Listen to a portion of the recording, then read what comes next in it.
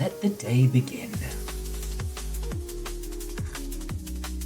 Starting a little early, so we'll see how long it takes for the quick draw squad to descend upon who's got Twitch alerts turned on and who doesn't. Who's worked out a script. Oh, okay. Sorry, I thought I'd be monologuing to myself a little longer. Kakazi Watto and welcome. Verdant. First. How you doing? Come on in, friends, come on in. Let me update the boards. It has been a million years. How are you?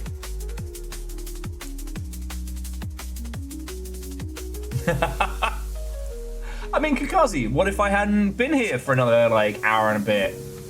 And, little fire. Coming to you live from somewhere else in the apartment. It's Little Fire. You still get a full Watto and welcome. Vern, now that puts you up the rankings. You are now tied with Fearless and J Post. Nova is still in the lead with 3. There's everything to play for.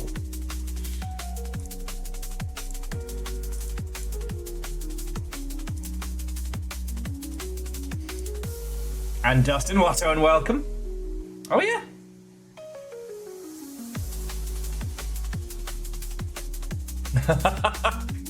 How long does it take you to heat up a pizza?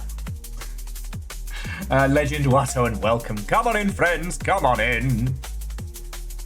I hope you are all doing splendid. I'll let the crew know in just a second. Oh, Fearless, we'll see you when you get back, friend.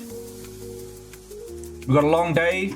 I've got some almost entirely unheard of titles. Games industry news is interesting. I'll say that much.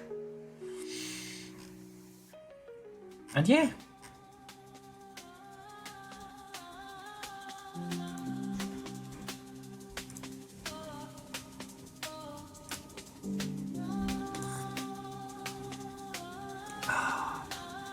Kestrel, Watto and welcome. Come on in, come on in. Dustin. To think that Zalavira's just been resting. I mean...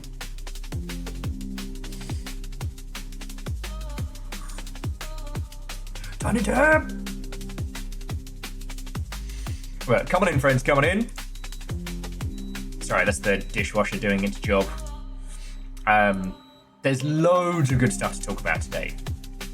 So, we are spoiled for banter. I have a very good indie game to show you. And then after that, I thought we'd make up for some of the missed craftomancy on Saturday, putts on some Gundams, talk about everything and nothing, see how we feel, you know? Yeah, I'm gonna be insufferable this PAX. I'm just coming to terms with it, right? Every PAX, there's a game I'm obsessed with, and I talk about it a lot. So in the past, we've had the Blackout Club and a myriad of others, lest I careen down that conversation path. But it's gonna be Project Silverfish this PAX. Everyone's gonna have to hear about it. Tetris. And I'll tell you the stories proper once the rest of the squad gets in. But I've had to actually stop myself now from playing it because there were too many great moments which I wished I'd been sharing with you all. We literally had the thing of, I'm not going to stay up playing video games tonight. Little Fire passed out on the couch. And I'm I'm not sleepy. You know what? I think I'm getting towards the end of Project Silverfish's current content. I'll just putz around in several hours later. Fucking, if you'll forgive the reference, Rick and Morty memes of in, out, 10 minutes, no fuss. And then it's just me crying. My foot's against the door. Unknowable horrors from beyond the veil are scratching at it. I've just gassed out like an alien hive, which I didn't even know existed. I'm desperately trying to thumb grenade rounds into my fucking gun. I was in one map for 2.5 hours, fighting for my fucking life. I had a knee slide moment where this... Okay, you know the fire avatars, I forget what they're called, the fire summons from Skyrim, the uncomfortably sexy flame people. Imagine that, but it's not sexy, it's in fact a living nightmare. That thing is chasing me, so I rush into a room, do kind of like a crouch slide and spin my gun around. Managed to gun the thing down until I realized my bullets weren't doing shit. Like hair width, like glass razor wire was all around me. Somehow I managed to run into that room without chopping my own head off. And then I'm just like, so what I had to do was get my lighter out and just gently heat each one and just softly work my way out of there. Yeah, legend, that's the one. And Wolfcrag, what turn, welcome.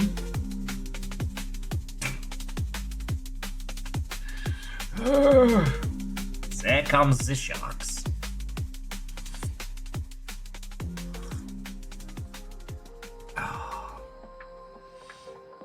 Oh no, legend. My life as a teenage ex-psychologist is phenomenal. It's on those like hours in a day games. Like I try and play for you all a lot of different games, but eventually I hit up upon like hours in a day. And I was a teenage ex-psychologist is one. What was another one that? God. Oh, the Victorian vampire lass who eats bunnies and stuff. That's phenomenal and is on the eternal list. The Return of the Golden Idol now has 3 DLCs for us. And Vanderbeast, thank you for the pint glass. Very appreciative.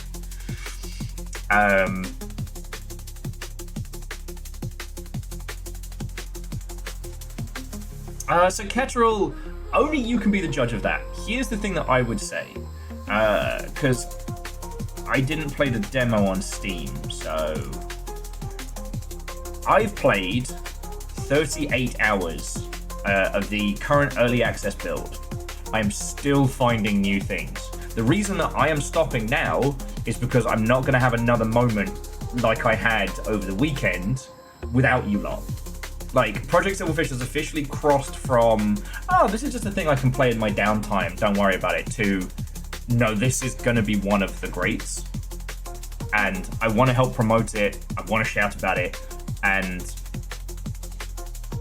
yeah, I don't want to miss out on showing you all the fucking cool stuff. It's also pretty freeform and it's early. Like, obviously I'm obsessed with it, but the way in which the story is told, you do have to do a little bit of digging. You know, it's not, there are no quest markers, there's no signposting. Early on, you're just taking like little missions and you start finding things. And the little missions start taking you towards weirder and weirder places, and before you know it, you're deep in the conspiracy. It's fucking great. And yeah, like I said, I've played for, nearly 40 hours already, and I've had a fucking good time. I don't know if there's a kind of game that I would burn out with, because much like with Abiotic Factor, there is a story. It's not like Zero Seven where it's an experience. Like, I don't know if they added a story to Zero Seven, maybe they did, but it wasn't prevalent when I started playing it. Alright, and Vanderbeast, thank you for refilling the pint glass. Where are my manners? Alright, let's tell the rest of the long ship I'm going, so you lot don't have to hear the same story twice. Oh, excuse me. My apologies, I've necked a lot of coffee.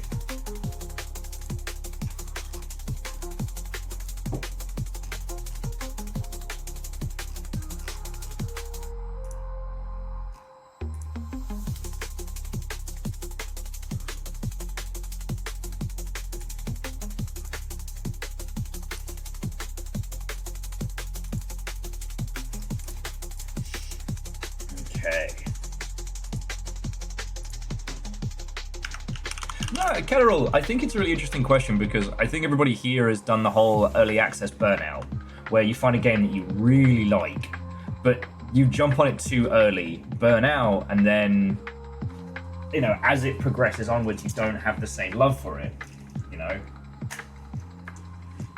I did not play Subnautica during early access. Subnautica 1, I was bullied into playing it after it released. With Below Zero, I could have jumped on it in early access, but we decided we were going to do it like at launch. And Ketterall, that's understandable. The thing with Darkest Dungeon is like, to go from 0 to functioning is such a huge undertaking.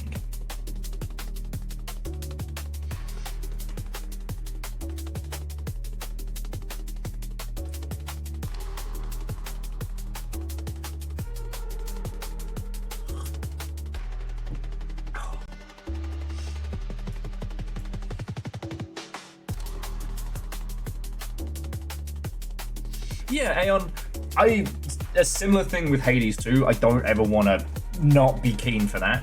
Oh, and to Sense Zero, what and welcome.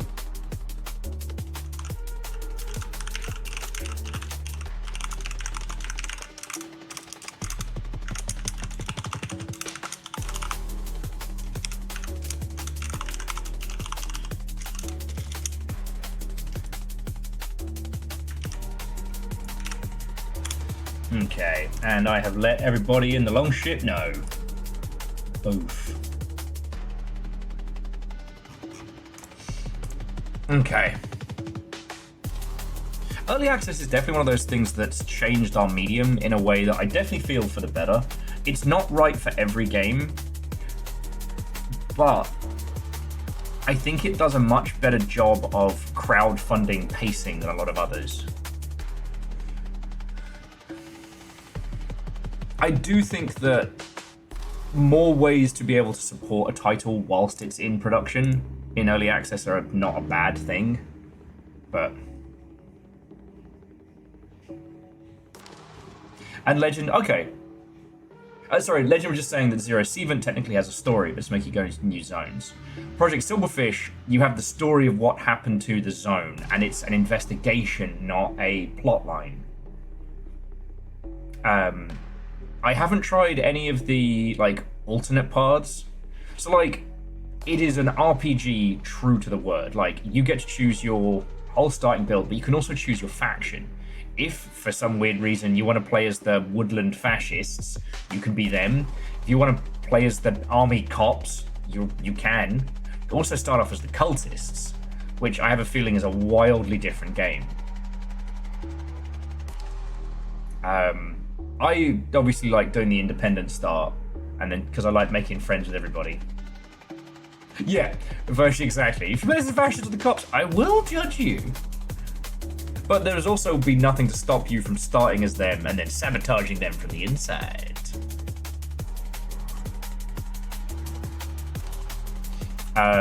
What I will talk about is, so the previous game by the dev was Attica, which I fucking loved.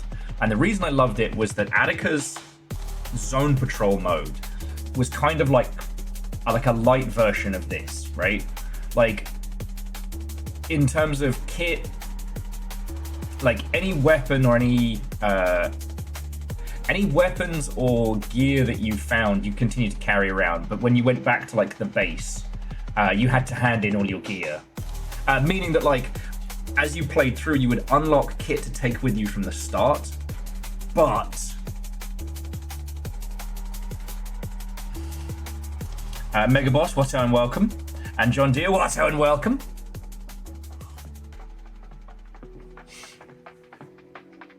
The thing about Attica that made it so special was that to discover all the secrets of that world, you really had to treat it like an exploration, like a puzzle game. Mophonics, whatso and welcome.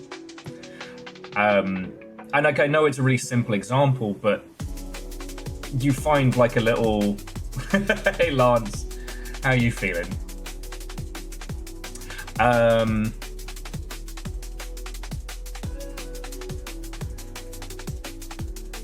You find like a little, one of those traditional kind of like diary entry type things, but it talks about like a secret stash that leads to an underground base.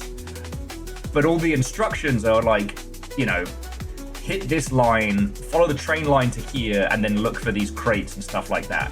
There's no, UI, there's no pointers, there's no elements. And you get there and you're like, oh, well, this is a fucking train yard, alright. But in the back of one of the crates, there's little like cargo containers. There's a lock. You open the lock and then you find this huge underground facility that someone had been trying to get into. And then that leads to more stuff.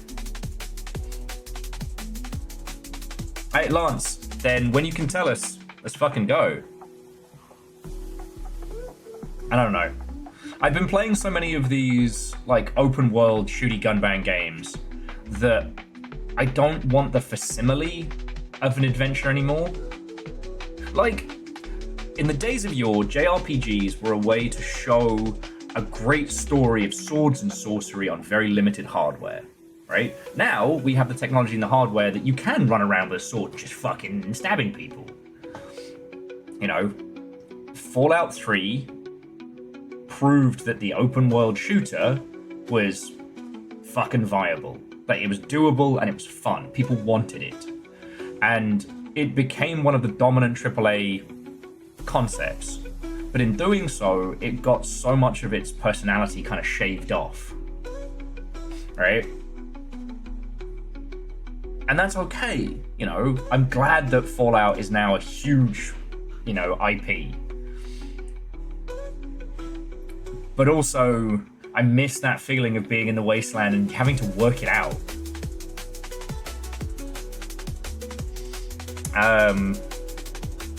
Oh, Megaboss. Whether this is controversial or not is up to the horror film buffs here, but Hellraiser 2 is the one to watch. If you don't see any others, it is one of the best cosmic horror movies of all time.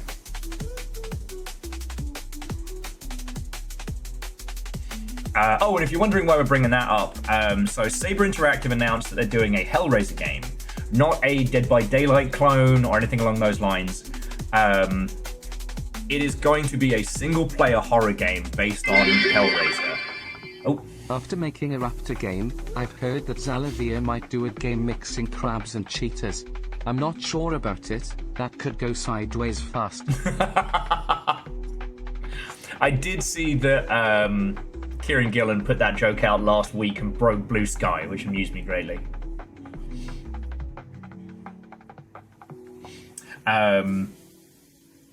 But Ehrman, seriously, thank you for the 500. The Yaldum is yours. What will you do with this power? What will you do with this seat of leadership you find yourself in?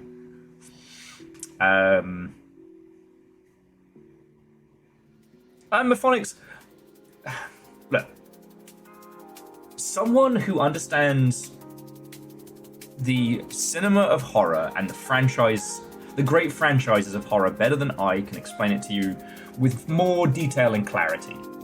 Hellraiser was one of those like breakaway success stories that happened a lot during the 80s. And they continued making them, and they got bad. They get real bad. However, for whatever reason, Hellraiser has just remained in the public consciousness, you know. We talk about the Hellraiser movies still. We don't talk about, I don't know, Warlock. Yeah, I watched Warlock. Or The Stuff. I watched The Stuff. But even in isolation, Hellraiser 2 is incredible. And it is one of the best examples of, like, well, cosmic horror. Like, you go into it and you're like, oh, it's a movie about people getting their skin pulled off with fishing hooks. And you come away from it being like, I just glimpsed the concept of a horror so massive, it would break the human brain. Like, when you get that mythos horror and they're like, here's an idea too big to comprehend. They made a movie that feels like that. Okay, Araman. Well, congratulations, Megaboss. You have been nominated the Stunt Jarl for Araman.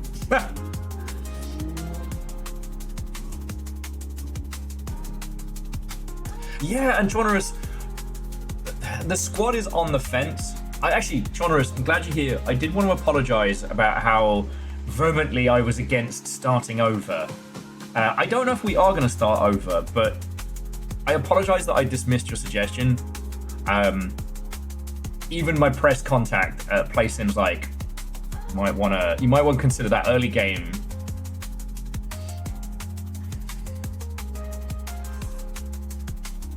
And Megaboss's Jarl's decree is that everyone needs to think up an orc name.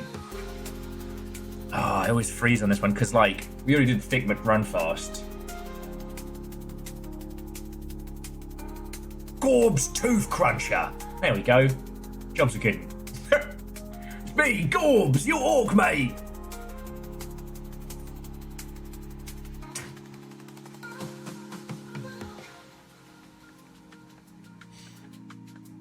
Well, and Kakazi, I'm not saying I like body horror as a film horror genre, but it is interesting how it's utilized, and Hellraiser 2 is incredible because it brings you in for that and then goes, actually, surprise, welcome to the Leviathan. And there are a bunch of others, I think there was one up on either Hulu or Netflix, which was kind of a modern one. And it's like, I really appreciated what they were doing. But 2 is still just something special,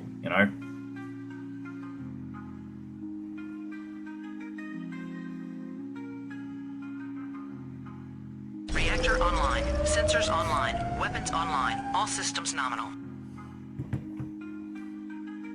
Will, quick maths, how many years is this Viking 64 Fender? Oh, quick maths? That's easy. It's a little over a year.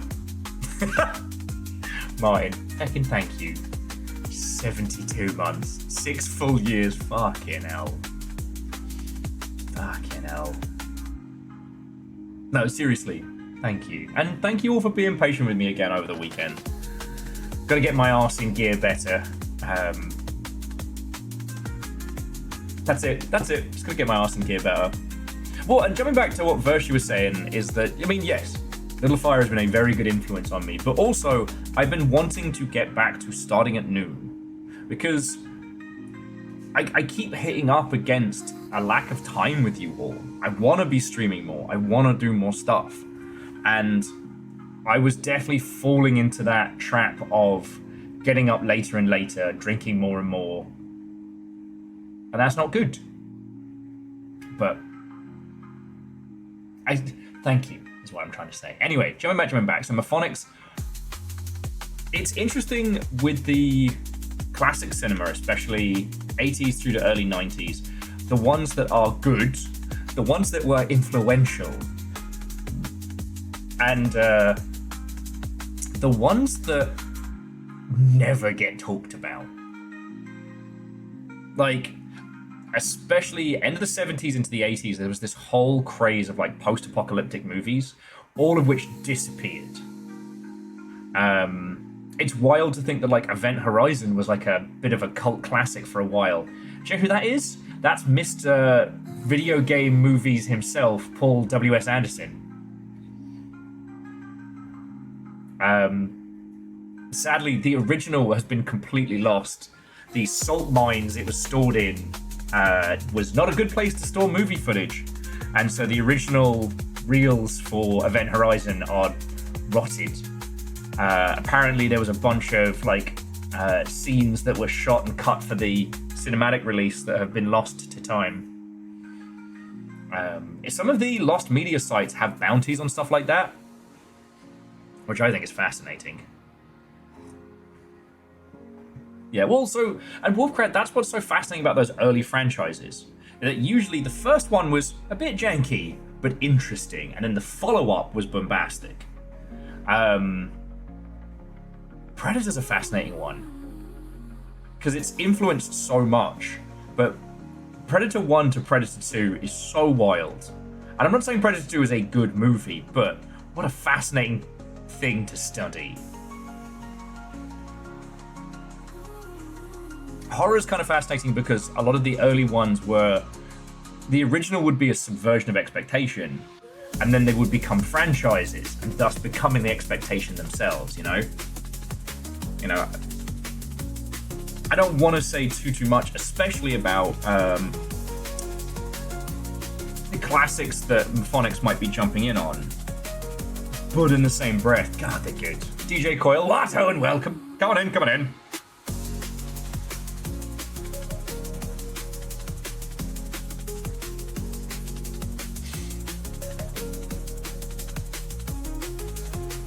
And yeah, like, I find that stuff kind of really inspiring. I think one of the reasons why I like going back and watching old horror is, out of all the spheres of cinema, it's the one that came from the scrappiest places and then ended up becoming so iconic, right? With video games, we've had kind of a similar thing in a shorter span of time. Like, small franchises that become iconic. I mean, fucking hell, Fallout. What if the Wasteland, but funnier, turning into this now, like, global brand. But if you look at Fallout 76, and then go back and look at Fallout 1, also Fallout 1 to 2, I'd still say Fallout 2 is better, but just, I don't know, that's me.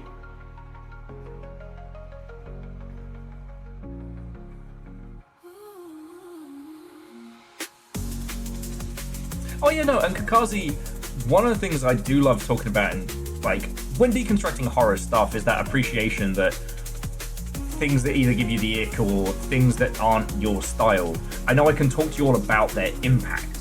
Because, like, Hellraiser was a video nasty in the UK because of the body horror. And then the second one, they're like, oh my god, they made a sequel to that movie with all the horrible bits. And then, surprise, it's actually incredible cosmic horror. Jeez, yeah, Final Fantasy, GTA is the one that boggles my brain. A tiny team from Scotland putting together this, like, doop-de-doo, apples and pears. Well, that was GTA London, but...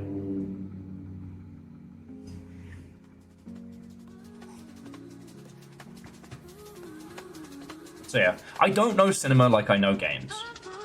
But in both genres, in both mediums, I think the genre of horror is always worth studying, because they're genres that do not require the same large-scale budgets as other spaces, but creativity can do so much.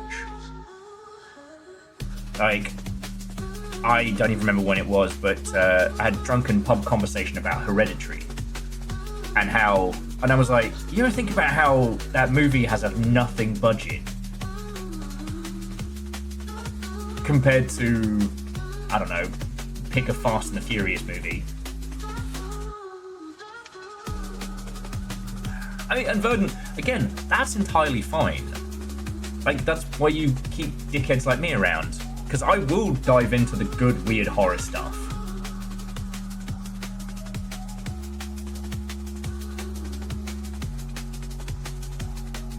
And Grayson, what and welcome. A merry, whimsical time zone to thee.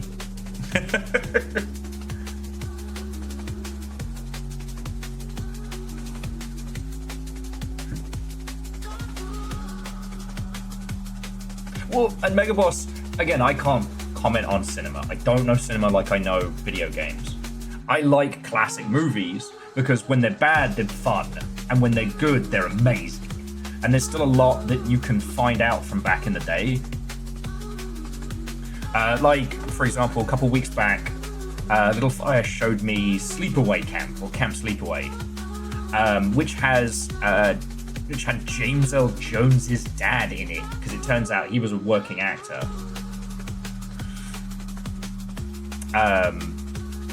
And that was one of those, like, they produced it on a nothing budget and ended up being a massive success. Evil Dead, I think, is another very good one to look at, but it's worth noting that Sam Raimi did a lot. Oh no! Oh, DJ Coyle, I'm sorry you're dealing with the puppies. I wish them a speedy recovery.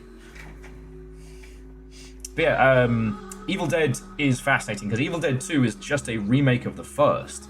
And I forget I want to say it was some distribution fuckery. But, like, they did Evil Dead 1 on black and white camera because that's all they had access to. But it's also worth noting that Sam Raimi was also banging out a whole bunch of other movies on the cheap.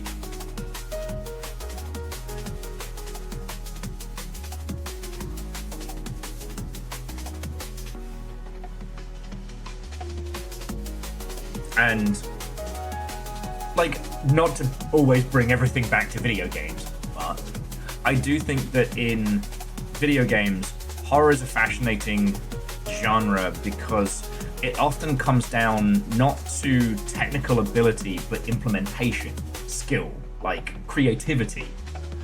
A lot of really good horror games aren't the most technically well made, but oh boy howdy. And I guess I've had this on the brain because I was talking about Fushy, bringing it back to video games on this, our Jock Sports only channel. Boy, do I love that local sports. Oh, as soon as them sports drop, you know what I'm always saying? Don't talk to me until I've had my sports. Sorry. Oh. Lance, you're my favorite local sports.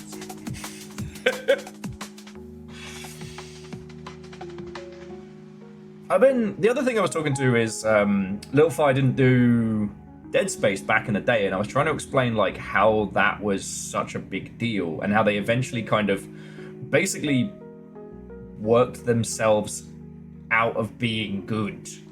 That Dead Space was the first really big commercial implementation of diegetic UI and also properly weaponized sound design. Martin, I would, if I get to pick one, we're gonna do Fear 3 co-op, because that is one of the things that cracks me up still.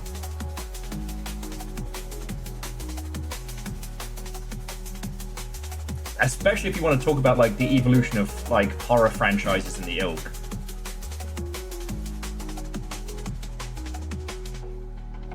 Because one of the other things that cinema gets to have a little quicker than video games, but we do have, is the recontextualizing. Fear 3 is a lot of fun. It's a lot of fun. It's so silly. Like Fear 3, it's not quite, you know, Army of Darkness, but it feels like it's in the same vein. You know? Sorry, she knows. If you're not familiar with it, so the Fear franchise was one of the first proper like FPS horror commercial blends. It was wildly successful. Mostly praised for its incredible enemy combatant AI and its blending of shoot shoot daka daka daka with a Japanese style of horror. It was a real stepping stone for a lot of concepts that are now like main place in games, which is cool. Fear 1, the expansion packs, and Fear 2 kind of expanded upon this like bullet time shooty gun bang, you know, with this slowly unfurling story of evil experiments and science gone awry. Fear 3 is a buddy cop co-op game where Point Man, his now handle, the shooty gun bang time slowman, and his turns out ghost brother are on a mission to do the thing. One person plays as a FPS player, one person plays as a ghost. It's like Blorange Casper the sadistic ghost. Yes, kill some guys with your brother, who you also killed. It's even got the fucking hole in his head. And the thing is, like, as the ghost brother, you like possess enemies and do weird shit. It's kind of like a little bit Elizabeth from BioShock, a little bit like, I don't know, comedy Abe's Odyssey. It's fucking funny. It's fun. But the problem was, it was a franchise built on horror, and boy howdy, during the marketing of it, they turned that up to 11. And then it came out, and everyone was like, this isn't scary, it's also incredibly silly. What the fuck? It's one of the reasons why for a long time it was believed you couldn't make good multiplayer horror. Imagine saying that now.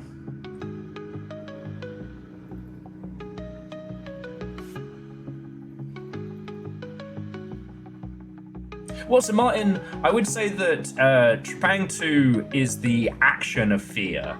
It's got an SCP type vibe to it, but that's it, yeah. Fun isn't how I described Feathrerum. I don't know, Hamsnay, like, I had the best time playing it. Was it a good Fear game? No. Was it a good horror game? Absolutely not. Was it one of the more interesting co-op games that we had in ages? And this is also where, especially horror in video games, it does come down to execution and presentation, right? You can do the same thing in two slightly different ways, and two drastically different games will come out of it.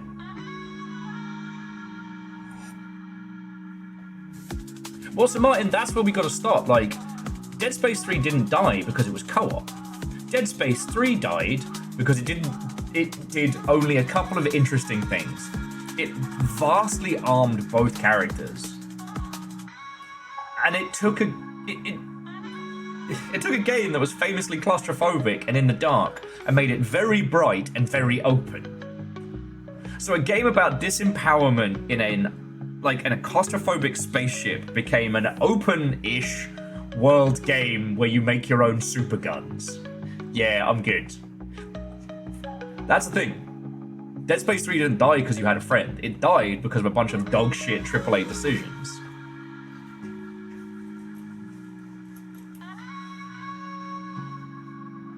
Don't use your fancy words in here, Vershi.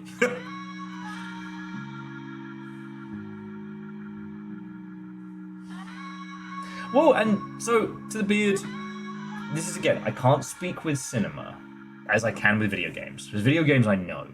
But what I appreciated about Alien 3, while what ended up coming out of it wasn't the best of the franchise, like, how do you take a franchise that just went from basically like Vietnam in space with aliens? Where do you go from there? Well, you want to try and you can't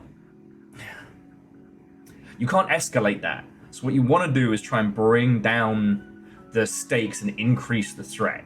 And you know, originally it was going to be a floating monastery that became a penal colony and stuff like that. They have no kit, they have no weapons, and we know, and our main character knows the threat that they face.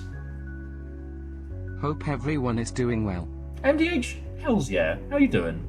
Come on in, friends, come on in. I got coffee. We're currently talking about horror games. We'll get into video game news and stuff like that. And I have a fascinating game to show you all.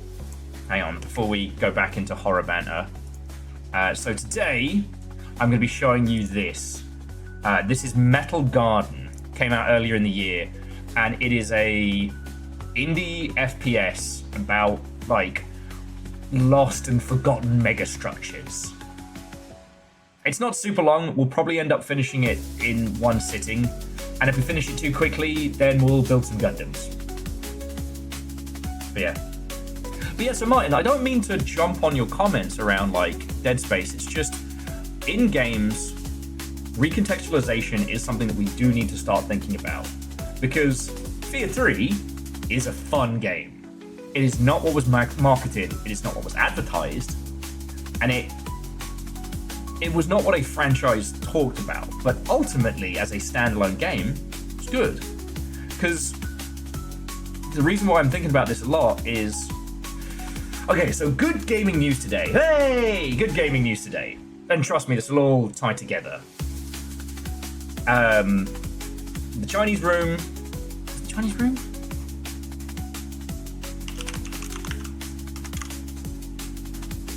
Yes. So the Chinese room is now independent. They did lay off some folks, which is sad, but as of yesterday, they are no longer owned by Sumo Digital. Sumo Digital owned by Tencent. That's really cool. I am very worried.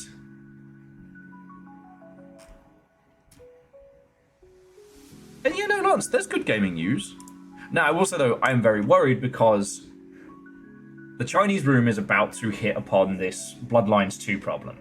I.e., they are making a game which is wildly outside of their expertise.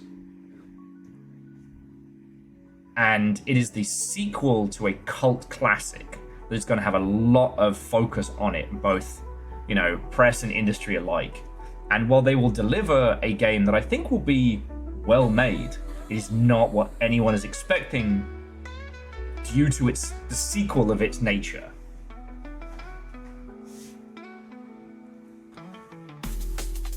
Well, so Lance, I don't think the layoff...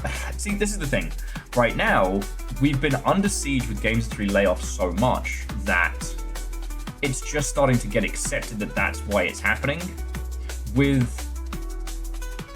the Chinese Rooms layoffs, I'm kind of looking at them sideways being like, Like, I guess when they bought them out, they didn't get enough money from that buyout to keep it all going, so they had to shave down the headcount? Or was there a project in development that nobody wanted to make that just got clacked in the back of the head? Oh, Dice, Watto, and welcome. Because the other ones today that people were talking about was Supermassive, not Supergiant. Supermassive, the team behind like the Man and Medean and things like that. We're talking about their layoffs, and it is never a good thing to hear that people in our industry have lost their jobs. That's never a good thing. But because of the state of things, I think a lot of fuck-ups are getting obfuscated. Like, Supermassive has been making a lot of missteps. Like, a lot of missteps.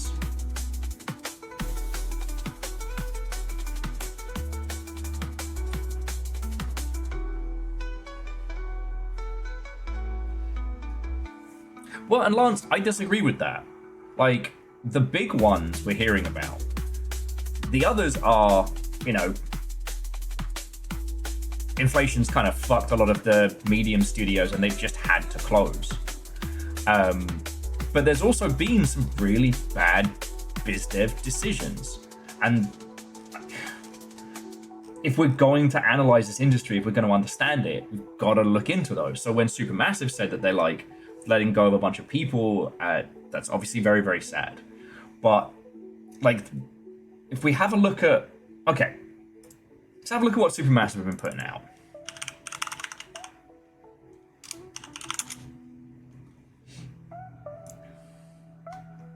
There we go.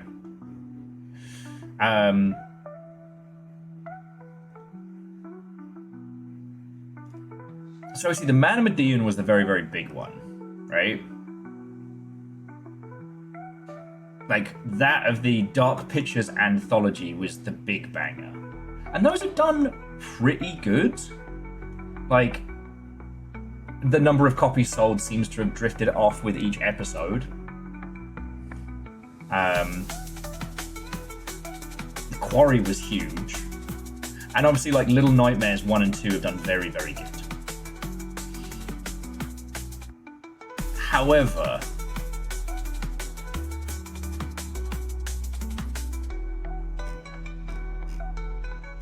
they put a lot of cash into the casting of Frank Stone. And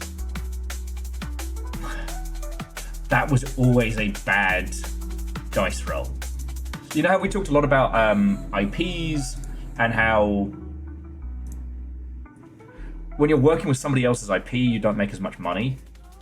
The misunderstanding that the success of Dead by Daylight is based on its cast of characters, not the fact that it's not that it's almost anomalous in its success.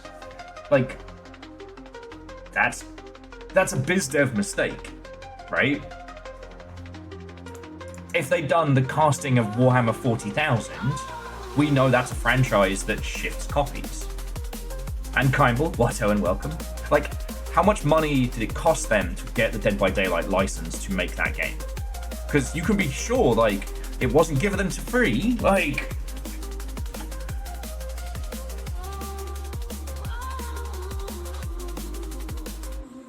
well, an MDH, I guess that's what I'm saying. It's like, that's why it's still worth looking at these. Because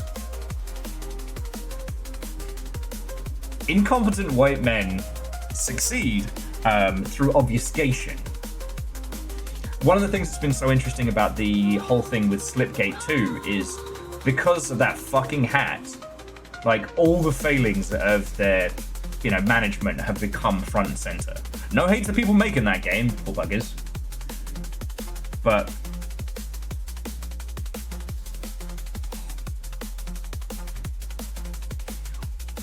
we now know what an absolute shit show the Slipgate 2 stuff has been behind the scenes. And the thing to remember is that would have gone well under the radar. They were already having problems with the title. Like, their existing community was unhappy and very angry.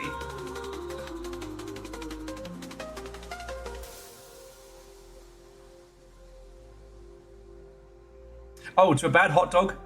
Absolutely. But it can also bring in a huge number of users. Like,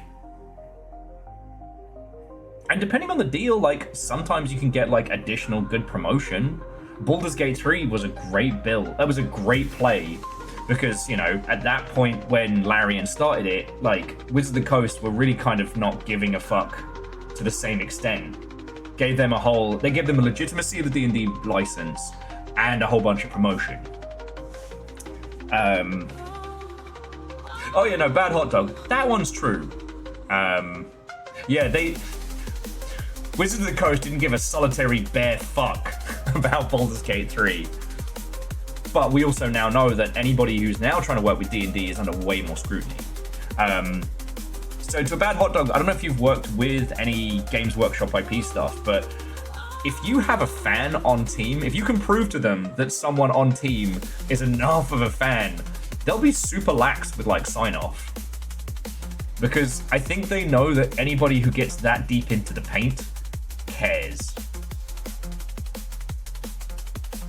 Now, jumping back, Bloodlines 2 is probably not going to be costing the Chinese room a lot, because that was supposed to be Hardsuit Labs. That whole thing fell through. So I have a feeling that whatever deal was done for Bloodlines 2 was probably closer to a favor. But in the same breath, the sequel element and the Vampire the Masquerade element are going to put heavy scrutiny on it. But yeah,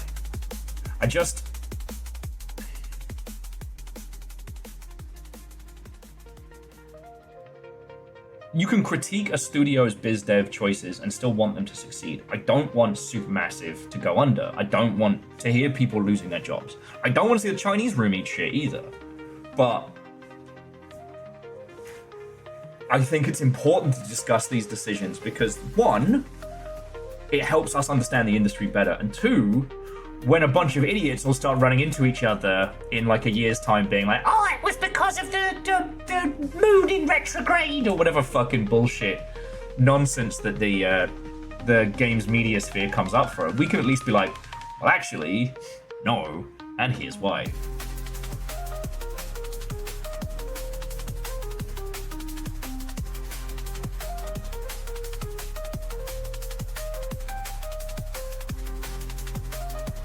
Well, MDH, that is also a very, very big point, is that, like, Baldur's Gate 1 and 2 and Icewind Dale were big, but not like Diablo 2 big.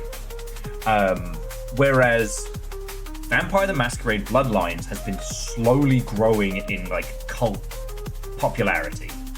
You know, and this was Martin, again, I don't mean to keep picking on it, but, or just in general, this is why we need to reevaluate our art and reevaluate our knowledge. Because it was just common knowledge for a long time that Vampire the Masquerade Bloodlines fucking sucked. Because it launched way too early. It shared a launch window with fucking Half-Life 2. So it was a commercial failure, and it was so broken. Because they tried to rush it through. Yeah, Mercury and Gatorade. But what's happened since then is that the heart of that game shined through. The community has slowly been trying to fan patch it. People who worked on the original have been trying to assist as much as they can without NDA breaking and getting into trouble. And then there wasn't anyone to get in trouble with, so, you know, slowly, Bloodlines 1 has become this, like, entity, right? Because, like, very, very similar path to Fallout New Vegas, but Fallout New Vegas started on a much higher note and then grew exponentially, right? And that game was fucked at launch.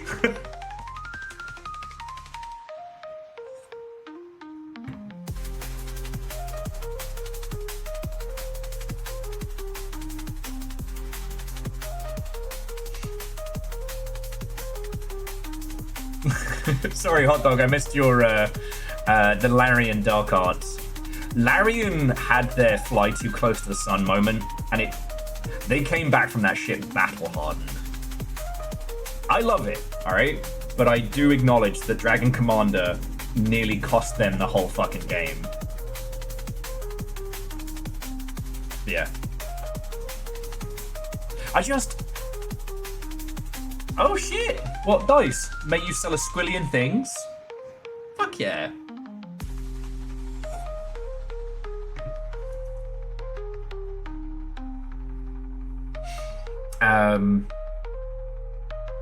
Because one thing that I have to fight the urge to start fights online because it's not going to help. It's just the amount of misinformation that's being thrown around, hurtled about these days, is massive. And you know the whole thing, like a little bit of knowledge is extremely dangerous. And when it comes to games through deconstruction stuff, like it happens on both sides. So like everyone industry side going all in on multiplayer games with a live service business model, then that not working, and then them suddenly being like, nope, multiplayer games are dead. Nope, we're not doing it. And then watching that as of, I want to say yesterday, Peak has shipped 5 million units. 5 million copies of Peak have sold.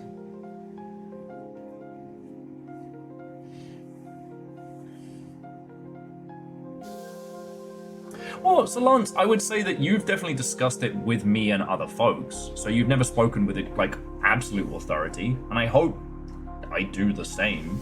But yeah, no. Naming no names, we definitely had one individual who kind of became, for a brief moment, the self-proclaimed font of knowledge in the games industry. Sorry, I'm not trying to be snide. I don't want to bring drama into our Tuesday morning banter.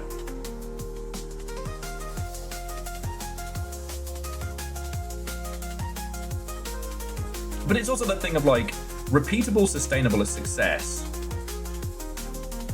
is not something that gets talked about and discussed.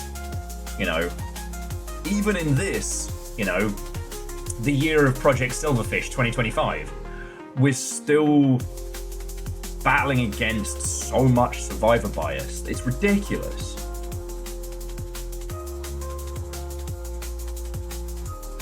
Well, and NDH, it's unfortunately where like the general consensus is frequently and wildly inaccurate. Like, yeah. And I mean, Hot Dog, I don't pick fights unless I think it's going to make a difference in a good way. So I don't do drama. I don't start shit on the internet because what's it going to change? You know,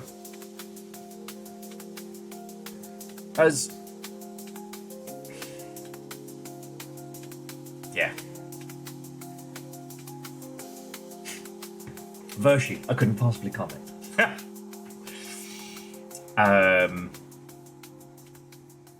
Oh, Furball, way cool.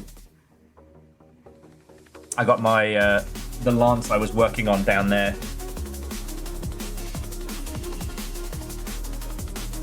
But the plan for today, just very quickly, is we're going to keep talking games industry stuff, obviously, because that's what I do. We're going to play a game called Metal Garden, which is an FPS about superstructures. And then if we've still got time, we'll work on some games.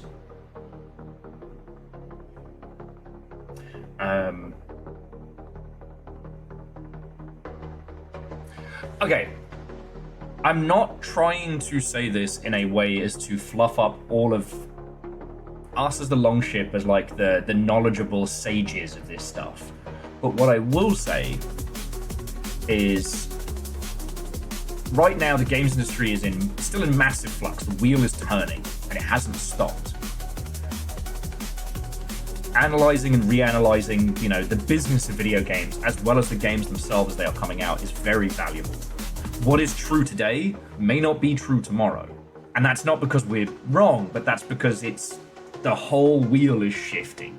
And the better that we can understand it, the better we can either, you know, focus how we make our games or how we support each other. You know what I mean?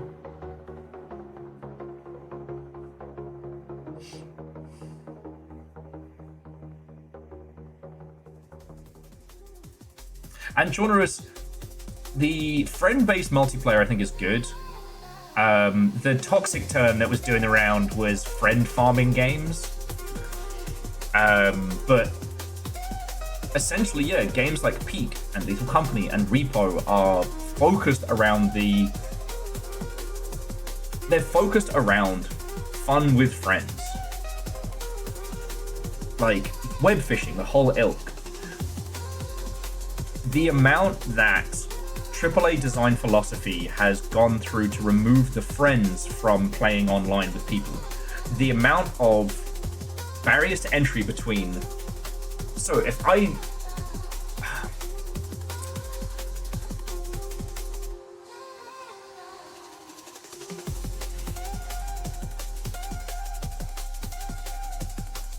Well, so Martin, it's not the game is better with friends. It's that when you build it around friendship as the opening philosophy,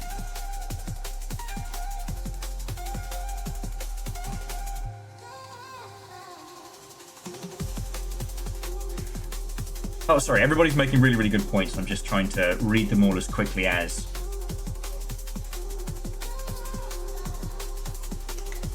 Because... Oh, yes. Just Hot Dog was saying they mainly work with companies on the marketing trade show side. That whole world does not know what to do with itself right now. I read over the weekend that Gen Con hasn't sold out this year on the Saturday party day.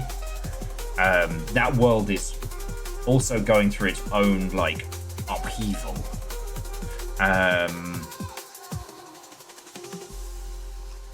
And Friendslot was the one that was doing the rounds. I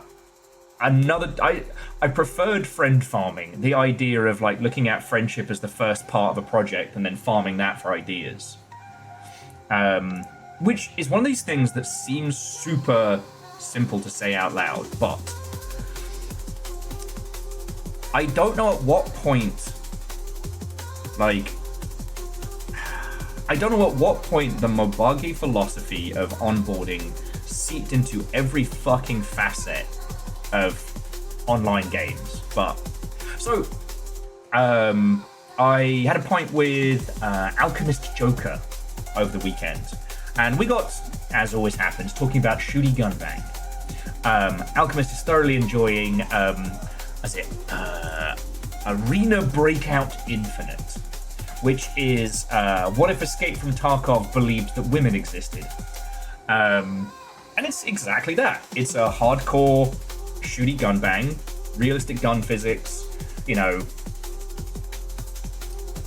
It's got the whole extraction shooter trappings. It's got a few quality of life improvements that I think are really interesting, and I'm having fun messing around on it. As a small aside, like, it's initially free to play, meaning that there are a lot of people in that world, oh boy, who are not ready. Now, why do I bring this up? Because it is absolutely coming from a mobile onboarding or AAA onboarding philosophy for tutorialization. You have a cinematic tutorial with NPCs that you have to play.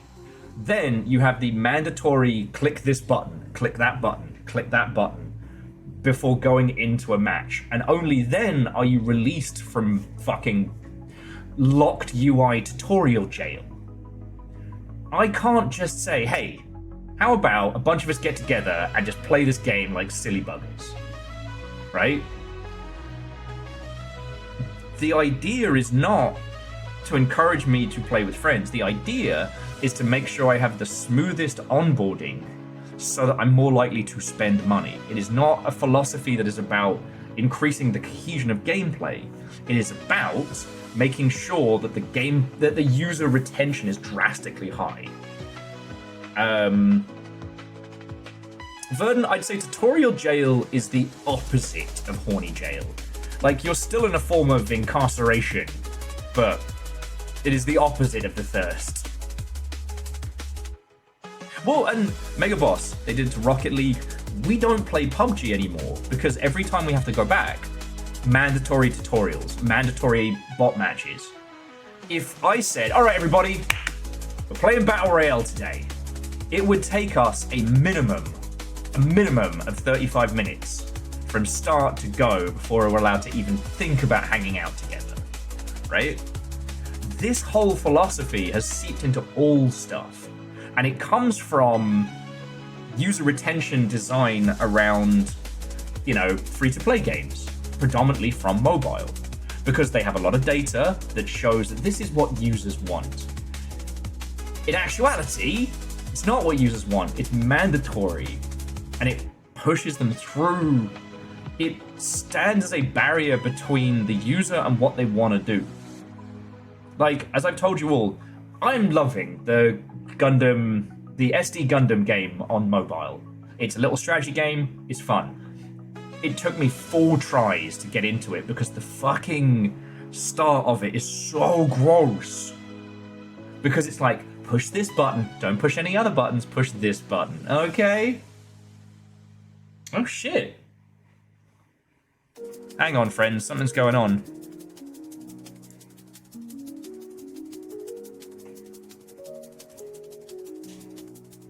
What the fuck?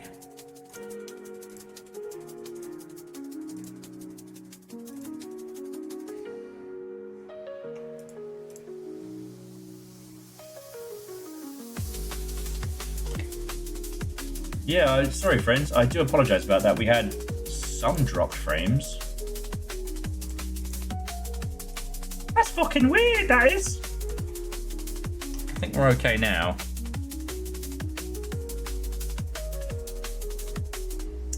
No, it's Hot Dog. It's definitely showing dropped frames on my end. Okay. It seems to have stopped now. We're okay. All right, give me an 07 when you can.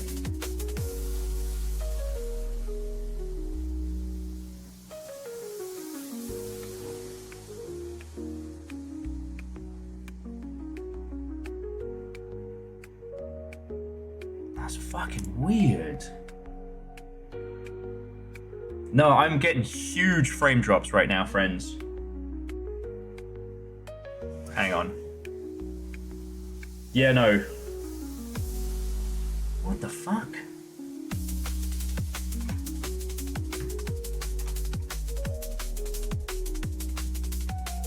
Hang on. Bear with me just a second, friends. I'm just gonna make sure there's nothing.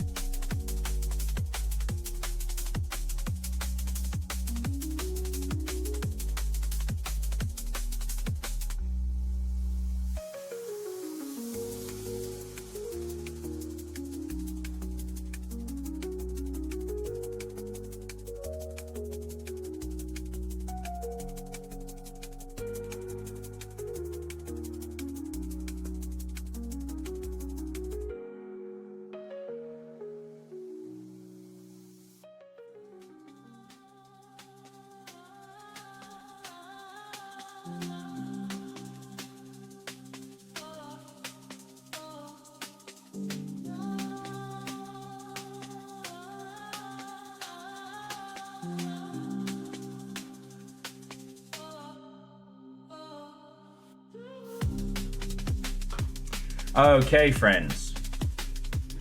Not sure. I'm really not sure what happened there. Like, we'll keep going. There might be slightly more of a delay than usual. So if you could give me an 07 again. I use that to... as soon as I sit back down again. Fuck.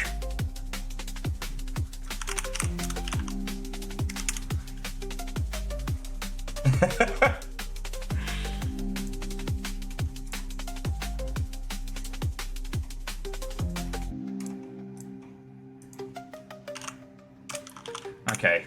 I'm just doing the usual, like, tests and whatnot. Hopefully it's not my setup and I don't have to bounce anything.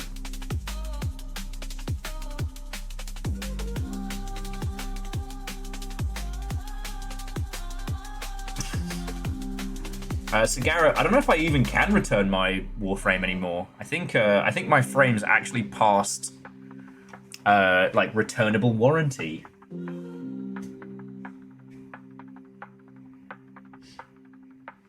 Yeah, what the fuck?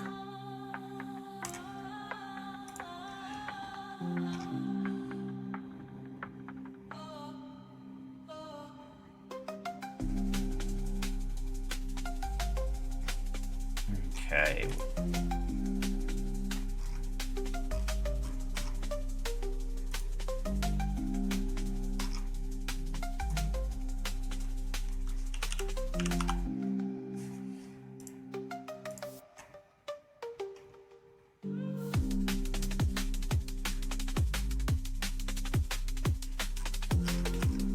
Okay.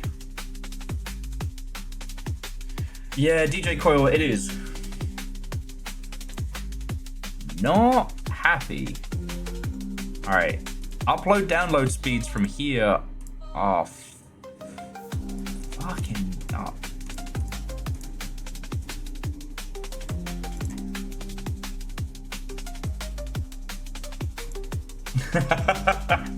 That's gotta be it. That's gotta be it.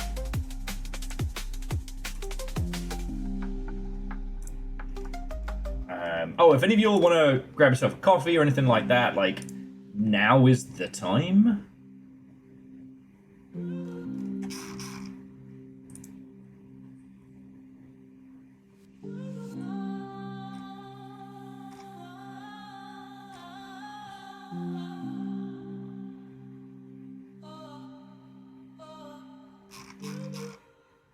Yeah, I've become too powerful. Amazon is trying to stop me. Alright. Seems to be leveling out. I'm gonna shut my whole mouth.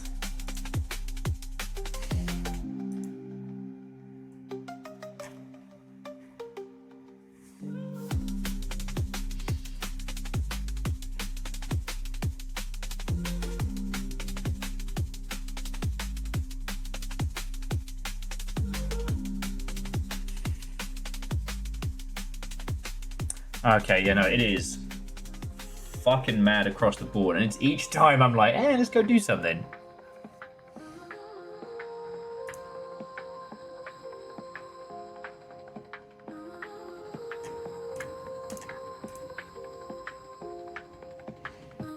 Yeah, up speed, down speed over here is fine, so I do not know where we are getting this shit from.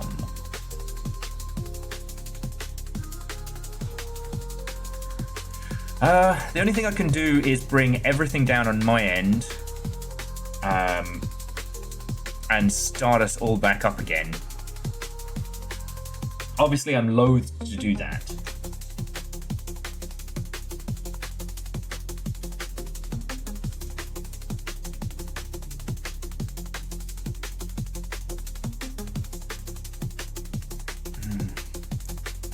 Because whatever happens, every time you close and reopen, you bring down and re-up a stream, everybody leaves and it sucks. But I think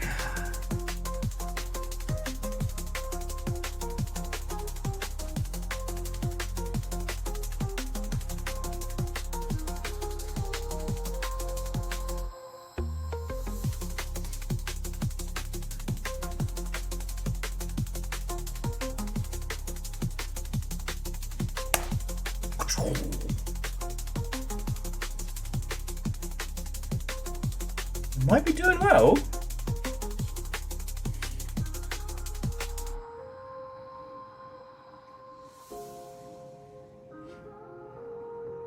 Okay, so to those of you watching, if you wouldn't mind doing the old force refresh of your browsers, I think we're through it. Whatever it fucking was, I think we're through it. Apparently, Twitch are rolling out some new features at the moment, so they might have unwittingly fucked with a few things on the back end.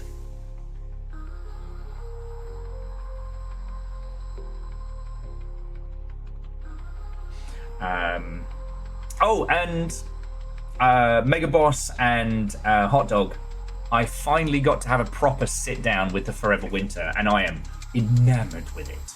It's still very rough around the edges. Like, I hit a few bugs, and I had to do a couple of forced quits. But even with it all busted, God, that game is something special. Exactly. Clank, your sound card works perfectly. HMI module on approach to Space Station Mercury. And if either of those references just hit, let me take your ibuprofen. The Big Blue Heron, Watto, and welcome back. Good to see you. I'm just going to keep a hawkeye on bitrate stuff.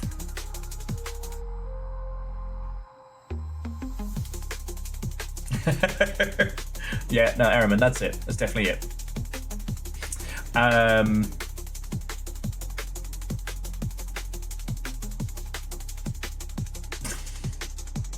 Yeah, some flashbacks for you there of old BattleNet Classic.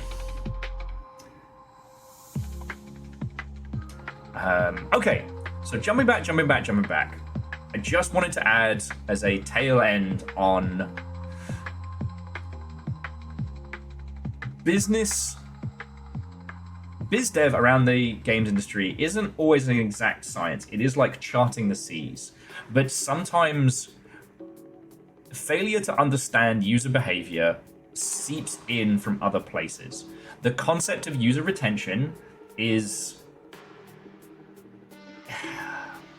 it should always be about removing pain points rather than adding them. If you lock everybody in not horny jail and then say 100% of all the people we locked in not horny jail wanted to leave horny jail, well, hang on, did they want to go in there in the first place? Like, 100% people who got stabbed by Stabby Dave said they needed medical attention from our facilities. Is that not a false flag? Wouldn't anybody who found out they were about to be stabbed by Stabby Dave just not get stabbed and thus not be part of your data? And the thing that's kind of wild is the season pass philosophy, the Mobage UX UI design does increase user retention because the people who encounter it just all F4 and go, nah, I'm good. Yeah, I'm just amazed Stabby Dave keeps getting work. Now, as I was saying, I played the Arena Breakout game. I had fun. One poor newbie had obviously not encountered the kind of game before and was playing it very much like Sea of Thieves or Call of Duty or, I don't know, Fortnite, what have you, and was bunny hopping around. And he landed, he looked at me, and he had just enough time to go, oh no, blah blah, and all your things are mine. I have his dog tags now. I can taste the regret on them. But the thing about the Arena Breakout tutorialization is that it locks you in the environment until you have done the mandatory stuff. Even if you played shitloads of shooters, even if you've played, you know, similar games to death, you are locked into that, and it's not until you do all that you can start spending time with friends. In Repo, you can just have your friend join you. Did you play the tutorial? Now I'll work it out. And it's the sheer amount of, like, shamanistic face slapping you want to do that points out that, hey, if you can just let users play with their friends, they'll play with their friends. What do you need to know to play Peak? Nothing. Now, succeeding, that's different. However, you can have your friends take people through the experience, right?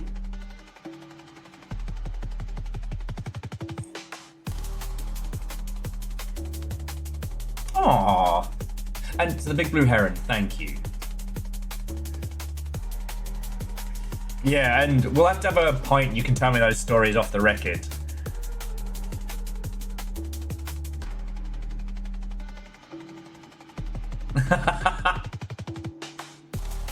Now, see, Fuzzbot, love it or loathe it, Stellaris' tutorial mission is actually one of the fucking best things about that whole fucking game.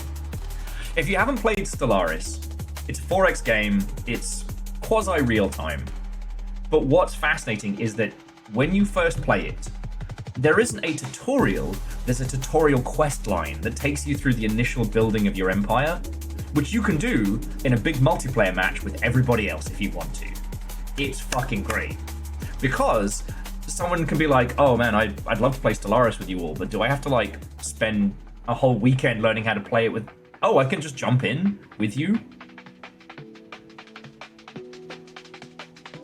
Here's the idea, outsource tutorialization to other players.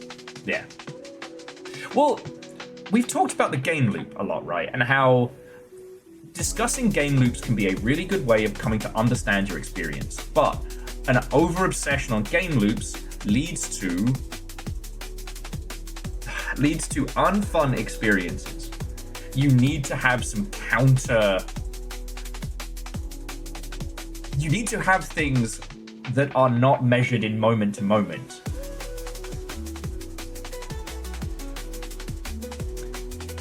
When it comes to UI UX tutorialization design, all they're thinking about is what's called user retention, right? And user retention is monetized. So the idea is that a user retention is how much money you spend to get a user to look at your thing. It could be the freebies that they get with their account, like, oh, you get a free golden spangly hat or something.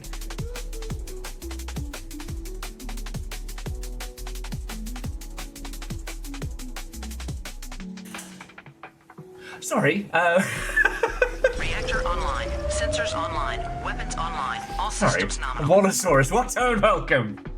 Come on in, friend, Howdy. come on in.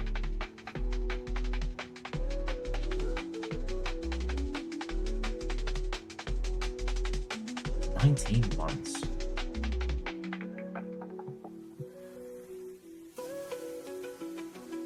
And Kaibal, that's a very, very good point. We are using a lot of industry terms, and I don't mean to be like the, well, actually.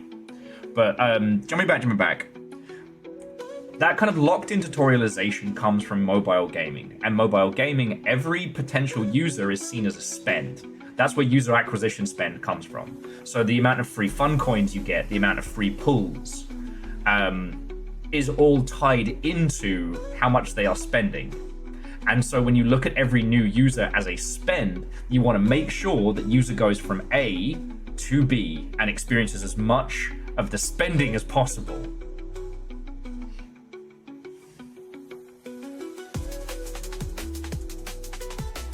Well, and DJ Coil, 1000%. Tutorial jail is for locking a single user in an experience.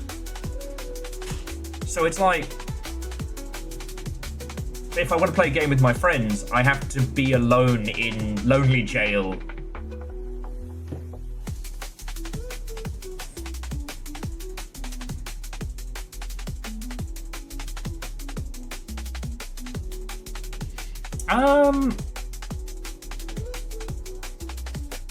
Alnus,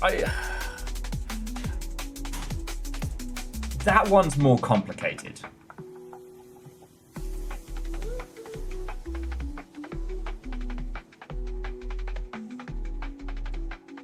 That one's more complicated. Because how...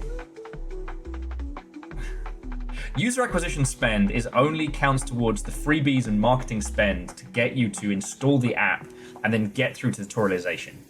Their goal is not for you to have a good time, or even really for you to learn how to play the game. Their goal is that when you hit start on the menu, you will do all of the tutorial, and then you will do something else after, so that somebody can go to their boss, hey, our retention of new users is up to, I don't know, 25%.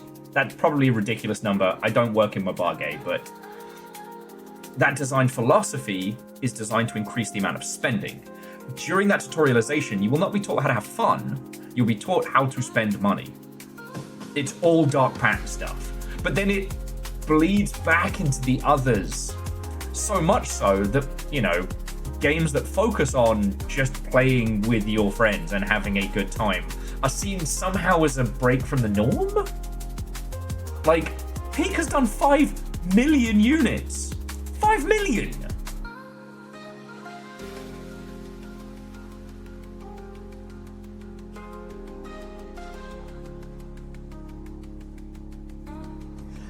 There is no tutorial jail.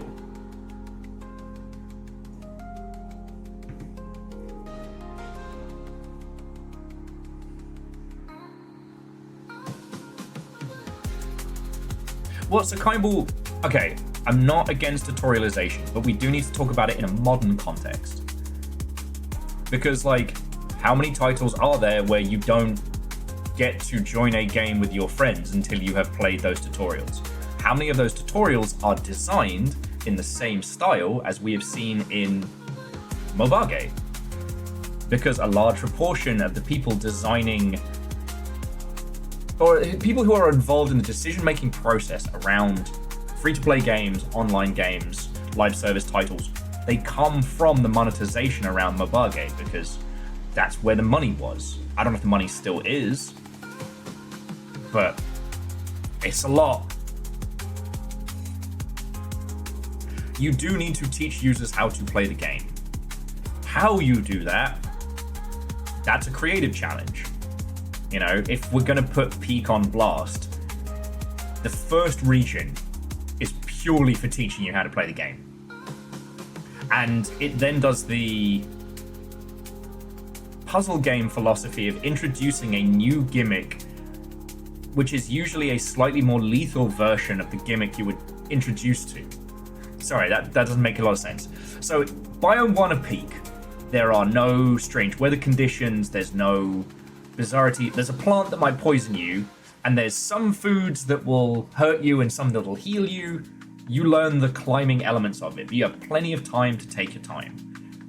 Section 2, they add rain. Now, rain won't kill you.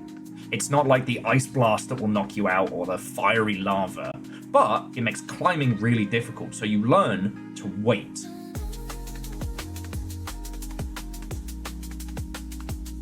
And yeah, Kimball, that's where the point of this is not tutorial bad. The point of this is that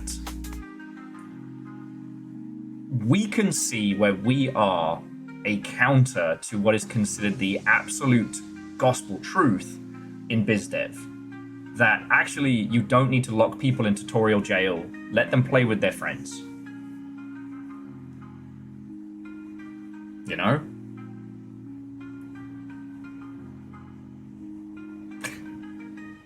Like,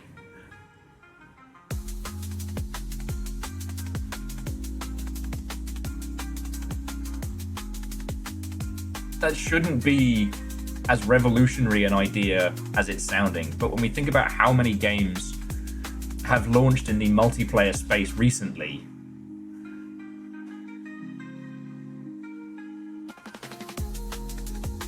I mean, Aeon, using diegetic tutorials is a very good way of doing it.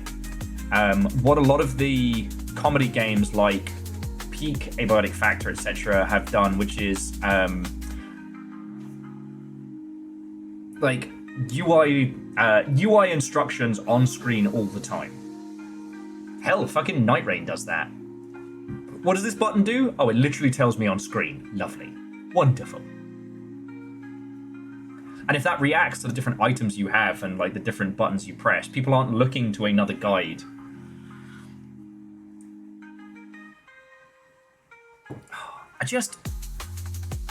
The misunderstanding that you retain users by locking them in your environment and trying to basically condition them before they're allowed to play with their friends.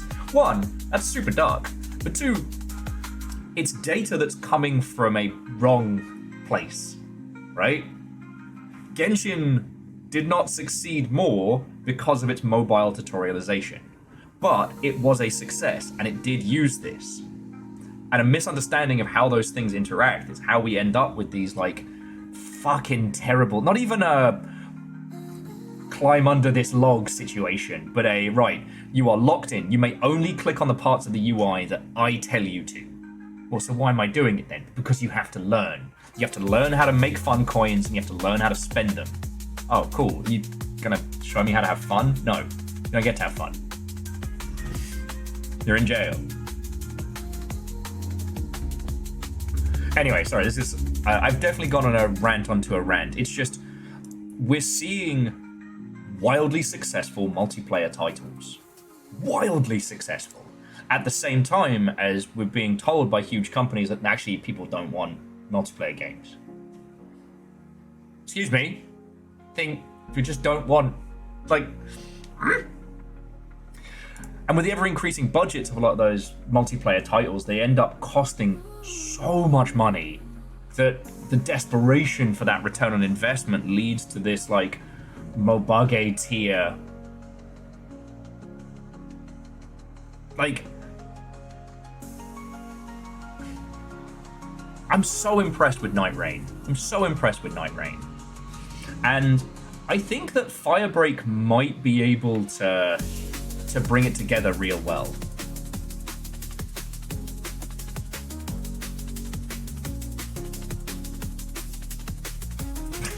Elder Scrolls Oblivion. Tutorial jail is actually jail. Whoa! I mean, if we're looking at an actuality, like, I always refer to that as the paddling pool, and I think the paddling pool is a good way of tutorialization in single player.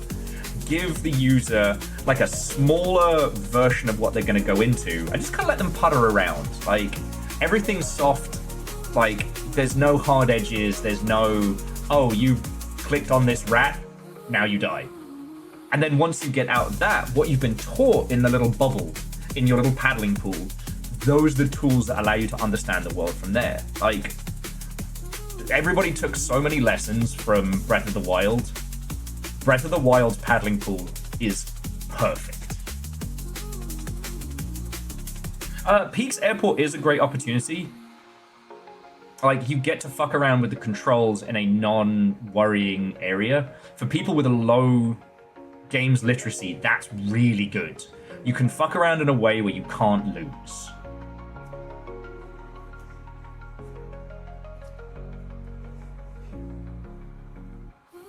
Fun is making money. God. Anyway,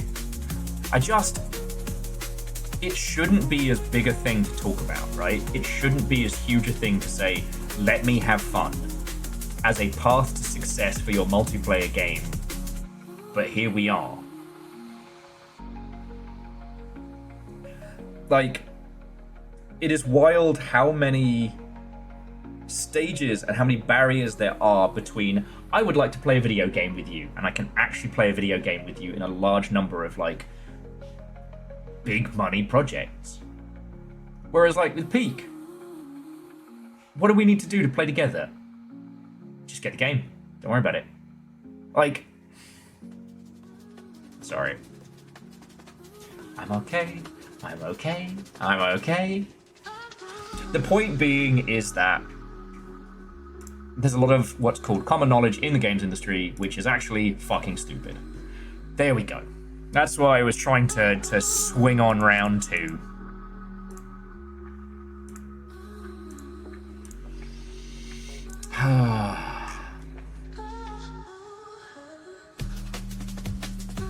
Now, DJ Coil, Night Rain does have a whole solo tutorial run, but it does also do a very good job of just letting you fuck around in it.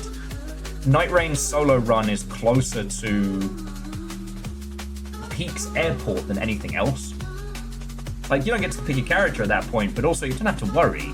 Here's a sword, go fucking kill some guys. Don't worry about it. You know?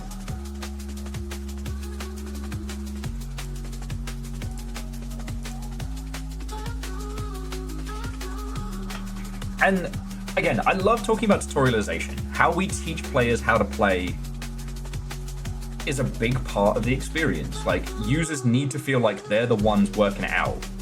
And we need to make sure that they're not getting an experience that they're not ready for. You know?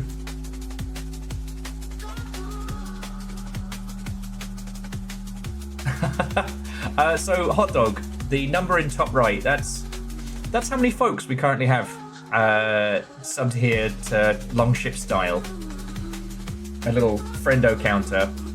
I put it up years back, predominantly around me running my mouth in a specific bet. At one point, we did have 1,000 concurrent people subscribed here. That was a wild time. And like, considering that this is like the slowest part of the year for streaming, we're still rocking at just under 300 people. That's fucking incredible.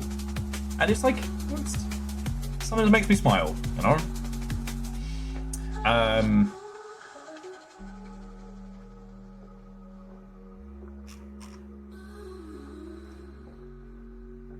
God darn it, what was my train of thought on that one?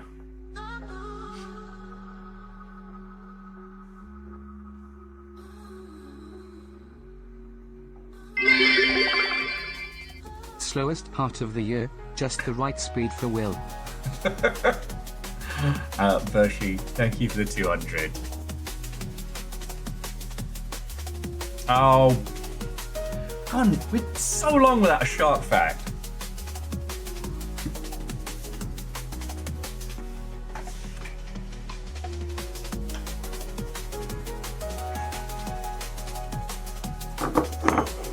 Reactor online. Sensors online. Weapons Oh, online. shit. All systems nominal. So, Fussbot, thank you for 5 months. Also, the Yaldum is yours. What will you do with this power? Yeah, so Alnus, the biting point between failure as comedy and failure as frustration is an interesting one to discuss.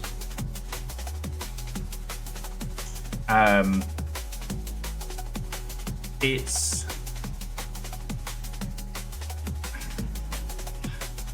a personal philosophy of mine is that in a good multiplayer environment, death adds something. It is not a complete loss. It is always an addition. Now, whether that addition is a threat or whether it is fun and an experience, that's another matter. But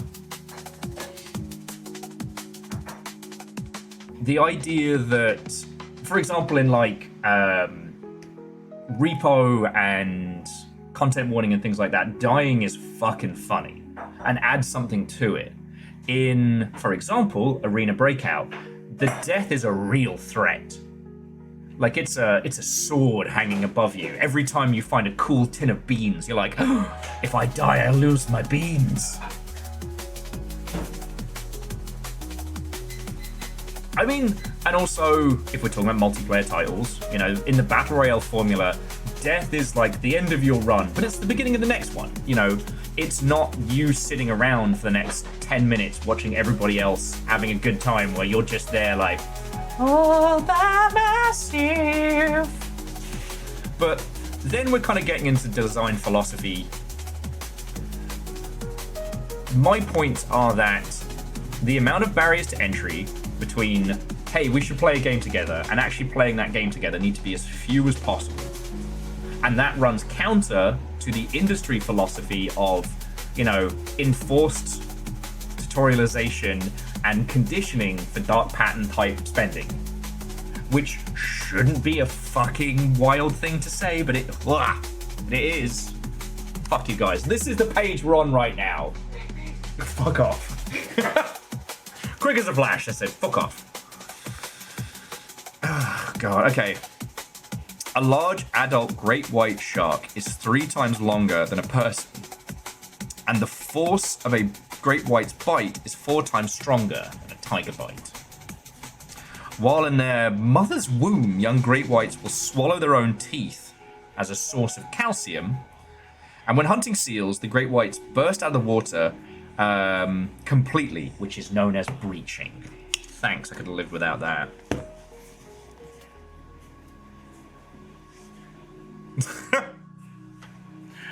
Okay, like, all right, if we just want to shit on tutorials of yore, I'll shit on 2 Human till the cows come home.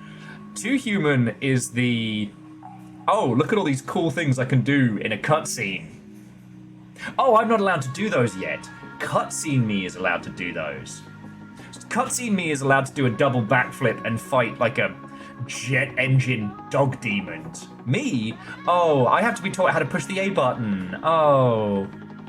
Now, one of the greatest tutorializations in a game is still Far Cry 3 Blood Dragon, where your friend trolls you and makes you go through the obnoxious built-in tutorial, while your character is like, fucking come on! That will always be funny to me. That's a level of self-awareness that I really appreciate. Okay, the other thing about good tutorialization is if it is part of the game, it's part of the world. See, a lot of free-to-play games, the explanation, the tutorialization, and elements like that don't take place within the world. They take place within the UI. And like, you can say what you fucking want, but, you know, sitting on a bunch of menus and moving little squares around, that's not the world. Again, I'm picking on Arena Breakout a little bit. The game is when you load in and move around. Everything else is like adding elements.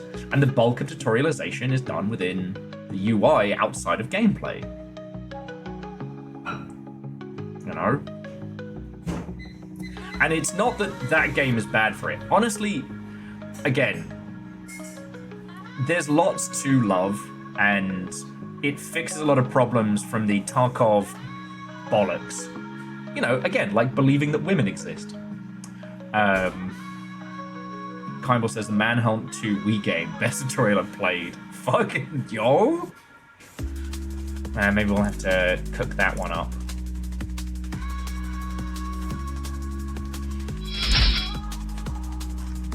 Oh, Tyler, thank you for the follow. I don't know, Mephonics, I know, wild if true. The other thing that Arena Breakout's done very, very well is, if you're not obsessively versed in shooty gun bangsman, there's a, hey, do you want us to just do you a loadout? And you're like, yes, please, I'm very tired. The game's like, alright, I got you. I murdered a child. I'm so shocked.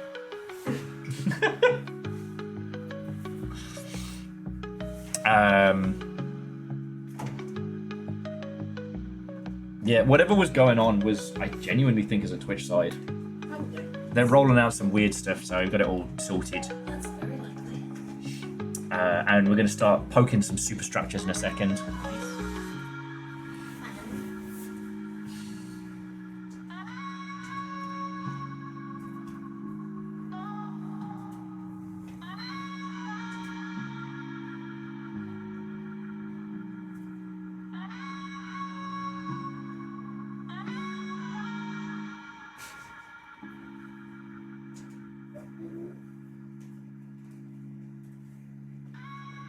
Okay. Well, Legend, I can natter on for a little bit.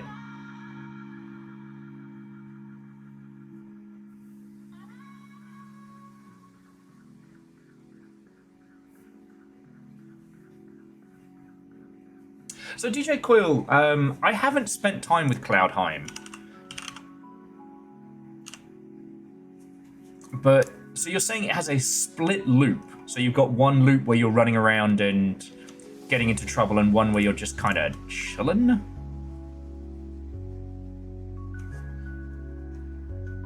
Interesting, interesting.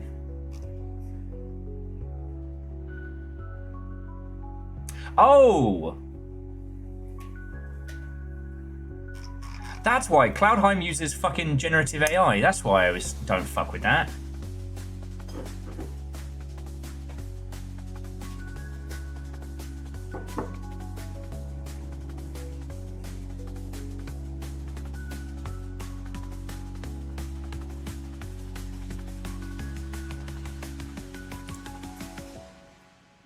Yeah, fuck those guys.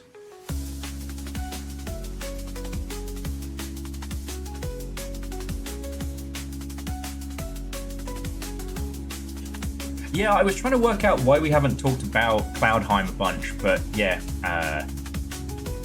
and it's fucking shady. And I quote, During the development process, we may use procedural and AI-based tools to assist with content creation. Fuck all the way off. Just admit you're using it for fucking art, you cheap shits.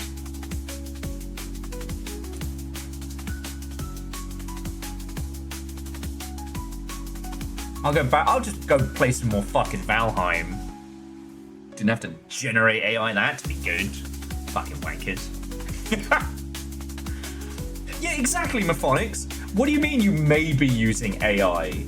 It's the disclaimer. We may have involved Stabby Dave in this process. He might stab you. What do you mean might? Why has he got a knife again? Why does he keep getting work? Because he's a white man in the games industry. Right. I think I'm funny.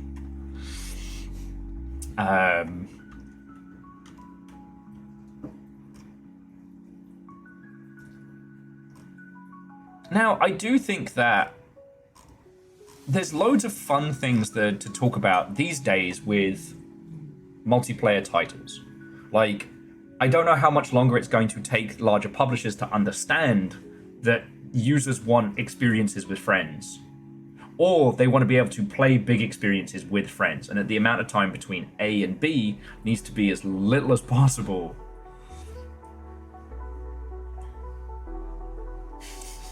May use the hearts of orphans. It's powered by a forsaken child? What do you mean, May? Exactly. Valheim did this with a texture that you could fit on a Connect 4 rig. Don't fuck around.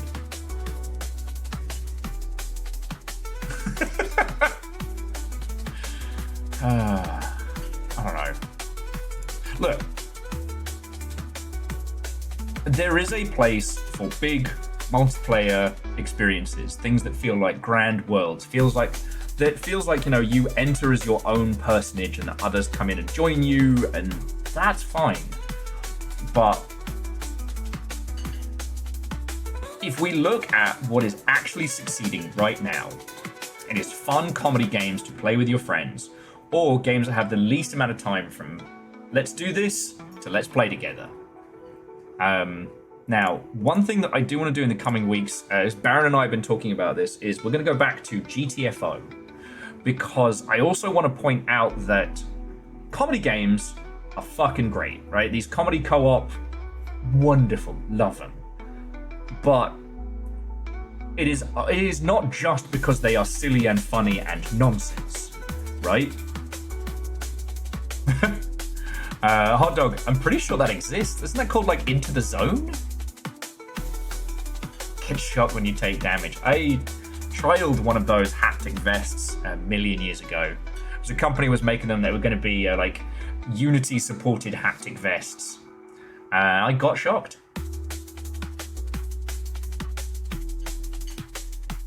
But no, I do want to go back to GTFO because GTFO takes a similar philosophy in that you don't need to have played fuckloads to join me if we're playing it, but we do have to learn how to do it together.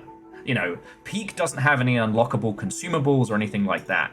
It does have the need for knowledge. And again, GTFO has been very successful, and I think a lot of people have taken the wrong lessons from it.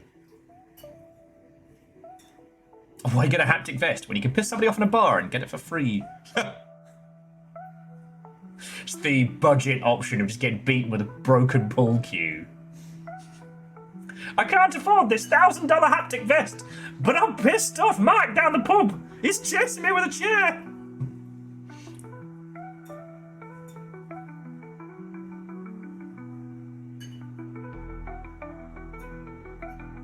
Okay, you know what it is that I'm scratching at today? It is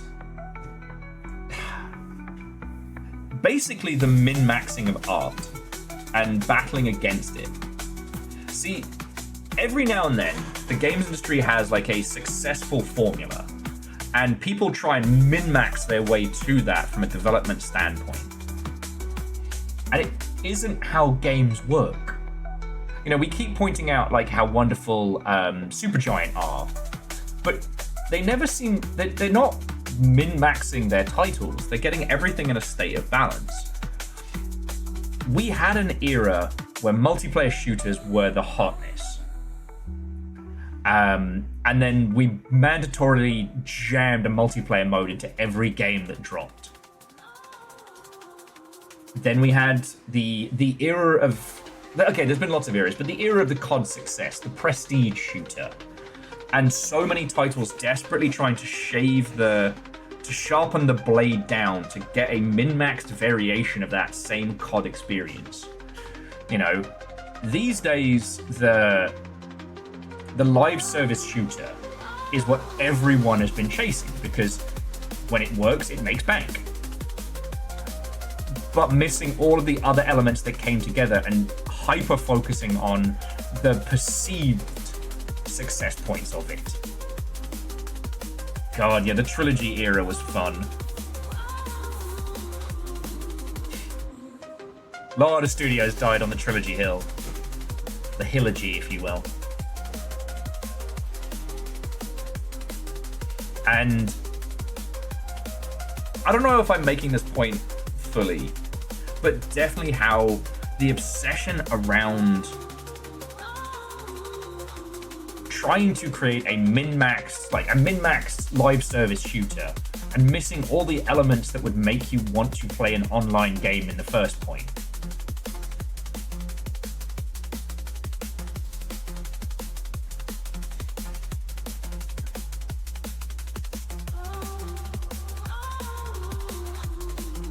Because, like, GTFO came out in GTFO had its full release in 21. It came out before then. And has proved a really interesting blueprint for... I need a better term for it, but I called it, like, board game design at the time. In that no one in your team needs to have unlocked anything. It's like sitting around a table with a board game. Some people have played it more than others, so they have the knowledge, but there's nothing else that needs unlocking. Moose, Shadow Realm, and please come back. Progression agnostic. Ooh, hot dog, I really like that. Like, I really like that one. And it's like, it's a thing that even fucking FromSoft learned not to do after Dark Souls 2.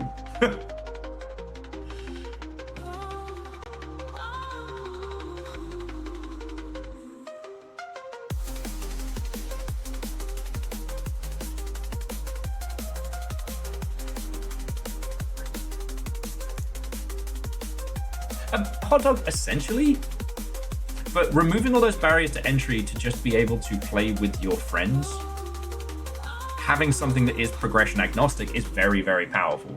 Like, there are lots of things to take from Sea of Thieves as a concept, lots of things to learn from it, but again, it's progression agnostic choices.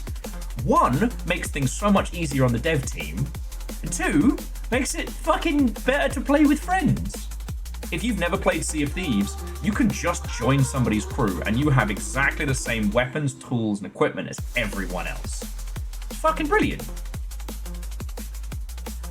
Okay, I am 3 coffees deep, so I desperately have to pee. Then let me show you a cool indie game and we'll keep talking about all of this goodness, all right? I'll be back with all of your lovely selves in just a second.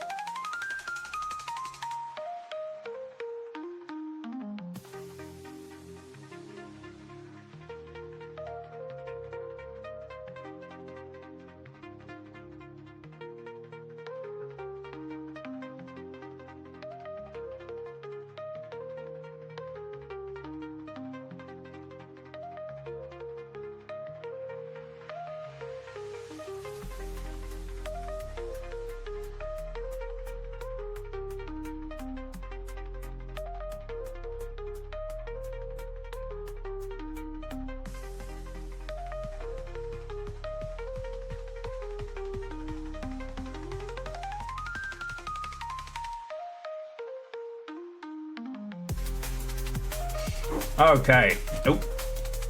Hello. Oh, I gotta say, Hot Dog, I really like the term progression agnostic, and I've got to lock that into my little brain. Actually, I'm just gonna fucking post it on Blue Sky. There we go, locking it into the universe. We are about to begin our trundle through gigantic superstructures of Metal Garden. I'm really looking forward to it.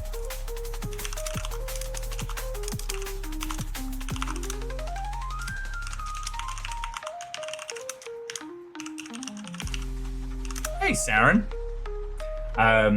As the only other person I saw who had this game wishlisted, you ready for a quick trundle around the Metal Gardens?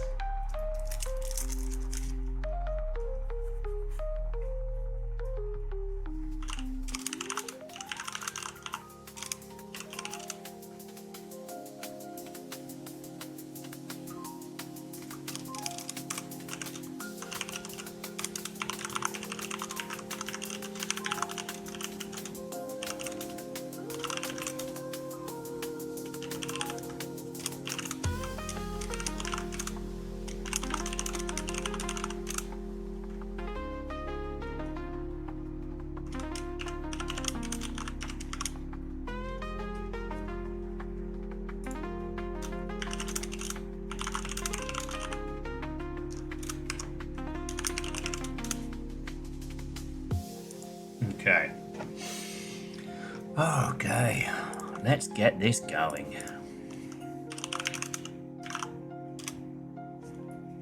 Okay, so to those of you who've just joined us, whatto and welcome. Lovely to see you. If you feel like there is a little bit of lag and delay, you might need to refresh your browsers, because we had some weird hiccup like an hour ago.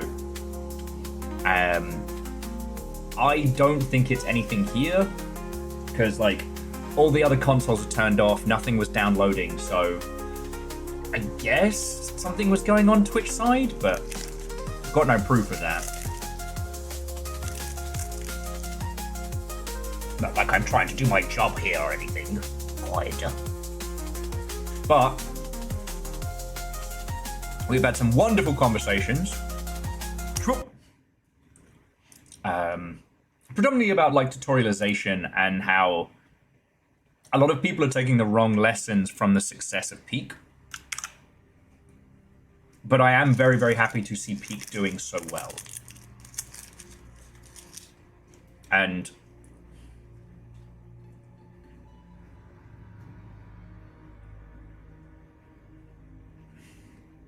I apologize that I can get a little bit ranty about these things, because they do matter to me. It matters to me that, you know, people in our industry take the right lessons away from success, and they don't just use it as a tool to make their own bullshit make more sense.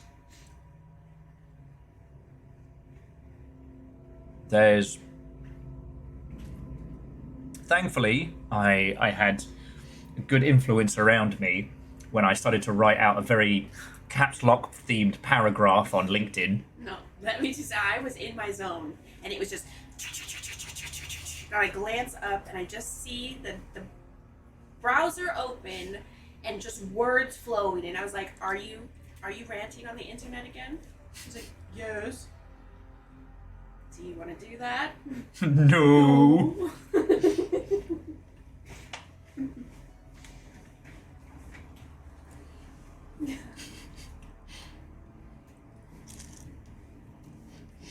Well, the thing was, I mean, it's okay.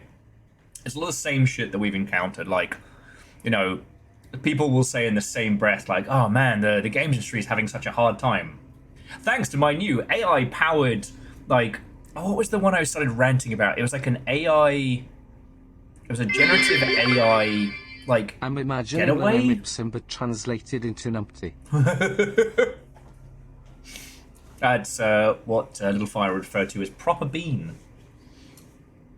Basically, it's this person who was trying to sell like a getaway course for like hip, young, AI-centric game creators. You know, like a getaway, like, you know, go up to a fucking cabin in the woods. And like, one, that just sounds like you're gonna get fucking murdered.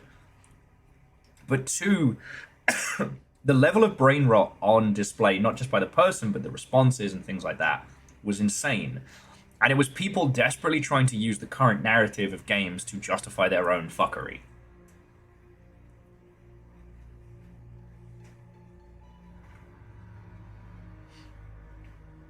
It made me want to start swinging. And we've had these people, especially people who have come from the mobile gaming space. Because you have to understand, friends, that for a while, the mobile gaming space was the land of infinite money and honey.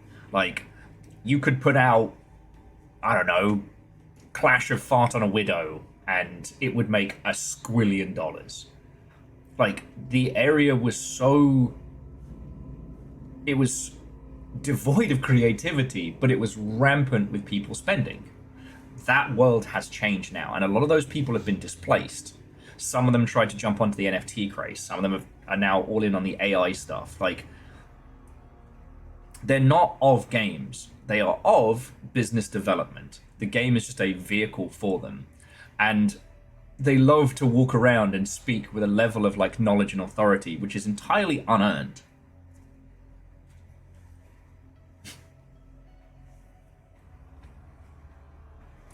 I mean, Fearless, you're not wrong. With this misunderstanding of the narrative, or I should say, you know, people desperately trying to make the current state of video games fit their insanity is infuriating. And hey, I'm not immune to that, but I am picking the parts that focus on creativity and, like, small, interesting projects. And I hope that I'm also backing up my philosophies with case studies of games that do it right. Peak wasn't a breakaway success. It wasn't a lightning struck. It was a calculated production between two indie dev houses that resulted in something that's fucking brilliant.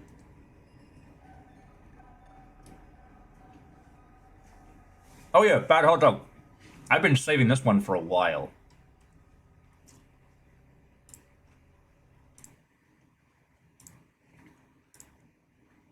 So yeah.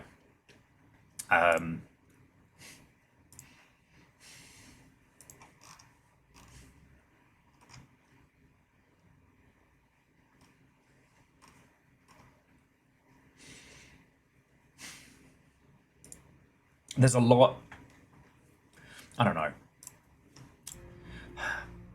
There's a lot of people who speak with a level of absolute authority in and around games.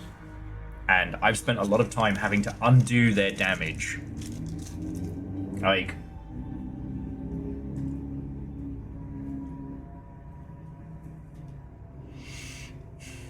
and some days I wonder if I should be more proactive, if I should be more combative.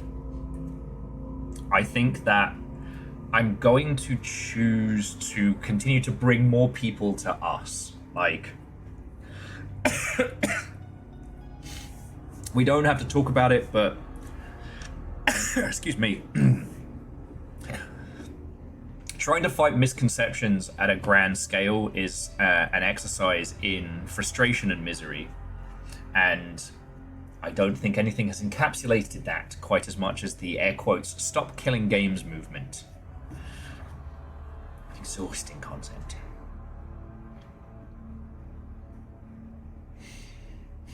So, all I can do is try and educate people in our little space, try and invite more folks who are either game dev or game dev adjacent, share the knowledge and understanding that we've gotten, and hopefully make a difference, right?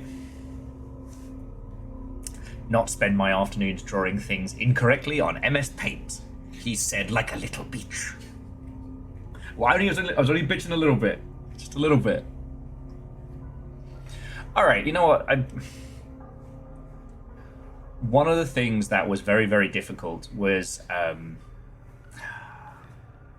not saying this for drama's sake. Whether you do or do not know, a game dev by the name of Thor basically became Twitch's like face of game development for a while, and his bit was drawing visualizations of game development stuff with MS Paint. The problem was a lot of his stuff was incorrect. Not necessarily maliciously, but he got real lucky.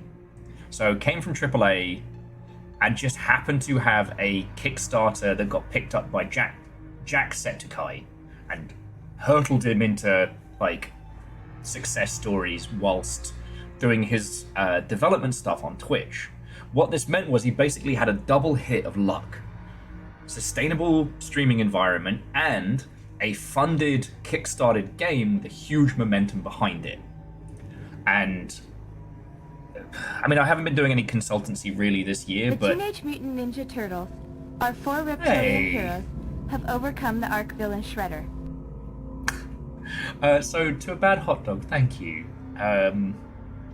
Popping us up to 300 is very kind of you. You hit weed nameses.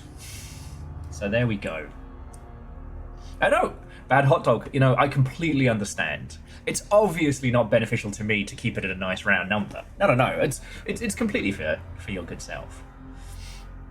But yeah, I spent a lot of time while I was consulting in the last couple of years having to refute a lot of things that Thor put forward. Because like he was flying that Survivor Bias plane so hard. Have overcome the arch villain Shredder. So I get a bit snarky about a lot of reasons, but the loudest voices are seldom correct. Bolosaurus, thank you, mate. So you got the Mad Doctor, Foxley Duskfer, a regarded frog, does not compute, and avid cat. Avacat? Well, there we go. Sorry. So yeah, I was just apologies for that bitch there. It was just like on top of a lot of things. Having to fight against misinformation is exhausting. Yeah, Wallosaurus, him and I used to be pretty close. Then he went all in on Hogwarts Legacy when it came out, and I was just like, homie, don't be with the turfs. And so I just cut contact. That's another story. Anyway, sorry, I didn't mean to bring it on over to there. It was just trying to fight against large-scale misconceptions is exhausting and very seldom works. I've watched a lot of Chet Falazak's videos, predominantly on TikTok, and he's just fighting against a sea of idiot accounts. And I respect his knowledge, but he seems to have made himself a Herculean task.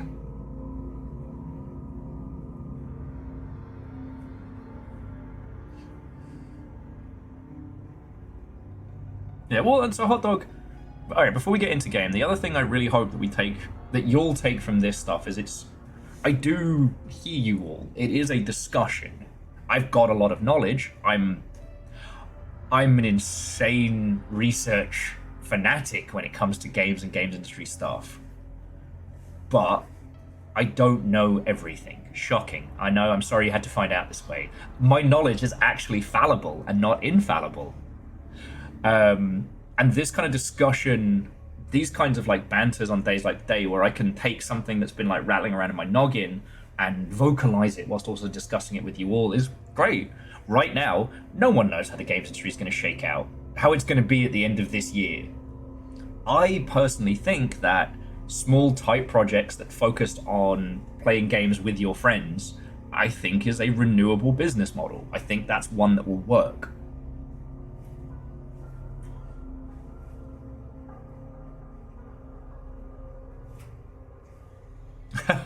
You know what, Wallosaurus, that sounds decadent.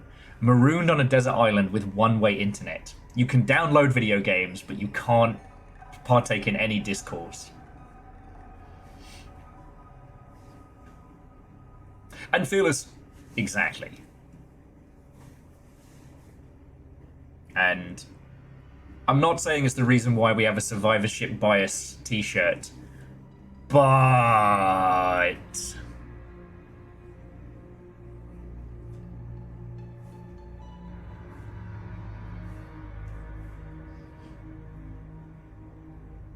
Alice, that's also a very good point. You don't know what you don't know, and it's important how to learn. It's also why I stopped being so angry at the Stop Killing Games movement, because they don't know what they don't know. And whose fault is that? Not me, but video games. Well, turns out I'm actually video games. Surprise, all along, it's been me.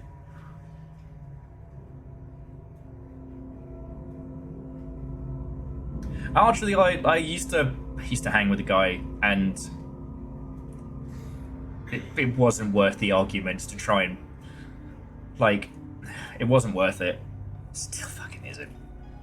Anyway, I didn't mean to stray it towards drama reason. It was just I had to spend a lot of time with consultancy clients explaining to, like, I wasn't teaching them how to do the thing they needed to do. I was trying to get them to unlearn bad advice that they had taken as like cornerstone gospel. It was very stressful for a while. It's very stressful.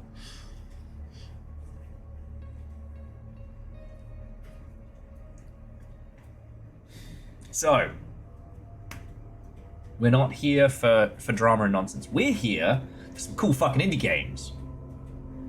So this, dear friends, is Metal Garden. Let me just grab you the Steam link real quick. I don't know how long this is. To my understanding, it's only a couple of hours long. So we'll give this a playthrough, and then maybe we'll build some Gundams and talk about it afterwards.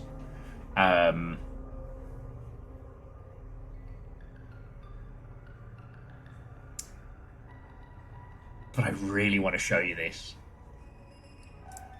And I've been looking forward to it. Okay, so regular health. There are no enemies present. Oh, cool.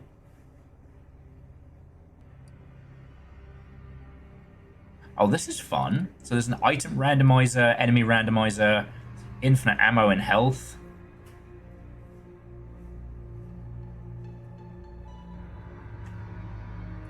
This garden is Grey Fox.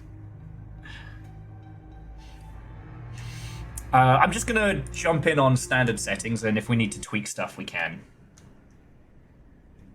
Entombed in a vast megastructure, countless civilizations live through their long ages.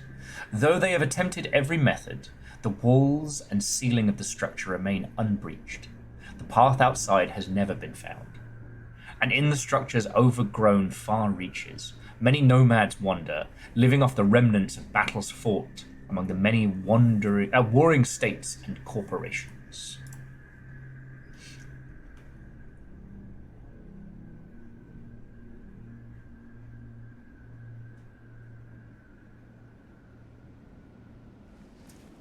Oh, that's how you know we're badass. Chapter 1, The King of Nothing.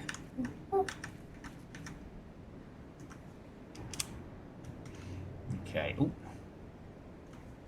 Bear me just a second.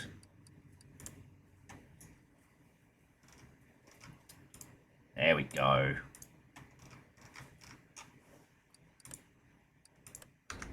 Okay. I have none of that screen tearing here. Now I'm gonna have to play this on mouse and keyboard, so please feel free to yell at me if I start whipping the mouse around a little bit too much.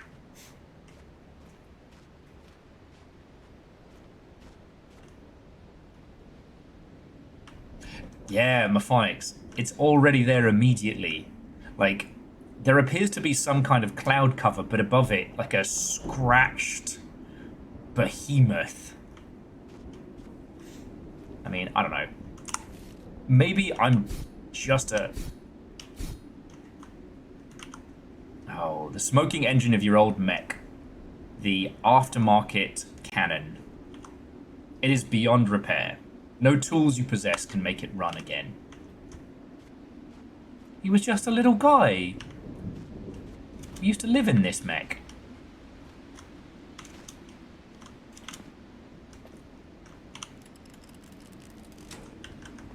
Ooh. Pistol. ammo. Thrust boots. I can double jump.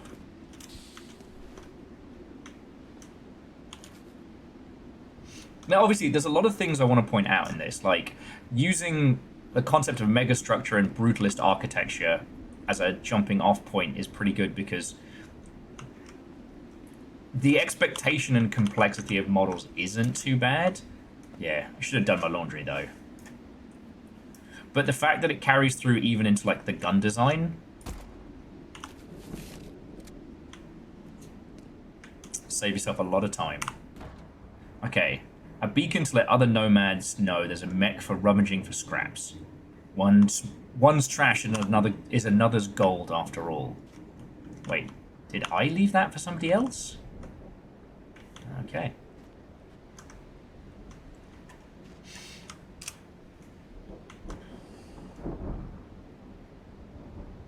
Okay.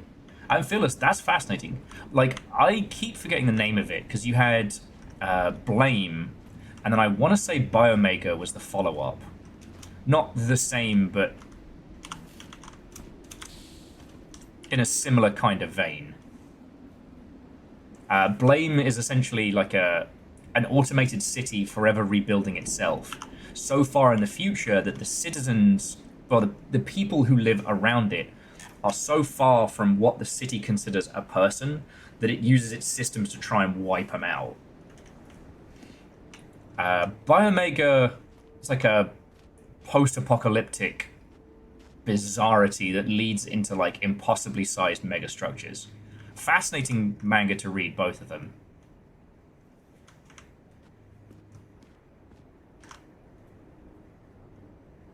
Okay, that's a pretty good one. And Kit, I am so sorry we haven't had the chance to chat about, like, schemes and ideas.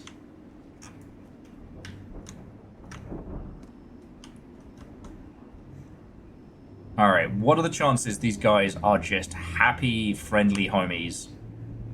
And they're just gonna be just happy to see me. Slim und none.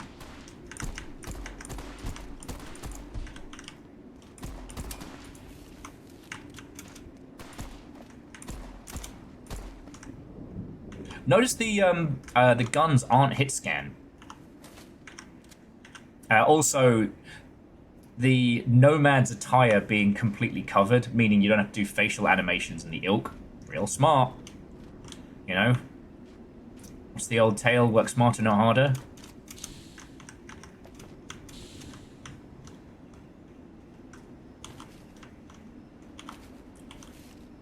First aid pack. Okay, well, I don't need to know how to use the...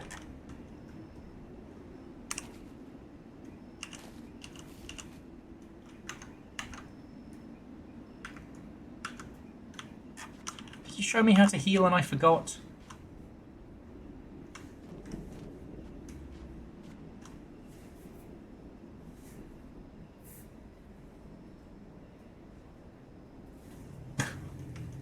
No, it's fine. We have to go to Steel B&Q, hit the Steel Gardening Centre. Some steel begonias.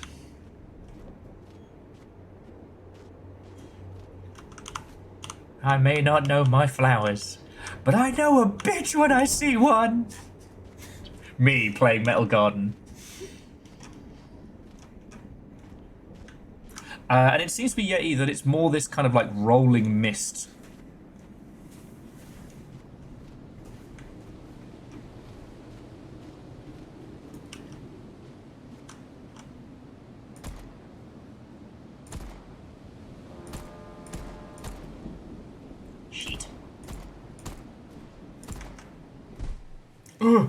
Having sustained an injury to your leg, your ability to sprint has been impaired. Fuck.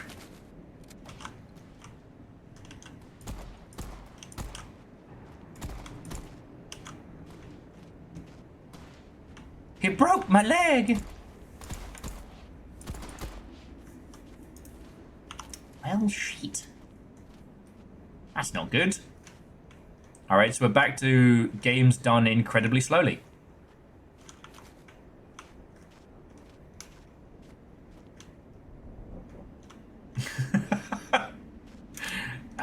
bony begonia can be a steel begonia if you can run fast enough. You've heard of a dine and dash? Well, get ready for a garden center and fucking leg it.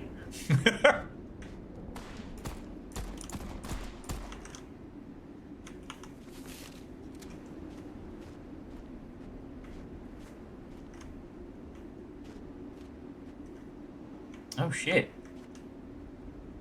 Well, we didn't do that.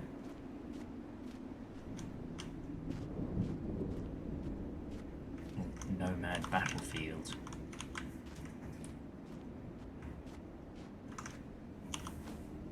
Oh. Beneath the soldier you find a military operations journal. It spans numerous entries going back many cycles. It begins by listing provisions for several hundred soldiers and marching orders for a tremendously long-distance mission, and continues by exhaustively describing the travel up through the two separate megastructure strata. It often remarks of the struggle soldiers are having with controlling their movement as a result of the lower gravity in the upper strata, their bodies unused to the lack of gravitational friction. Ooh.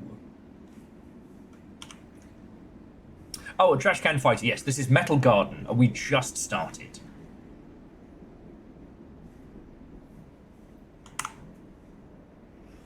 Unfortunately, the journal cuts off abruptly right in the middle of a supply inventory count before it can imply anything more of the soldier's mission. Okay. And I've not read as much Ian M. Banks to be able to comment fully, but it has always struck me that he'd be the kind of individual to do, you know, tales of megastructures. Echo is probably still... Ooh. Shoddy too hotty. Echo is still probably one of the best... Ah, okay. Auto surgery unit fixed my broken leg. Okay. But yes, Echo is probably still one of the best games that has done like a surrealist mega structure. Okay, I can't open the barricade yet.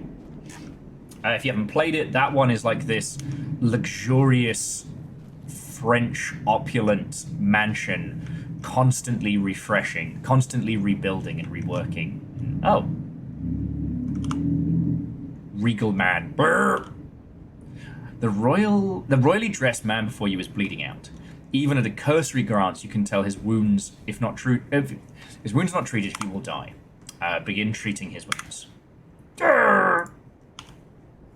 What humiliation! Defeated, but a step from our goal! Just keep patching him up. Can you imagine it? We finally found it. An exit from this megastructure. A culmination of millennia of searching. A dream of so many civilizations born outside this prison world. Oh, we assembled with all haste. I stood at the helm of a great army of my kingdom, my beloved Rea Secretorium, and I knew the glory was ours. We would find those heavenly fields beyond. The army's now been collapsed like so many packs of cards. Its great leader receiving ministrations from a wandering mongrel. Okay, firstly, fuck off. Tie his bandage a little tighter. He roars in shock as you bind the wrap tightly. It's all the fault of those damned sellswords. See, we had spies inside the Central Serenian Mining Group. You know them well. The local industrialists. That's how we knew that. When one of the great dam projects hit a hole in the world, it was our time to mobilize. But foolishly did I march. The mercenaries they hired broke our lines, and my own men who were taken prisoner, they turned their swords on me, screaming of my own treachery. The impunity, the gall! The fallen king continues to lose himself in his laments, his words fast becoming less and less comprehensible. It is then that you notice a key by his body. Its design plain compared to the proud royal. Steal the key. You acquire the barricade key. The fallen king is lost. So long, lionman.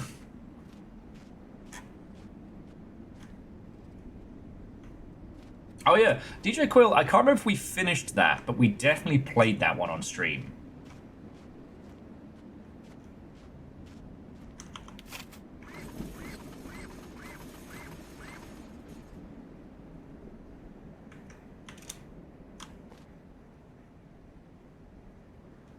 So Phyllis, I think it's you that's told me about the Culture series. Ah, the neighborhood just got more interesting. Chapter 2.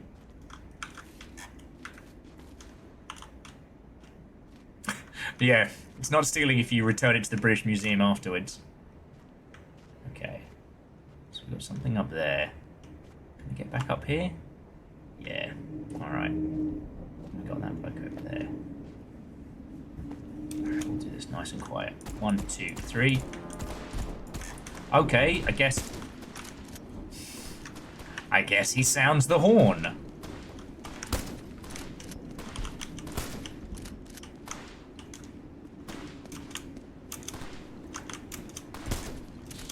Shotgun!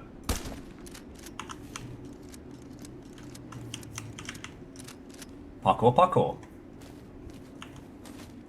Okay.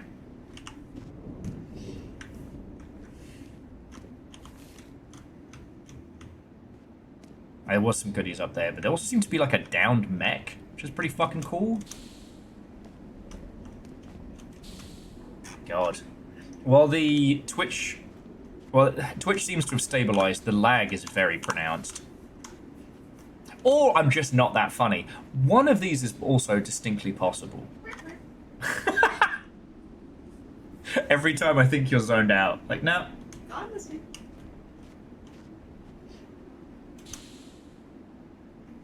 No full damage. Maybe that was the key to the British Museum. D. Louse what how you lovely people Viking 64 friendo.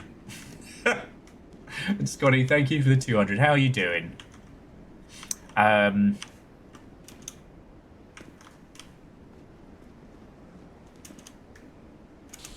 Oh, parkour.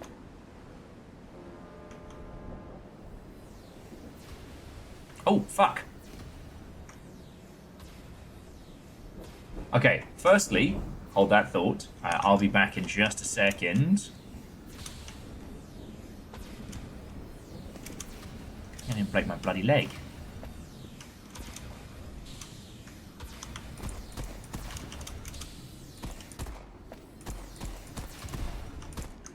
Gotcha.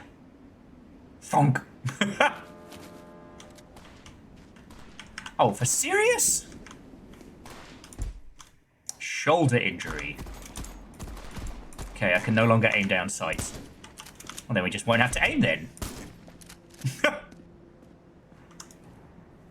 Oh, okay, you can aim down sights, but your poor little guy's shoulder hurts. Okay. Yeah, so Orzine, what and welcome. This is Metal Garden, an indie FPS that takes place inside a gigantic megastructure. Apparently, according to a mad king, there may be an exit. Someone may have finally found the last piece of this twisted puzzle. We may yet leave.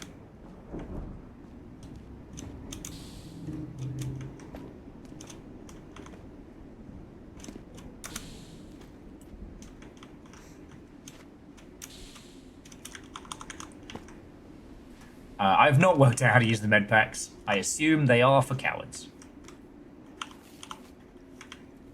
I now have 2 shotguns. Oh yeah, no, so Orzine, it's not quite hit the Blame vibes yet. But it's got that same kind of... Have you finished? Sorry, listening on the conversation. Yes, sir! Oh, this whole section's rigged to blow! Good. We'll start packing up. I want to be as far away from this as possible when it all goes off. Alright, so... I'm gonna want to kill that guy.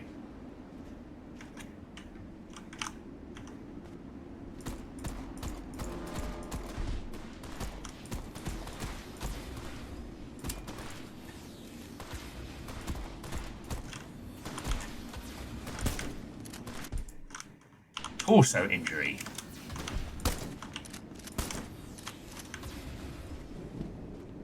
Okay.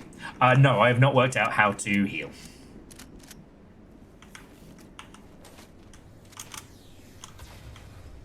Well, once I kill this bloke... Oh, wait.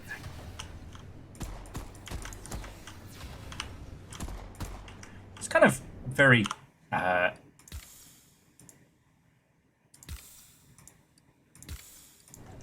classic FPS. Alright, Mega Boss, go get some sleep. To be continued.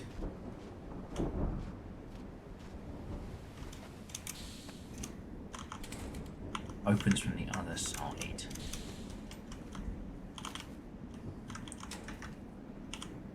Collection of old magazines and newspapers, likely used to pass time by mercenaries stashed away to hide from their superiors. All the papers are many cycles old.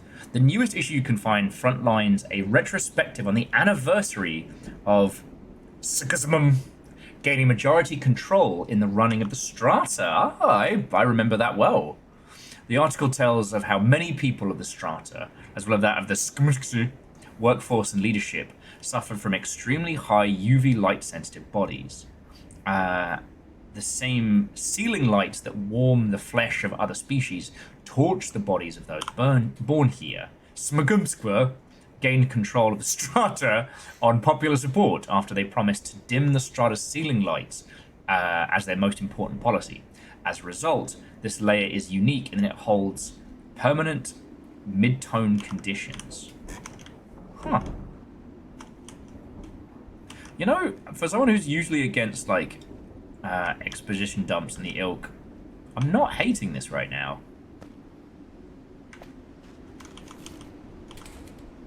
This opens elsewhere. Okay, so that opens up there. Okay, we're gonna shimmy our way around. Wait.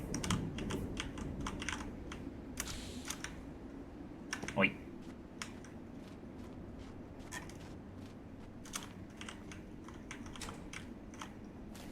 Shotgun. Now, are you gonna try and kill me, or are we homies? Oh, no, not homie. Not a homie.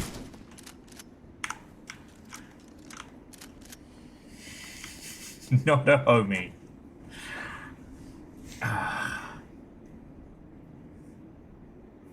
Wait, could have been. I saved his king. I'm like a hero in some shit.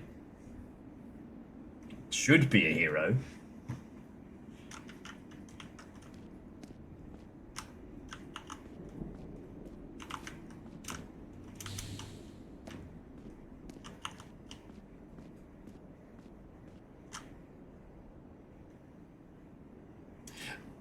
I mean, there's got to be somebody out there with a giant cleaver who's not immediately looking to, well, cleave.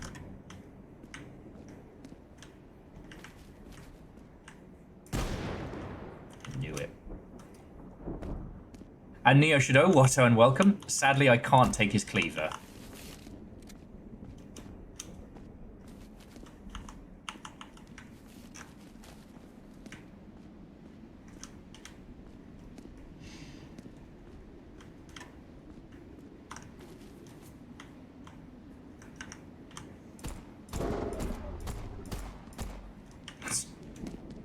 Oh, there's more of them. Oh, they jump.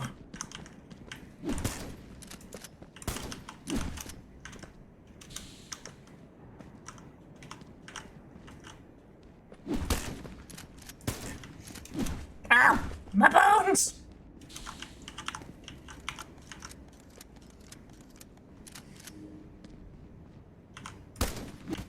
Ah, I broke my face. I need that.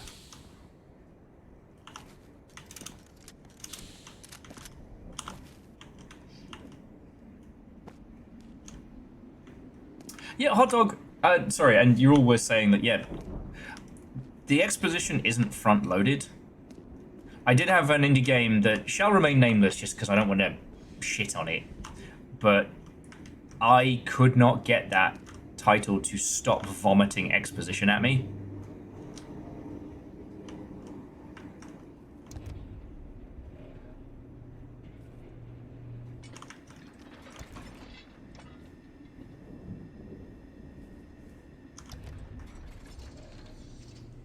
Interesting.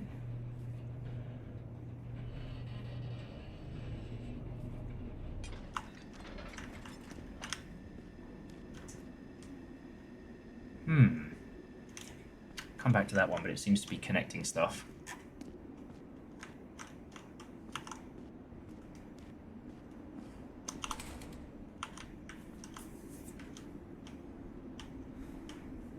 Yeah, so it opens from down there.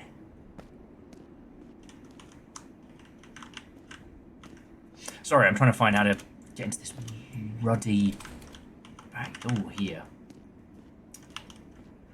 But no, sorry, the title in question was such a wonderful, simple premise, and it spent so much time vomiting so much exposition at me quickly. I wanted to be done with it. Ooh. That might be something.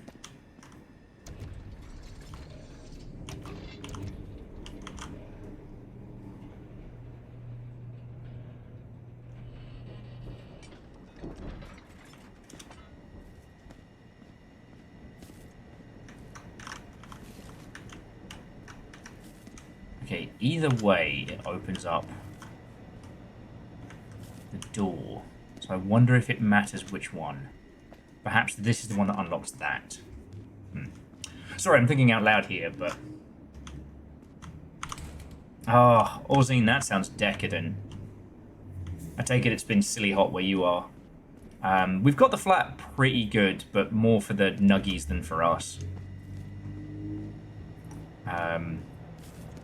Trying to time it of when to do, like, drying clothes and shit has been a real challenge.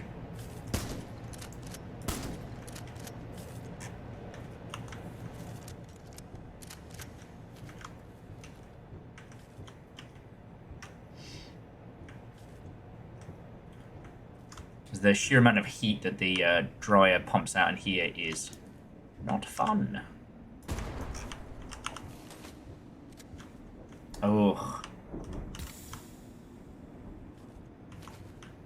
F is heal. Okay. And now I know. Okay, it really does feel if I start heading down that way, I'm missing something. So I'm going to back it up. Because I think perhaps the thing about explosives was meant to be a hint that I missed. Yeah, F for fix yourself.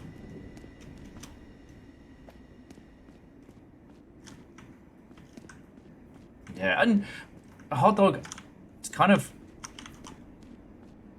I don't know. Hopefully there are more folks like myself out there, or more folks that can find our corner of the internet, because... You know, you can save somebody so much work by being like, no, you don't have to do, you know, the ultimate exposition dump of all time to kick off. You don't need to do that. You're good. In fact, less is more. Like, a lot more.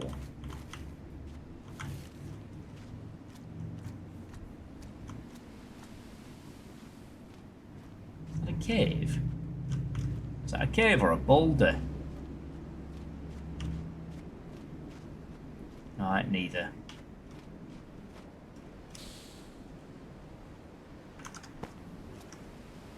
Something tells me not to go in the water.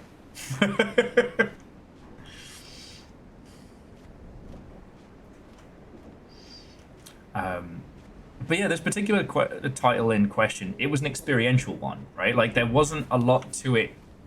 It wasn't an overtly complicated title. It wasn't, you know, a simulation game or anything along those lines.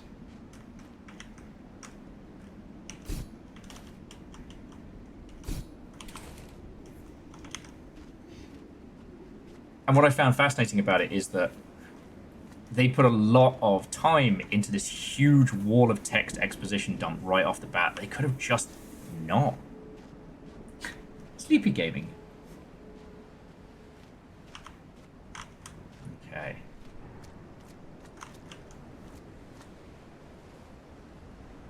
Oh, he is not a friend. Alright, and that's why we don't go in the water. Oh, same to you, mate. Same to you. Hey, Virals. What's the joke? I want only incomprehensible lore. If at any point during this discussion I start to understand what's going on, Online. Sensors online. Weapons gonna online. rebel. All systems nominal.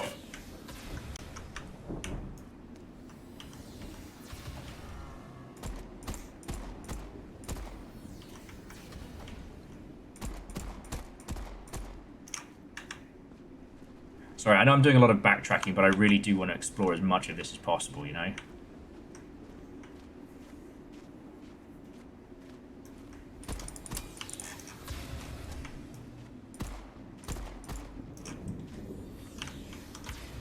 Alright, no more snipers for you lot.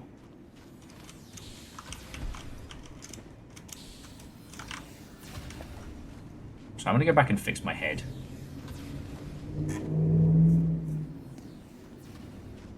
And hot dog, I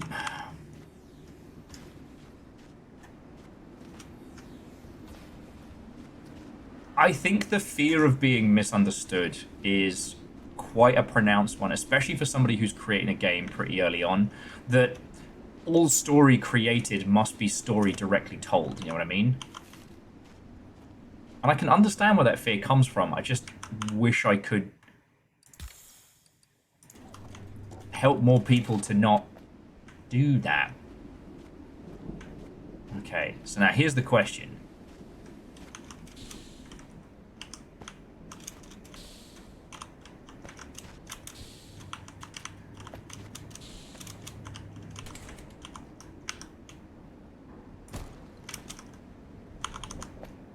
Can I jank this and pull some cheeky shenanigans? Or am I barking up a tree?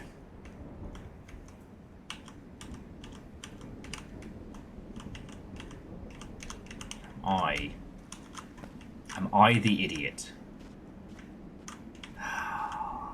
It's okay, it's gotta be in here, right? That's gotta lead to where we're going. But then maybe we're supposed to go overground. Alright, I'm gonna go overground. I'm in wombling mode.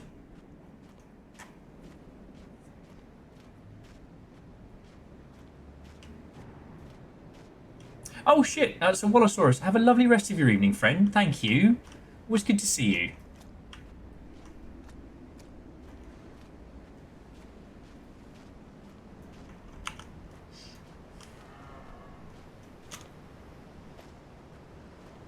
I mean, one of the things we talked about the other day is it's fine for you to make your own ridiculous world-building canon, but you can just let the people be in it. You don't have to explain it.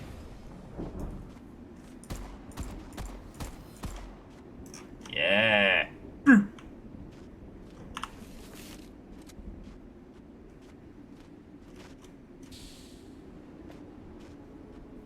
You don't have to beat people to death with the concepts. Alright, that is a progression checkpoint if ever I saw one. So let's go this way around. If we can.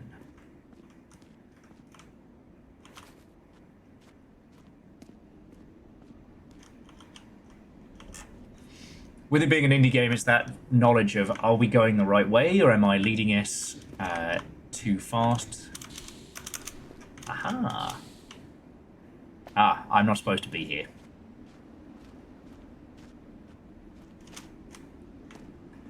I'm not supposed to do that. Don't leave the QA guy alone. Well, I'm not. You know what I mean. Plot! Oh man, he had a bad time.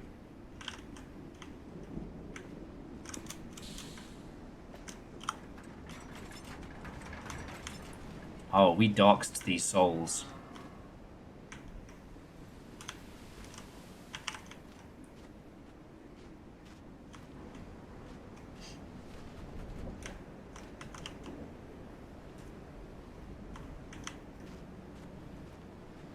You know what? I'm only assuming that we have a cool, awesome pirate hat as well. And that's the only reason we're not trying to steal everyone else's. Please don't eat me, Mr. Monster. Let's be bestie friends. He's off for a swim. Bye, friend. I'll miss you. Okay. So yeah, okay, Virals. I know you're joking, but also, like, I think that's a good way of going with storytelling stuff of, like, you are the creator. You get to know all the stories. It is your tale to tell, right?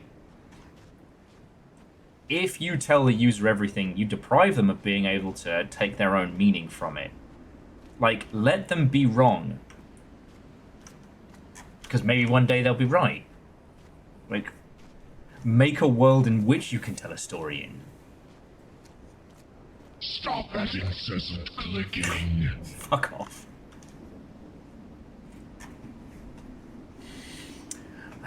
Simple Chaos, thank you for gifting a sub to Mystical Shark, who is now the Jarl. Yay! Oh, hail the shark. Whose side you're on.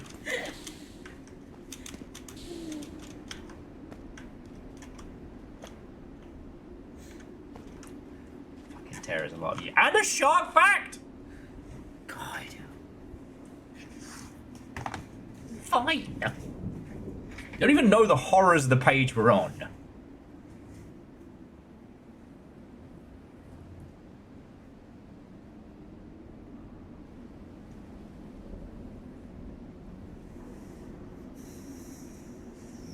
And actually, so Hot Dog and Orzine, I'd love to talk about, like, Skyrim's open world philosophy.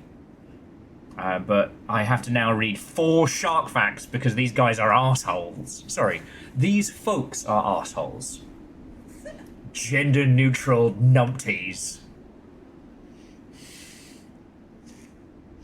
Oh, I hate this page so much. Oh, man. Oh, my finger slipped. Get fucked! 5 then. Great whites can swim close to the surface of the ocean as well as in the depths of more than 6,000 feet below sea level. 1. Dryer Island off the coast of South Africa is often called Shark Alley and is home to the world's biggest population of great white sharks. 2. A 2019 study shows that great whites fear orcas and swim away whenever they cross paths with the killer whales. That's 3. And also, fuck yeah, orcas. Killing billionaires and protecting me from sharks. Yeah, a sign little bastard at birth. That's 3. A group of sharks can be called a shiver, shoal, gam, herd, frenzy, or school. Sharks tend to live separately from one another and are typically swim around solo. But not all sharks are loners. Great white sharks, for example, keep together at mating time. God. There's your 5 facts, fuckos. I can get... Jeez. Shark Tell work. us how you really feel. You bought that book. You brought that into my home. No regrets. I'll do it again. I won't. I could. But I won't. There can't even be that many shark books. Oh, there's a lot, actually. Fuck.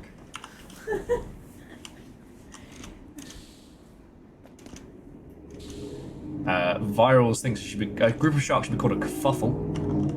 I can bug with that.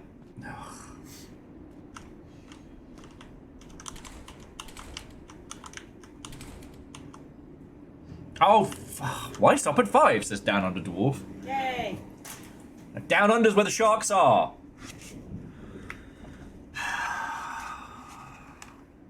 The main function of shark groups is usually to hunt down food in packs, but not to create family bonds.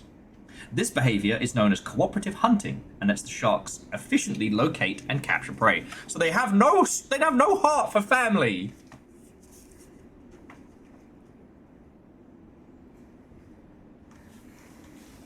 They only team up so they can murder better. What was that? You know what? I'm not even going to say thank you for the next round of bits or what have you. That's my therapy money for all the shark nonsense I have to put up with. I do feel like this is a puzzle of some description. I just don't know to what extent. Alright. I'm hoping this is what leads us to the sniper rifle, because we keep finding ammo. Okay. There's a red something over there. Oh, wait. Oh, fuck. No!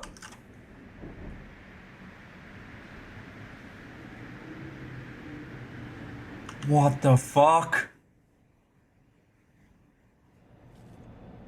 Okay, that was impressive.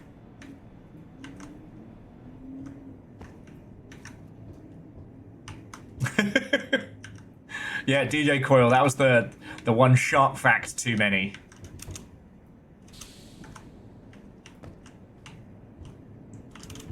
Every time I think I'm done with Lorne's Law, drags me back in. Okay. Shotgun, shotgun, shotgun. Good to see it. Where did Captain Hook get his hook? I don't The know. second-hand store. Okay, I actually like that one. Though I do like that skit from... Oh, I want to say it's The Play That Goes Wrong. It might be College Humor. God, it's all blended together. What do you mean you call me Captain Hook? Named after my greatest injury. What do they call you? John, because it's my name.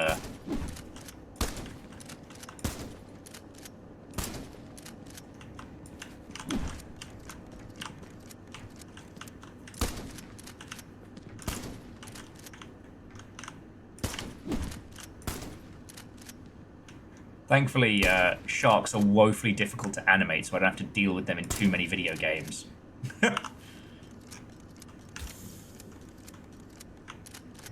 I'm down on Dwarf. Okay, seriously, thank you for the bits. I can't even joke about not being grateful. I only get to do this cause you keep me alive. And you'll know I don't live an expensive life. Oh shit, apropos of nothing, we tried the Trader Joe's Rum of the Gods yesterday, and it was really fucking good. We basically did like budget dark and stormies, like bit of lime juice, bit of ginger ale, Rum of the Gods. It was nice. But yeah, so jumping back, Hot Dog and Orzine were talking about Skyrim, and Skyrim's so close to perfect. And I think about it more and more. And a lot of the things that are kind of at odds are not necessarily bad.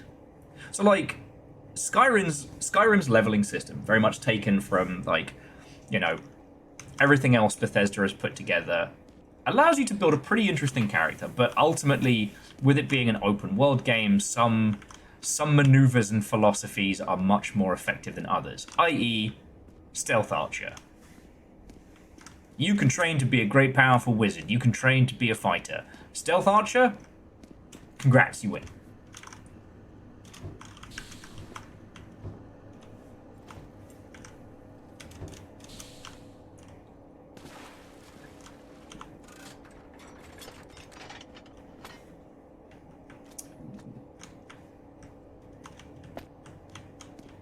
Oh, okay.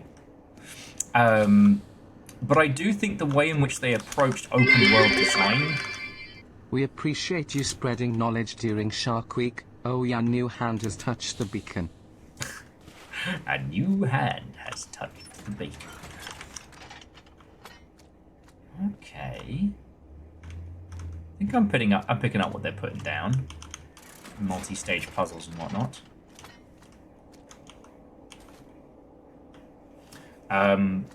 But overall, the way in which Skyrim is designed, i.e.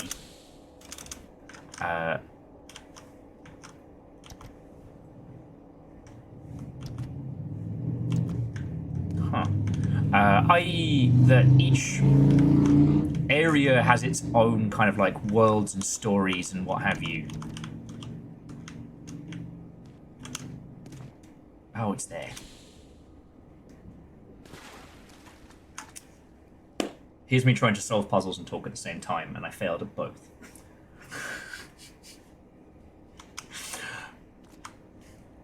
Skyrim was designed so that each little area and quest line would kind of be like self-contained. There's a few that take you from one area to another and back, but things like, you know, the Assassin's Guild, the Mages College, etc., they're kind of self-contained bubbles. What's interesting is that if you took away the leveling system and if you implemented something else, you know, either it like being an item-based system or what have you, something other than what Skyrim went for its leveling system, that method for setting up the story would have worked a lot better. At least in my humble opinion. Okay, I don't know if I've taken us to the right place or the wrong place. At this point, I'm too afraid to ask.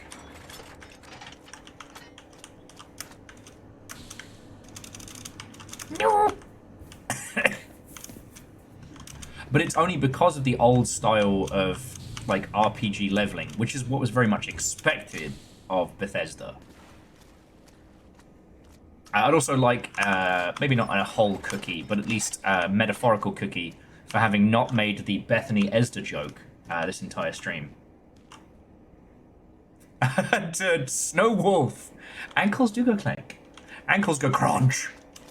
We're very grateful.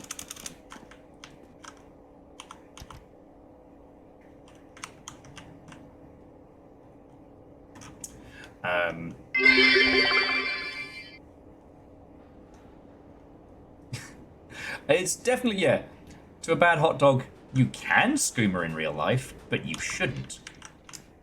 You know, as with Project Silverfish, yep, I referenced it, you shouldn't do enough schneef that you see the transient world that exists between realms. Bless you.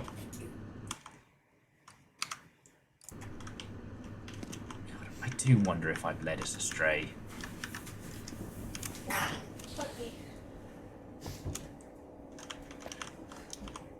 Trees be fucking.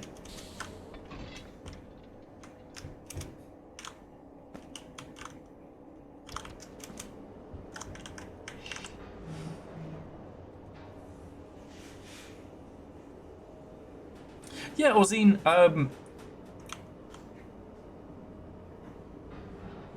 I just think that we now know a lot more about how we design video games and how we put them together. And I think in that regard, knowing what we know now, if we were picking the perfect leveling system for Skyrim as a game, it probably shouldn't be... Oh, that's cute. I honestly thought that was a tree at one point. It probably shouldn't be the perk tree system that they went with, just because it creates specialized characters that are so unbelievably powerful as to be unstoppable. Oh, well, Snow Wolf, as I am based out of Seattle, Washington, smoking the herb is in fact legal here. So, good on you. Ooh, fuck. Ah, poo. Hold that thought.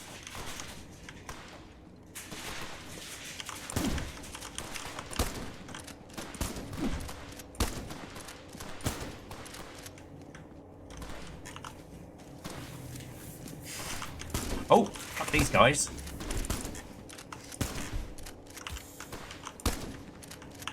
I mean, if they want to try and rush me in a tiny room...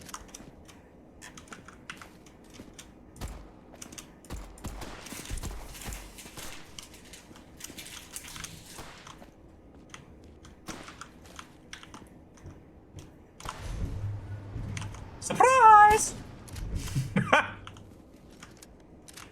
I cast gun.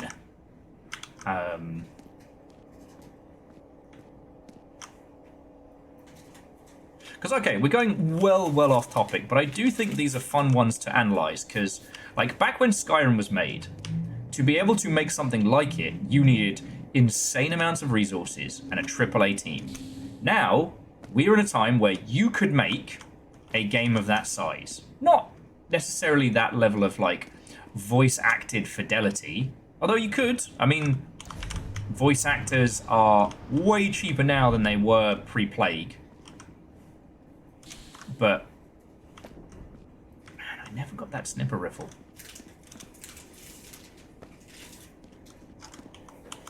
But if we look at like Dread Delusion and stuff like that, like you could make a large world game.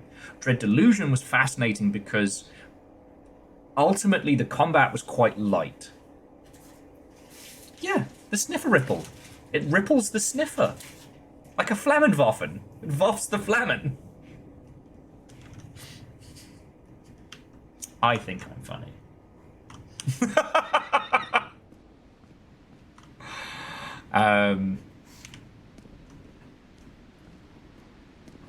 But no, so like analyzing something like Skyrim with the knowledge that we have now, I think is really valuable. And I'd like talking about it.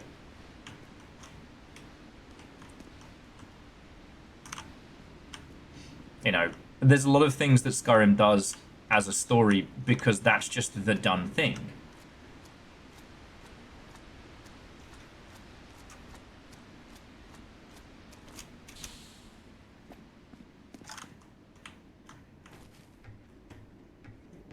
You can't trust anyone, not even yourself.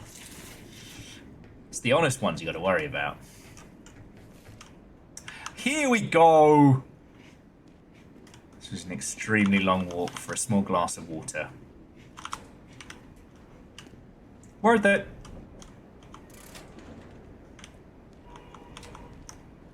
There we go. Now I get the snipper and the snipper riffle.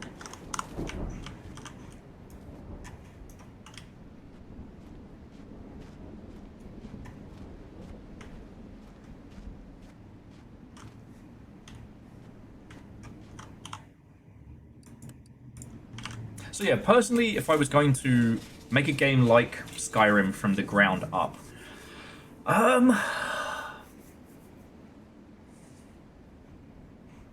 probably wouldn't have a leveling system based on like increased damage of combat. I was never a fan of Morrowind's like scaling enemies, but just because like, Oblivion's scaling enemies, because as much as I loved both Morrowind, I loved Morrowind. Oblivion, I have come to love. I was very critical of it at the time, but that's because I was such a Morrowind nerd. But the idea that a bunch of bandits could have like gorgeous elven glass weapons because the auto leveling system had beefed them up to maintain a threat. Like, if you have to keep rising the enemies, if you have to constantly be like dynamically leveling your enemies to be a threat, why are you leveling your character? Why not keep everybody at a level playing field? Yes, scaling enemies based on region and storyline, I think, is good. Scaling enemies based on region can be a really affordable way of stopping your player from going too far afield, which I think is kind of cool.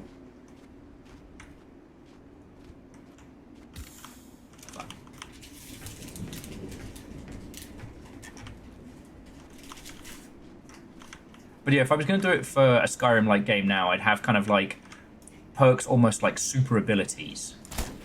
Less of them, but have them be way more powerful.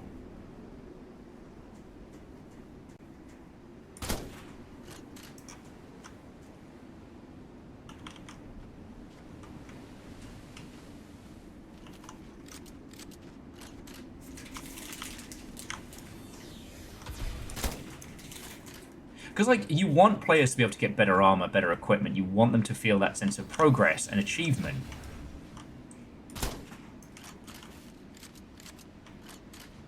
But without some very, very clever, like, world building and regional design, you end up with the whole, like, you decide to go left. You better not curse me out. Well, now you've said it, I can't. Nova, thank you kindly. They have been making me read out so many shark facts. I'm hard done by. I'm bullied. Oh look, he's out there having a good time. You were worried I scared him off. No, Nova, thank you for that. $15 keeping this whole thing going. Very, very grateful. What do you mean, boo? Wait, are you saying boo or boo worms? Justice for Shark, y'all. Look, You know, I'm not saying that Nova one-shotted the Lord Shark Jarl. However,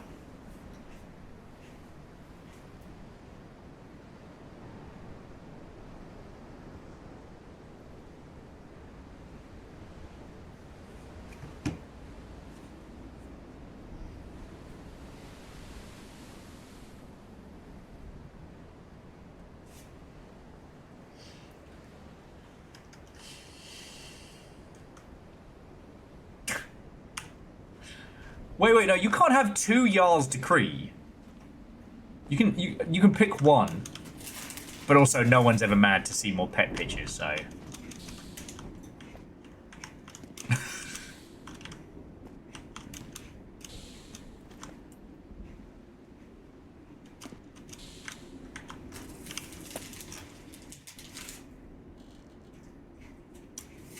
Chapter 3. Terminology of Scale. What if the Jarl's Decrees for more Jarl's Decrees? Well, that's like the ring of extra ring finger. You could make a Jarl's Decree for an extra Jarl's Decree. But yeah, no, if you all want to throw pictures of your lovely pets in general, that's what it's there for. Okay, there are loads of really interesting conversation topics that aren't shark related that I'm really enjoying. Fearless makes a good point that the curtailing by region based on difficulty can lead to a situation of frustration. Because I remember all the people who tried to fight the, was it the Tree Guard? At the very start of Elden Ring. I said Eden Log. It's a fucking messed up French movie. Like the Tree Knight Guardian, whatever his face was stomping on people, and they were supposed to avoid it. It didn't do as good a job of teaching them, like, no, you don't have to win every fight.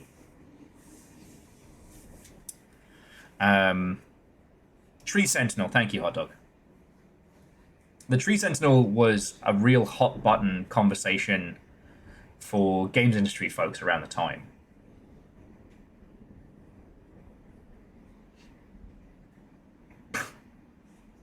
And Lagmeister, no, you've not started Shark Dentist. It's not out yet. 1, in what universe does a shark need a dentist? 2, I can't believe they made a game specifically that just... Why is it called Shark Dentist and not called Fuck You, Will Overguard? Yes, that one, specifically him.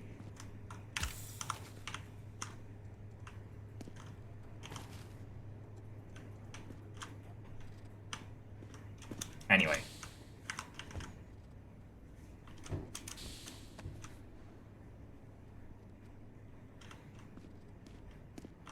Verticality on this is really interesting, but that could just be because of the amount of time I've spent playing Lorne's Law and a few others. Explore around. Fun fact, sharks can grow up to 50,000 teeth in a lifetime. Is that a fun fact? Is that fun? I put forward a counterpoint. That is an unfun fact.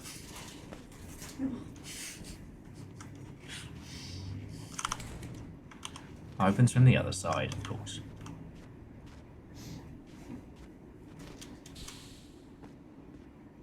Just the thing about these shark facts that haunts me that I never needed to know is that, like everybody, I knew shark regrew teeth.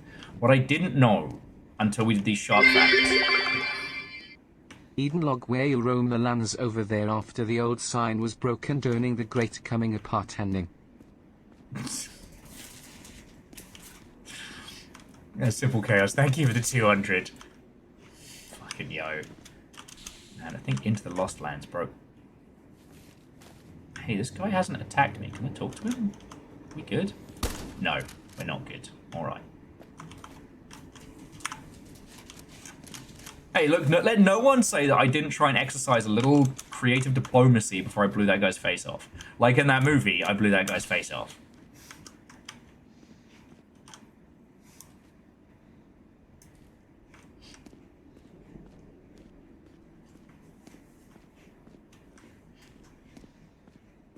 But yeah, they just continuously grow.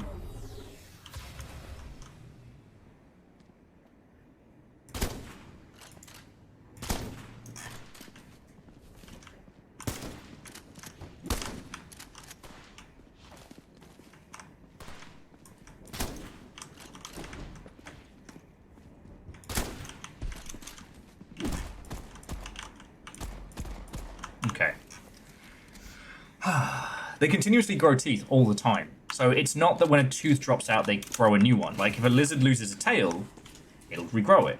Nah, sharks just have, like, stacks upon stacks of fucking teeth ammo.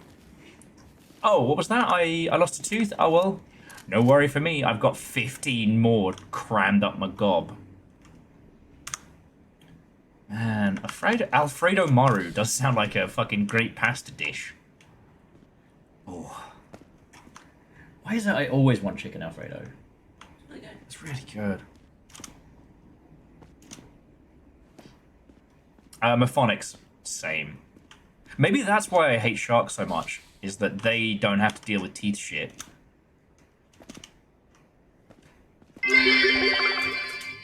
The shark gun is just shooting 50,000 teeth. Oh, I remember the fucking shark gun. Oh, that was it Loaded and Dangerous? Armed and Dangerous. A bizarre comedy third-person shooter from the peak 2000s era that had a shark gun. And it would basically, you'd shoot it at someone and a shark would come up out of the ground and eat the person. That gave me fucking nightmares. As an FYI, I understand that at some point I will have to play Shark Dentist. That is the price of my... I wouldn't even say fame. I'm not famous. If... I know it's going to have to happen. And it's not due to you lot.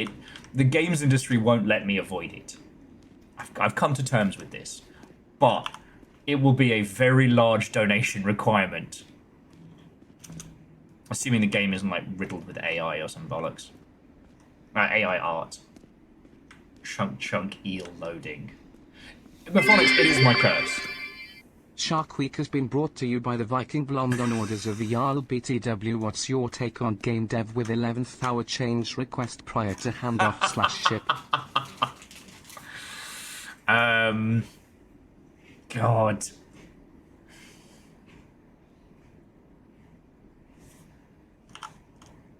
Oh, sorry, a bad hot dog. Thank you for the bits. Like, I'm independent. If Shark Week wanted to spend thousands of dollars sponsoring us, then I just have to suck eggs. But there would be a large amount. Shark Week wouldn't pay it. Now, my take on... The Teenage Mutant Ninja Turtles, Aww. our 4 reptilian heroes, have overcome the Ark villain Shredder. Please tell me you all saw that.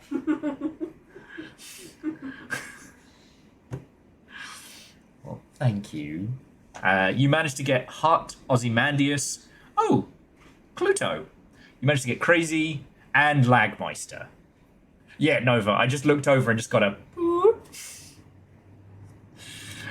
we're doing a train, okay? Let me take this train outside. And Phyllis, that is very kind of you. I know it's not a thing you'll have asked of me. I did. Tag Pika a train, you say? Indubitably. It's from the roof of this megastructure now. And Scotty, thank you as well. But in the same breath, let it not be said that I'm not prepared to put myself through trials and tribulations to be the streamer that you will keep in the chair. That way you know I'm not taking it for granted. The engine for sure. theme begins playing.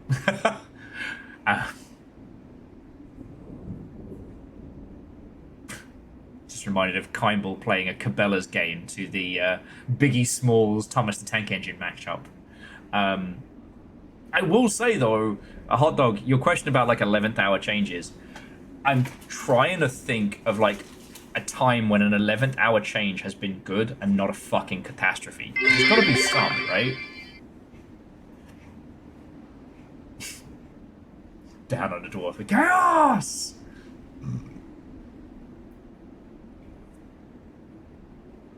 Does Borderlands count? Because it wasn't an 11th hour change. It was a change in full direction. like StarCraft, for example. But it was not. Oh God. If you're laughing, then I know I need to worry. Megastructure train? No, shark train. Oh, Shark aha. train. Ooh ha ha. God.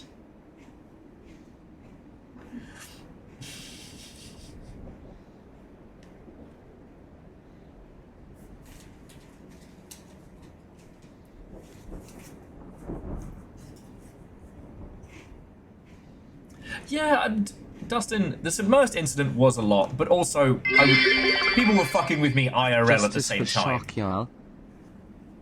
Justice for Shark Jarl. And that gave you the Jarldom. Me? Yeah, I mean, you've got to hang on to it. It's getting chipped away, but... I decree 2 shark facts.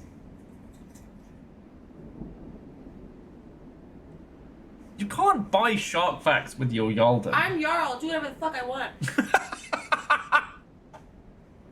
Shark facts. Stop that incessant clicking. Fucking alright! Simple Chaos found a hammerhead shark. Bet that's a real account as well. Ah, Legend has seen fit that your decree is... So that's 4. What do you mean 4? 5. Fucking I what? go to put supper on a train. Choo 5 choo. shark facts. Let's go. Strawberry Shark Fact. Fuck you guys. This is literally what keeps me alive. I just want to sit on my roof, talk about the art and craft of video games industry, and you're all like, let's fuck with this guy and keep him alive in the process. Well, the best 11th hour around here turned into premium will, so I'm gonna say yes less than 3. That wasn't quite an 11th hour change. That was a scheme. But thank you, Scotty. Thank you all. Got at least 3. Just 5. Go back. I decree 2.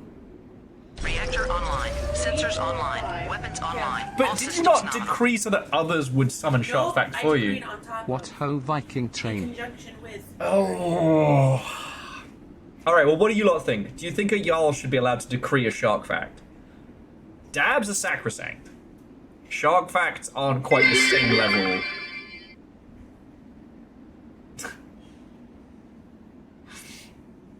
God. Sorry, and Lyris, I hope I said hi and I hope I said thank you. Because that's a whole bunch of months and... Oh, what the fuck? Was it you? I knew it. Which of you cheeky bad words was it? Wait for the alerts to catch up. Plus, it's my first time being Jarl. This can't be your first time That's being my Jarl. first time. Clicking. It was Simple Chaos made Flying Shark the Jarl.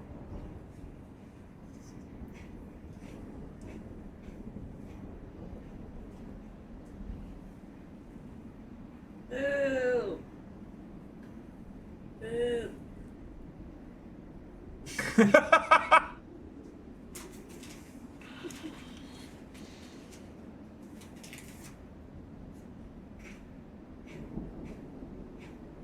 It is though. Exactly. I could have said anything. All I wanted was a shark tag. Oh, you got a license for Shark Week? Very nice, in Borat's voice. Very nice, very shark. God damn it. Do you ever think about how the Borat voice is basically like a mimetic SCP? Iris, Hot Dog, all of you, thank you.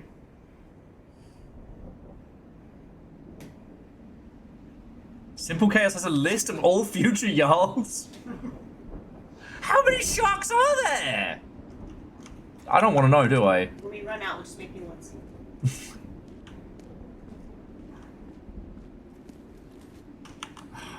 I'm in danger.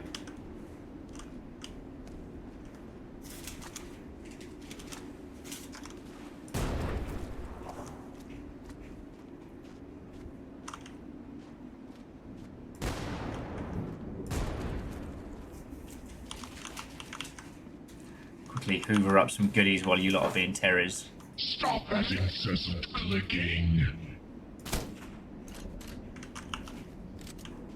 Oh shit, Scotty, thank you. There we go. And now, Dustin, you don't have to worry about adverts interrupting.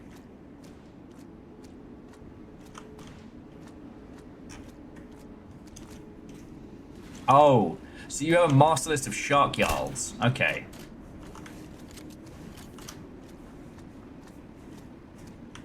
Still a powerful list.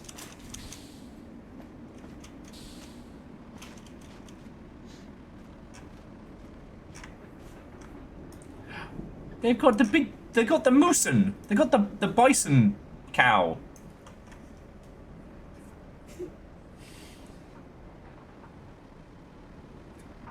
I am Will I am. I do not like them on a train. I do not like them in my house. I do not like green sharks and ham.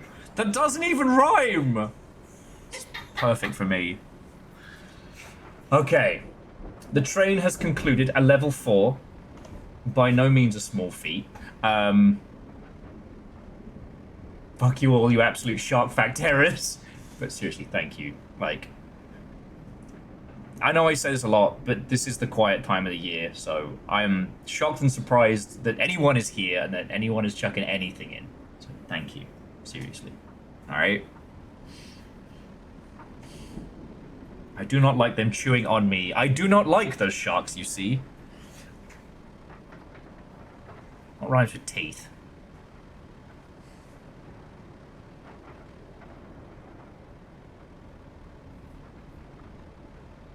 There's more to be done. Alright. How many shark facts? 5. Okay. 25 frenzied facts about sharks. The black-tipped reef shark, thresher shark, sand tiger shark have all been observed traveling and hunting in pack. Fuck off! I should be able to put a price to those for the emotional damage! That's 1. White-tipped reef sharks hunt in groups at night and rest in caves with other white-tips during the day. 2. Some sharks, like blue sharks, hammerheads, and spiny dogfish, form groups based on gender and age. Wow. You said What the Q the word. fuck? Yeah, after you all had done a trade, I thought I was... That's 3 shark facts. Simple chaos. You just did literal chaos.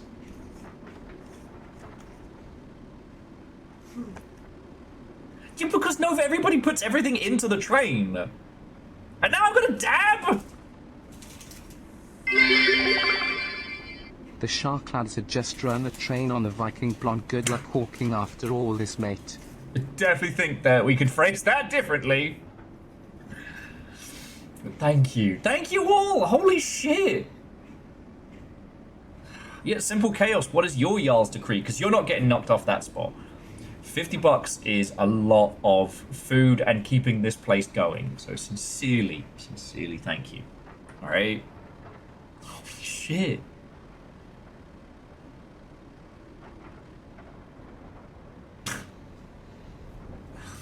Alright.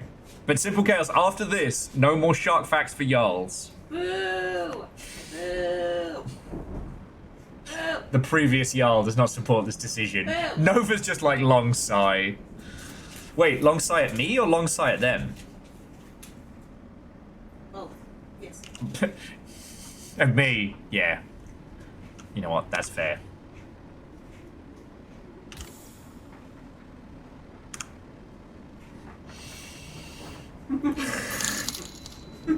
Oh shit! Colon 3. What the fuck? Mephonics, thank you all. Like, fuck. We've made an industrial amount of lasagna, so we're good for food for days. But it's really welcome, so thank you. Because...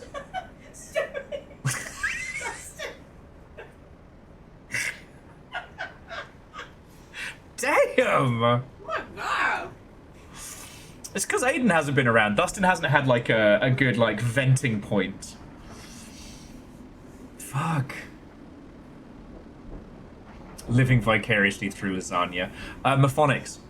Soft garlic bread saved me. Get nice butter. Get some of the pre-ground garlic. Mash it all together. Slather it over like half a bread roll. Top it off with mozzarella. Maybe a little like basil, maybe not rock salt. Maybe just a little bit of the salt.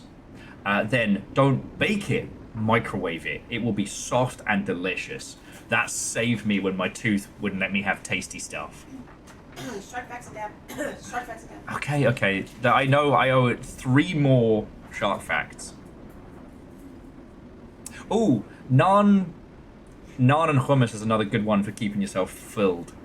I haven't found a good brand Deus that doesn't crisp up when heated, when I microwave it, it's too floppy to scoop hummus. But I do love it. Hey, Aeon, microwave bread is sad, but it's super soft and it tastes like fresh bread because you've just drowned it in butter. Freeze it, then oven it. Okay. Alright, so dab. 3 more shark facts. Look, friends, like, I am not hurting right now. I am not in freak out territory. When I say it's the quiet period of the year, like, it always is. June, July, it's just people go out and do stuff, and that's just the streaming life. But even through all that, you lot are being fucking lovely. And oh wait, where am I getting heckled? Reminder, toast is bread. But is all bread toast? But is the word pasta? Shut up, Nova! I can at least pretend like I'm not in a state of just good old bagel goose. Oh shit, we've got bagels. I think I'll... Okay. I owe you all a dab. I'm just trying to say thank you. Like, it's wild to me that this is what I do. I said multiple times over the weekend, what is insane to me is that I am somehow here and still doing this 7 years on, with the games industry being as fucking wild and a mess as it is. You lot have kept me around here. Crazy grateful for that. Alright? So, thank you. Now I have to make a tea of myself. Deus, yes, let's talk about Creepy Redneck Dinosaur Mansion 1, because we actually haven't... It is quiet, but allow us to make it loud up in here. Plus, aren't you gonna inhale some loud in a moment? Brought to you by Shark Week BTW. Shark Week.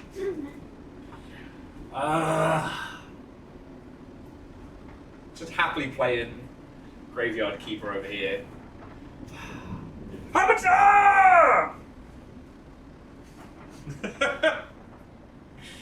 And hot dog, thank you. Matcha tea, no, yeah, that's the other thing is like, it wasn't obviously a thing during lockdown, but people are now back to holiday and convention season, you know? We used to see Tobias all the time, and then that mother hubber is pretty much working from like soon as the sun starts coming out. And Fred, what and welcome. Okay, let me get through these shark facts, and then let's talk about Creepy Redneck Dinosaur Mansion 1, because that's more than just a great bit. So, groups of young female scalloped hammerheads live offshore in large schools of up to 500 sharks. Female bonnethead sharks have been spotted feasting on blue crabs together off the shore of South Carolina in the US of A. And researchers think that bonnetheads communicate with each other to share the location of certain eating spots. Whoa. I mean, DJ Coyle, at least I can be the kind of like the sane company for game dev folks during these crazy times. Which is wild to me that I would be the sane anything in this conversation, but... yeah. And Fred, that's the wildest thing of all of this.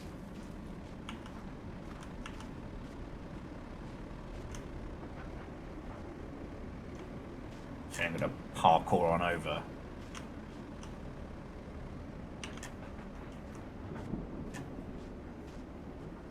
It's a very relative term. Yeah, okay, the relative part of sanity is doing a lot of heavy lifting. But more the case of, like, the Longship is one of the few places where the discourse can actually be talked about and doesn't descend into, like, bullshit.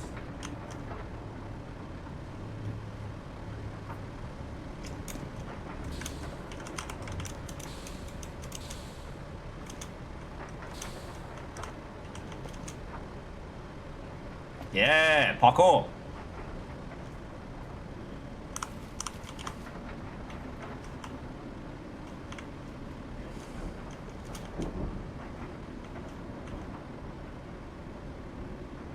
Guess we're going that way.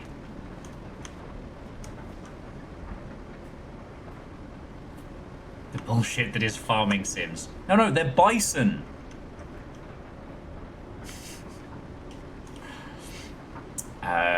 Okay, so yeah, very quickly while I'm doing this one. So if you didn't see, earlier on today, Creepy Redneck Dinosaur Mansion 1 was announced. Now, if you didn't see it, Creepy Redneck Dinosaur Mansion 3 was a match 3 Troidvania that our friends over in Strange Scaffold put together. Oh, some dialogue. What's going on? We can't make contact with the advanced team. You don't think something happened to him? Ha! As if anything could happen to those tough bastards. Nah, must be some electrical storm overhead. Keep trying. Electrical storm. Sure, buddy.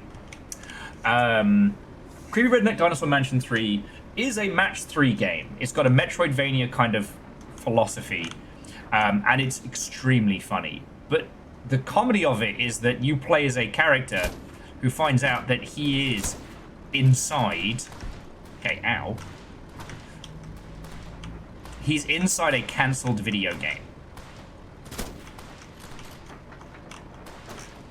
So it's a very impressive meta-narrative.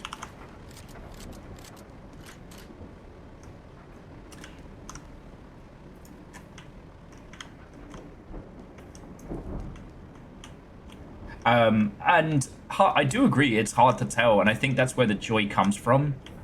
Like, it feels so genuine.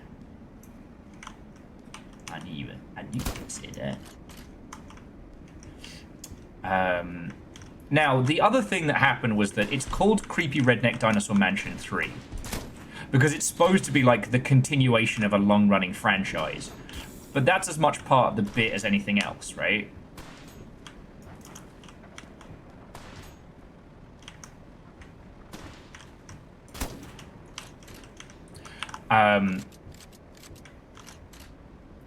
Machity, so Metroidvania, like a lot of video game stuff, it's definitely more based on vibes than like scientific classification. But much like in Metroidvania, where you explore freely, but when you find like the boots of double jumping, you can then suddenly go to a new area. In this, you're match 3ing around the map, and then you gain an ability that allows you to open a door and things like that.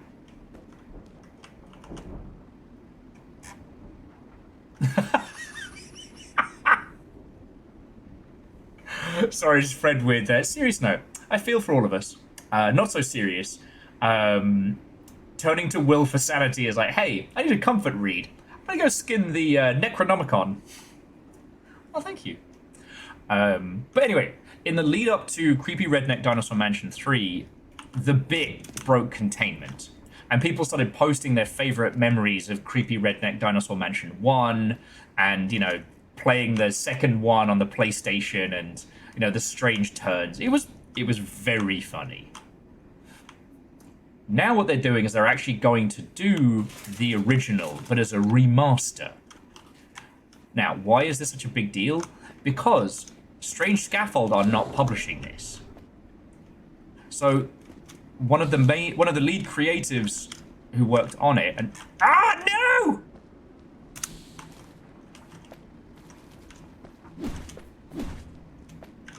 Can't believe I have to fight the bouncy Kilrathi.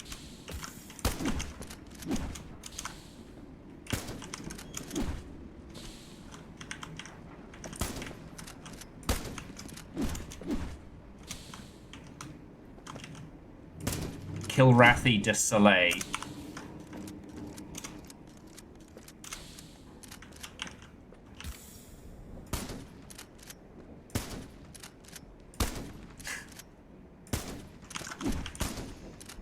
That's not going to stop being fun. Yeah, creepy redneck dinosaur mansion with that strange jump to 3D. There were so many good jokes. Oh,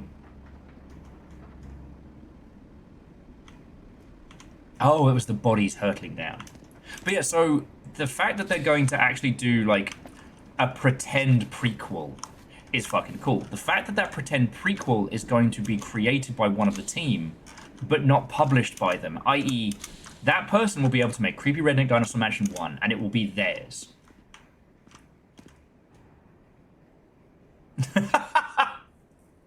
And Nova, I like to think that's the challenge of hanging out with me, you know? That, you never truly know what my, oh no, is going to be about. Did I break the game? Did the game break me? Did we get into mysterious chaos?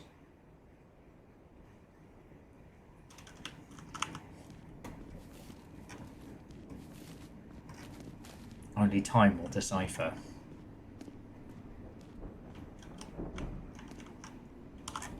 Notice from management. As part of our ongoing initiative to improve employee health, we have decided to limit the amount of smoke breaks available per worker. When you'd like to access the smoking area, you can now apply for a key in your shift manager's office, just through the elevator. Requires the key. Alright, well. Let's go take up smoking, I guess.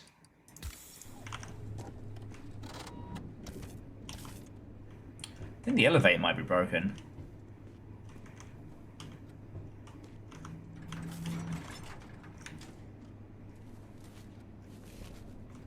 This looks like a great big ambush.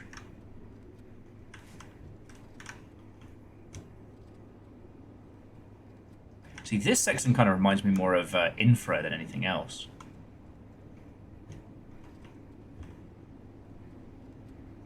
Maybe my gravity shoes will stop me from dying a horrible death.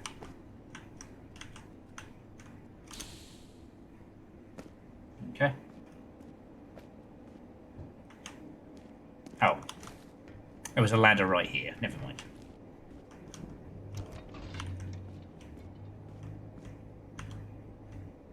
Alright, I'm going to explore a little bit first before we take the path across. One thing I've noticed about this that's giving it this surrealist, not so much horror, but definitely fascinating feeling is how there's no shadows. Like,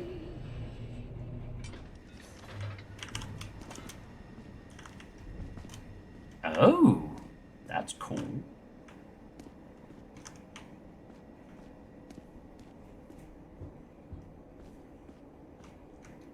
Ooh, that looks like a secret.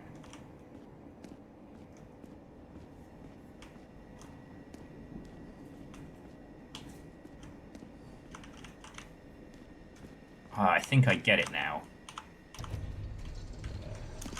If we want to use that, what we have to do is wait for it to get over there, then move it across. Okay. Well, yeah, and Fearless, I realized that it's not... I mean, okay, maybe it's a bug. But if I was choosing to view this artistically, we know this is a megastructure world. Right? We know it's based purely on, like, indoor lighting.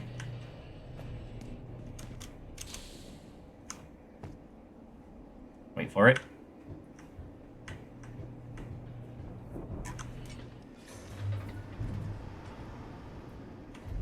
Whee!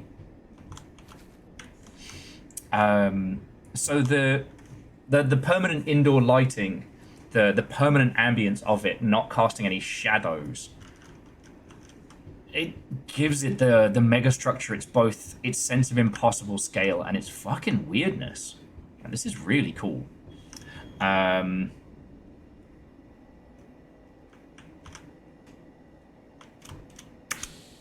Oh shit.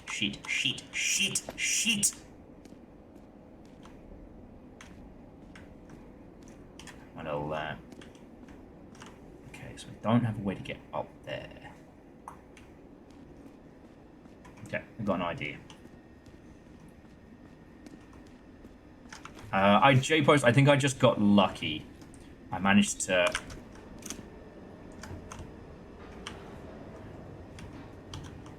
I managed to pop my little jump boost like right before I hit the ground. Which probably saved me from getting my little knees broken. Mother.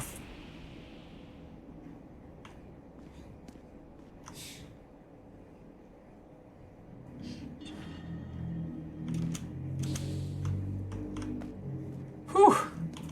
I'm trying to talk about all these great topics and I keep having fucking nightmare falls. DJ Coyle says, on the whole creepy redneck dinosaur mansion, that on top of handing development and the IP, Zalaver also mentioned that the dev was given a core build of creepy redneck dinosaur mansion 3 to use. Yeah, so they don't have to start from scratch over again.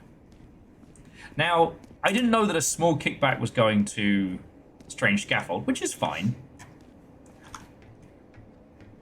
I mean, at that point, why not just operate as the publisher? But I guess that's because I know Zalavir and I know he doesn't, you know, fuck people over. Okay. Maybe I need to be on the other side. Oh, blimey, governor! Okay, I can't jump up that high.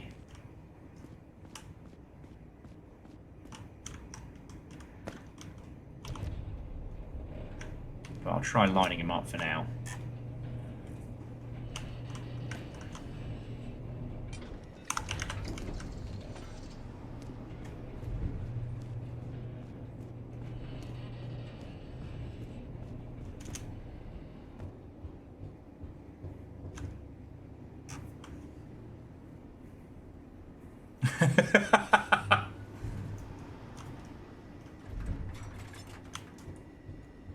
Okay.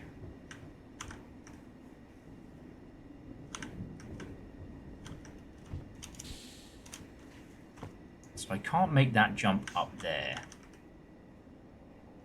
I wonder. Simple Chaos. None that I can think of off the top of my head. I mean, I'm reminded of the tower from El Shaddai, and I mean, pretty much anything. Someone mentioned Shadow of the Colossus earlier. Like, that temple is ridiculous, but...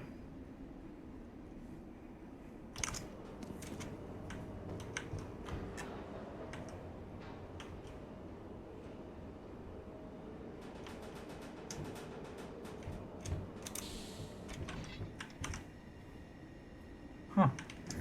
Really thought that was going to break. God, even the switches in this place are huge.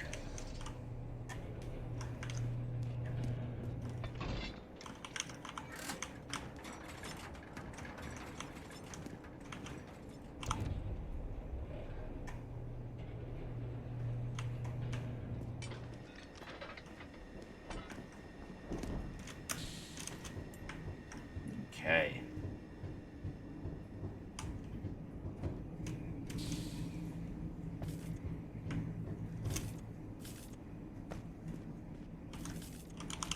Shotgun. Yeah, figured. Okay.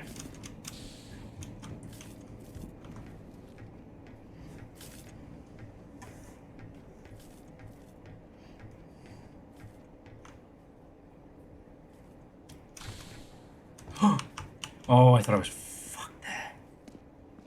Okay.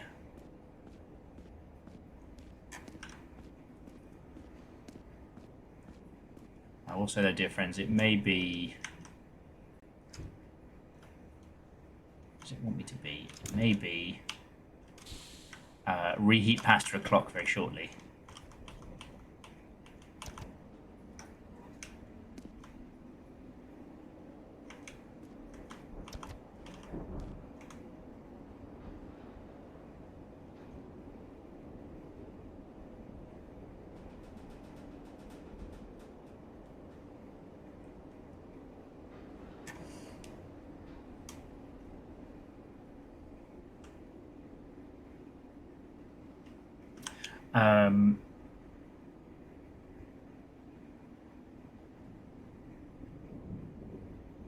Hey! To the Alchemist Joker, what and welcome. Good to see you. Guess who did a crime to someone who was not expecting in Arena Breakout? It's me! Turns out not everybody who plays that at the beginning understands that it is a game where you need to be quiet and not sprint bunny hop everywhere. Feeling very, very proud of myself.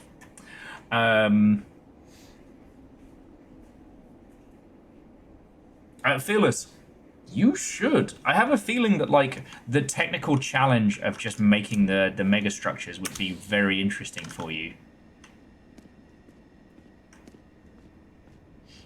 And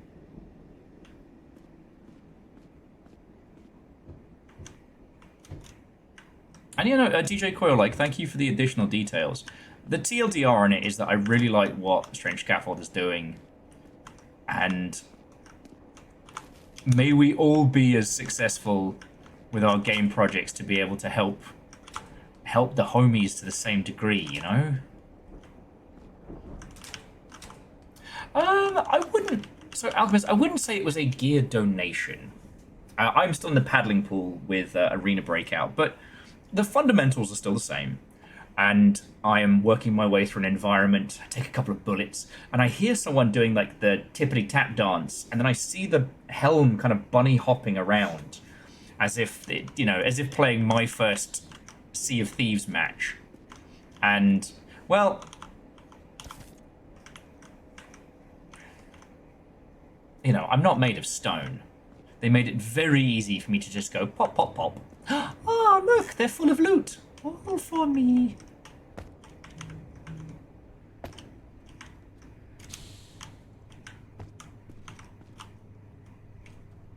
Check it out, I didn't even need to heal my broken body.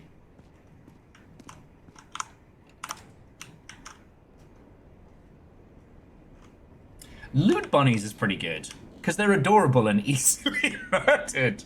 God, that came out very quickly. I am so sorry. But, yeah, I spent a little bit of time with it last night because I just wanted to, you know, get my feet underneath me. And it's interesting.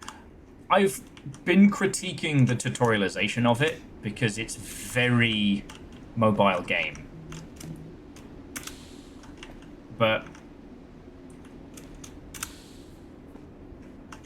oh. Nope, he's dead. I knew one of those was going to get me.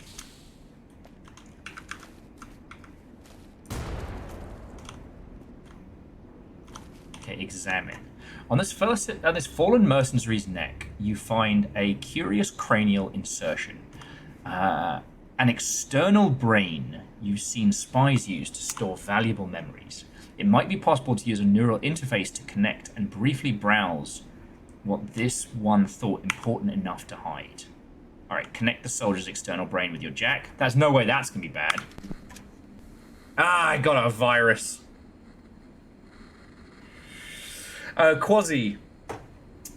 Is the topic of it how amazing carbs are?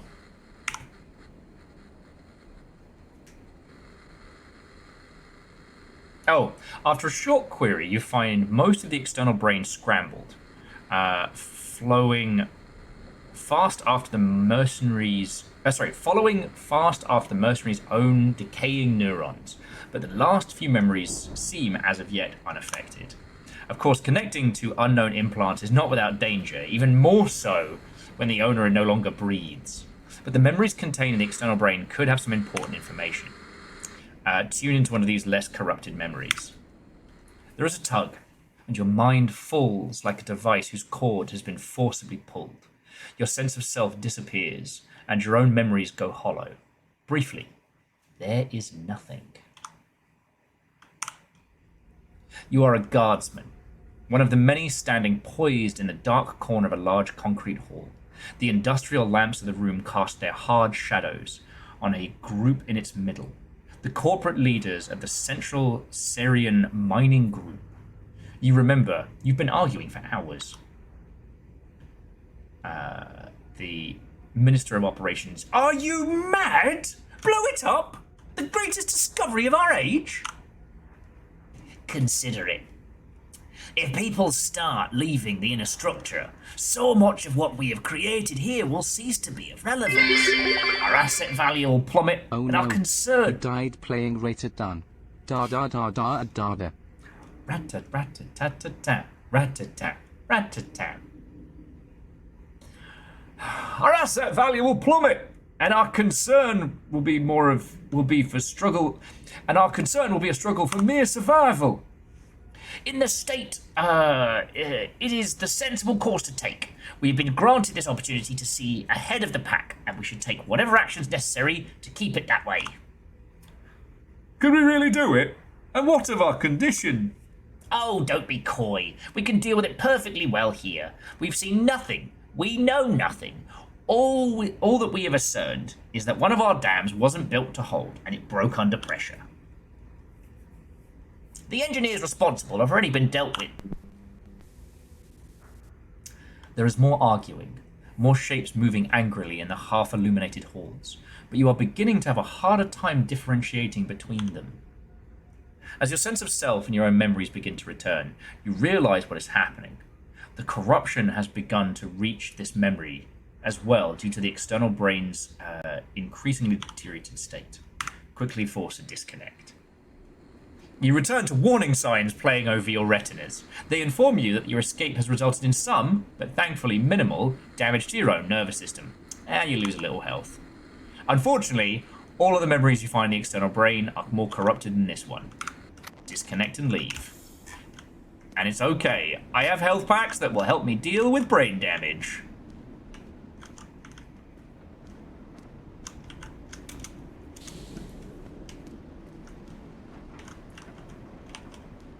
Yeah, would someone please think of the shareholders?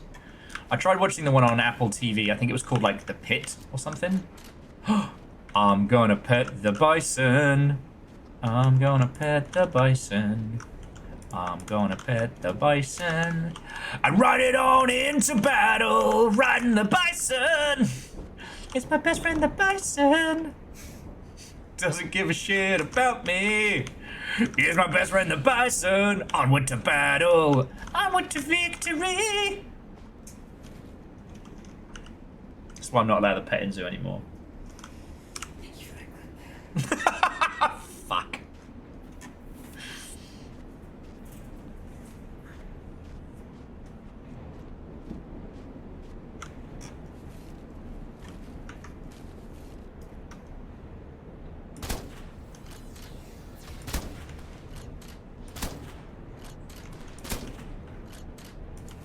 Oh, shotgun time.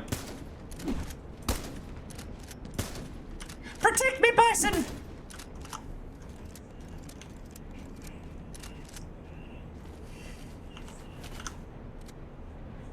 Yeah. Can't pet the animals. 0 out of 10. Refund required.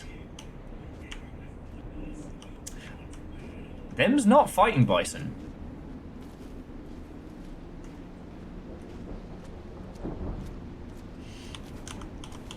So yeah, oh no. This is gonna be how you win the fucking contest, isn't it?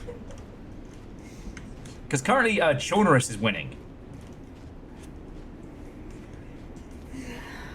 Oh, excuse me.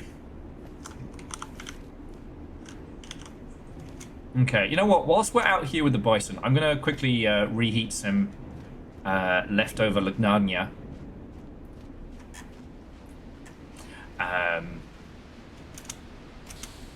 Oh yeah, no, Beeble Bees, we're inside a giant mega structure. The thing that you just came in on, basically, the powers that be that control swaths of this area may have just found out that there is, in fact, an outside. In the beginning of the game, they talk about how, like, for years, factions have theorized that maybe, just maybe, there is an outside. And, you know, eternal quests as to who could find it.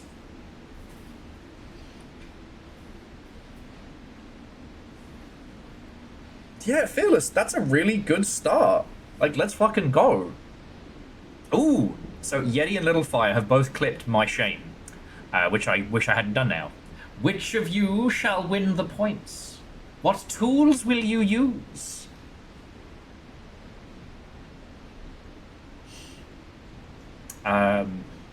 Yeah, no, so friends, I am ravenously hungry. So I'm going to reheat some pasta.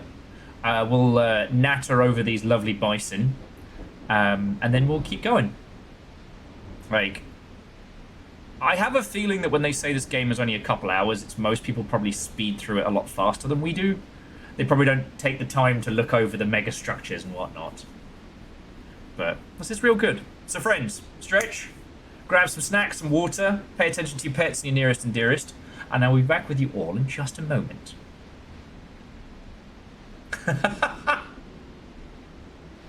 Nova clipped the salute.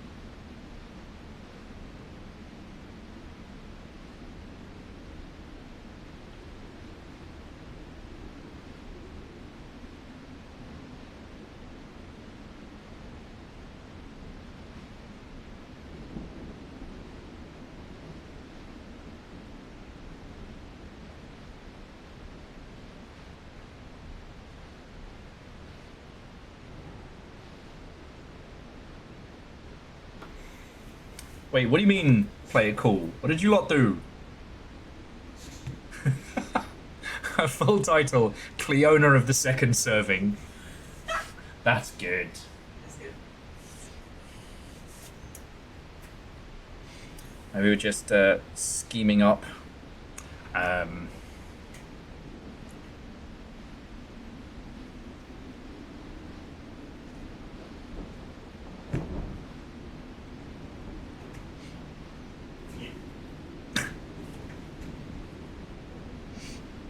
Don't worry about it. Wrong window. Oh, okay. Okay, I shall worry not as we look out across the bison.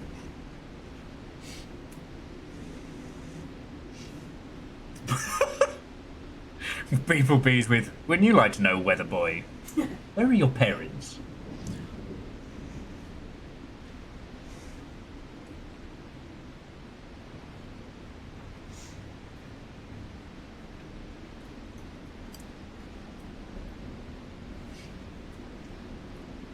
The concept that this megastructure's stratas are so huge as to have their own weather conditions. One of the things that I don't know if they ever really captured the size of it, but I love Fallen London. If you are a book nerd, you should play Fallen London. It's essentially a choose your own adventure RPG set in the world of Fallen London. The premise of which is rather simple. The entirety of London has been stolen by bats and dropped into the Great Undersea, a cave the size of a country filled with water. It has been 10 years, and the screaming has almost stopped. Yeah, oh no, Fallen London's exceptional. Now, most of you probably know Sunless Seas and Sunless Skies, but... Oh no! Snow Wolf, I respect you for going outside to grill the delicious meats, but no.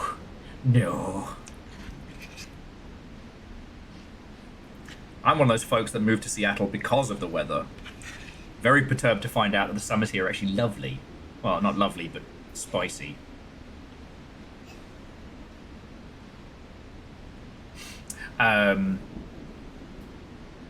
But yeah, the sheer scope and size and scale of Fallen London is a hard one to encapsulate visually.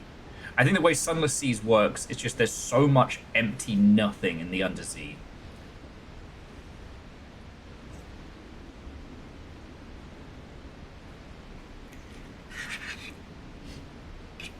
Now, most people fell in love with Fallen London because of the wonderful, wonderful writing, which is exceptional. Best encapsulated in the... What is it? When you're being quizzed at the beginning, and it's like, are you a man, are you a woman?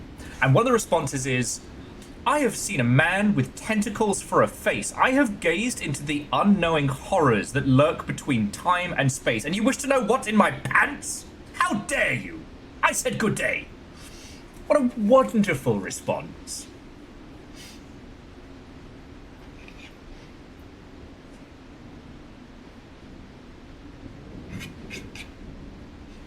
But I often think about the logistics and size of the Undersea, and how, like, London's already a pretty gloomy space.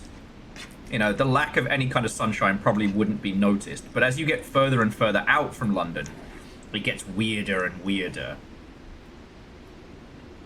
I do highly recommend playing Sunless Seas if you get the chance, but consider modding it a little bit, because it's kind of a roguelike, but early on, you have to play a lot of the early missions repeatedly to get enough capital to start doing things.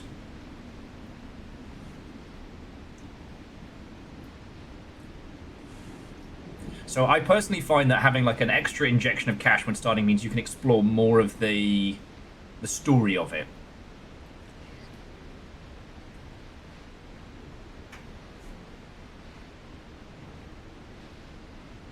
Yep. That's the interesting thing of like Snowball. It's hard to explain to people from Seattle that the London gloom is far more oppressive. Out here you get the grey and you get this kind of like this mist. But ultimately, you know, the areas around Seattle are very green, very lush. The areas around London are more London. You'll be lucky to see a tree outside of Zone 8.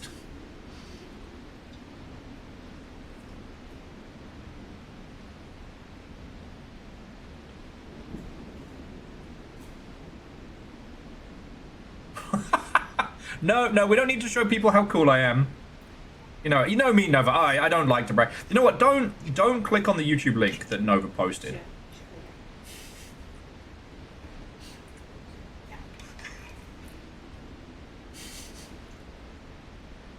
Fuck, which one is it? Which one is it? Oh no! In fairness, that was Kyle's line. I was just a vehicle. God. Yes, now, London weather is made bearable by Greg's. £1 sausage rolls, saving you. Excellent kebabs.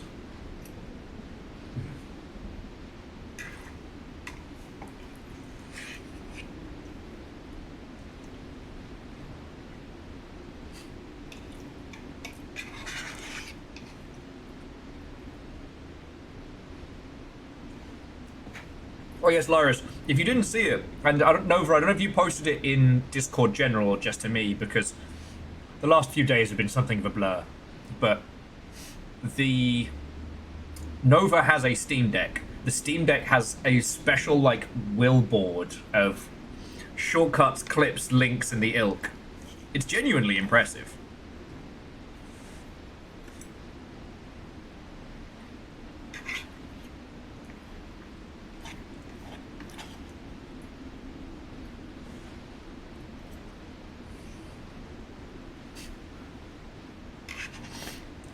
Oh, good.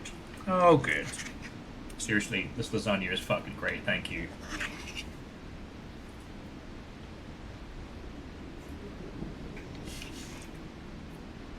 But what about second Steam Deck? You can actually run multiple Steam Decks in tandem as well. Because I've got a tiny one around here somewhere. It's like one of the little 6-button ones.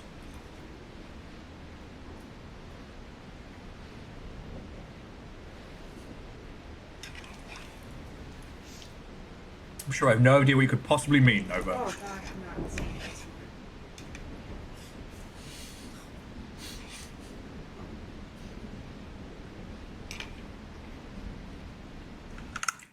Hang on.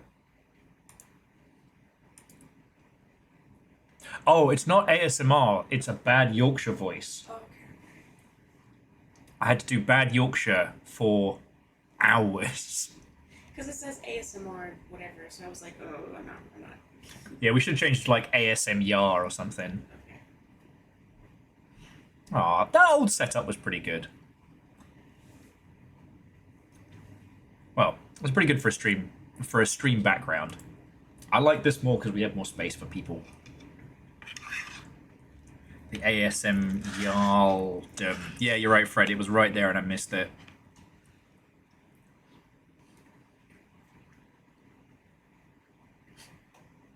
Actually, no. It's a hot dog.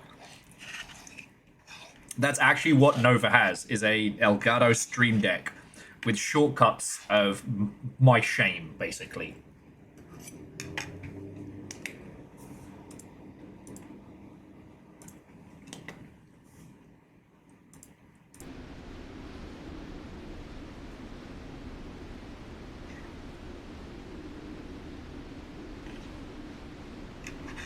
I don't know.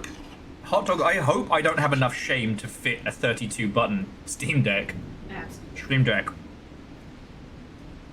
You could have at least pretended to think about it. No.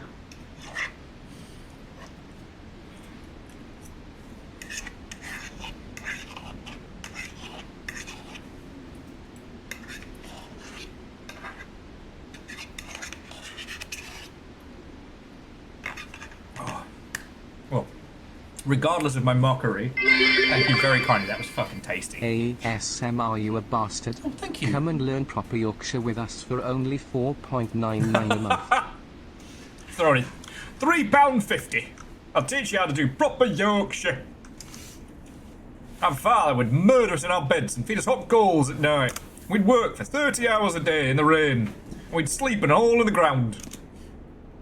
Our kids these days, oh, they don't know how good they have it. 10 bob. Scotty, thank you for the bits. Okay, I have been fed. I've been watered. Let's mega these structures. That's a lot of landmines. Let's try the other way first. It's a lot of landmines. Landmines. Make sure these poor moosen don't get exploded. Oh. It's a little too warm, hot dog, and I definitely inhaled a lot of coffee before we got started. But there's always time for a cuppa.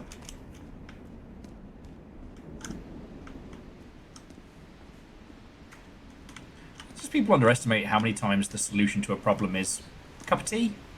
Alright.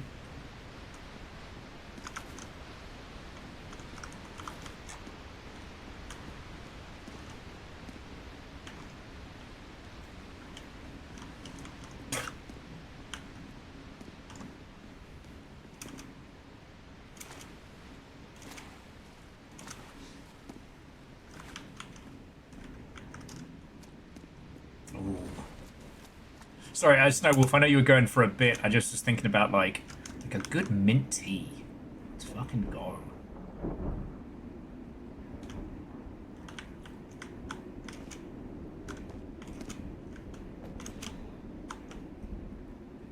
It's fine. It's just a normal bridge.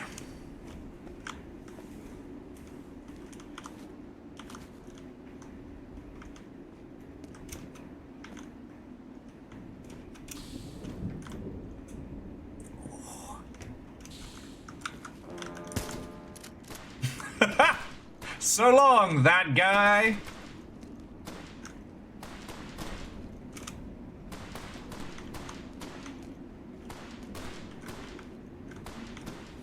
He duted his last doot.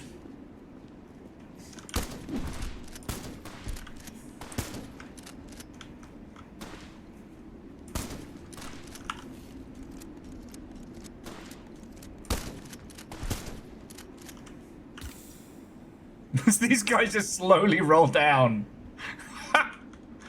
Oh.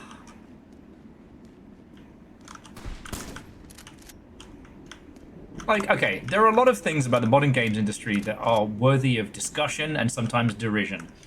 But the fact that we've now made, like, ragdoll physics a thing that anyone can have might be one of the best things we ever did.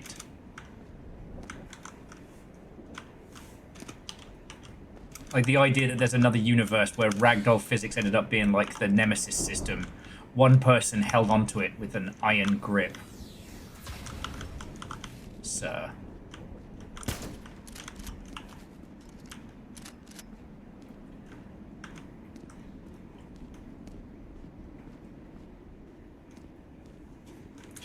Ah, the good old Gary's mod physics. Ah, good times. Also, though, like if you go back and play Bloodborne, everybody forgets how fun the physics are in Bloodborne. They didn't put them in Elden Ring, and I think that was because of just the size of the game.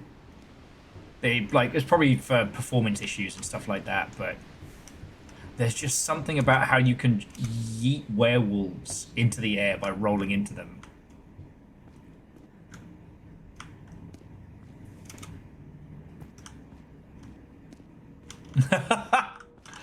Snowwolf, is this one of those things where I ask how many times you played Bloodborne, and it's like new game plus, and then it's not even a number, it's like a little like algebraic expression. Fuck. Haha! It's me! Jumpman!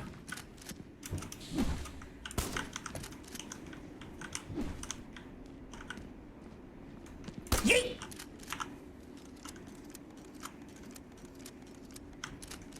Yup. And Virals, I have a feeling, I can't prove this, but I have a feeling that FromSoft is still very sensitive about what happened to Blighttown, because no one ever let them forget that. Like, I have a feeling that whoever was responsible for putting Blighttown together still gets shit about it.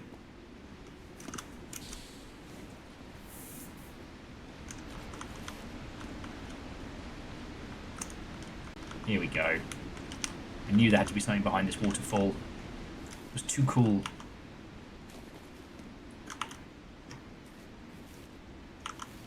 Oh, yeah.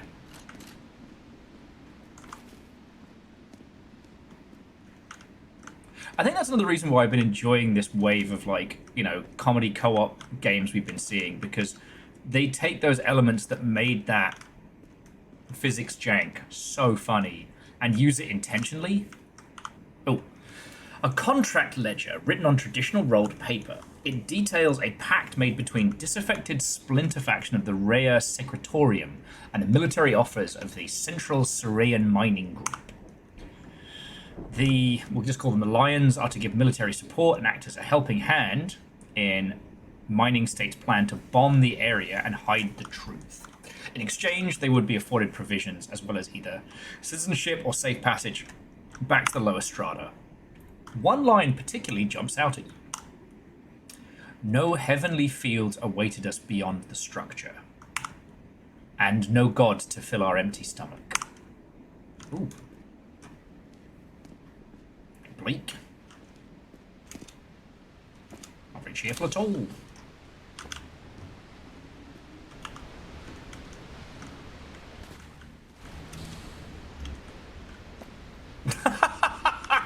You know what, Fred? For a second there, I was wondering where you were going with that. Fred saying that last line is something the guinea pigs would write.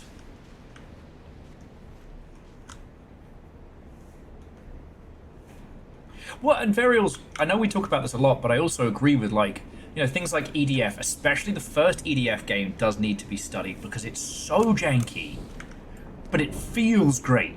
It was, like, everything in service of an idea is something that I feel I talk about a lot. But, like, if you can make something like the first EDF on the budget that they made it, and it feels good, then you're onto a winner.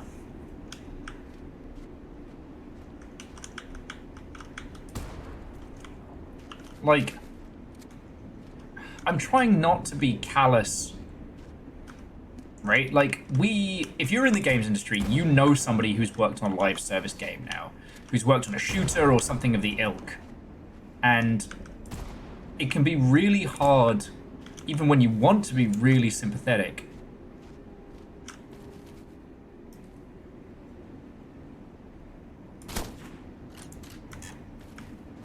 Because with a lot of those titles, they didn't find that spark. They didn't, I don't want to say find the fun. That makes me sound like a right bellend, but the game wasn't in service of an experience. It was in service of a business model, you know?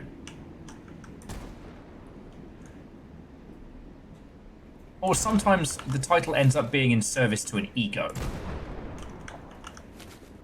So I was trying to think about, like, Lawbreakers. Because, like, that wasn't intended to be a live service game in the way that we know them now. Alright, where's the rest of you? But it was a mess.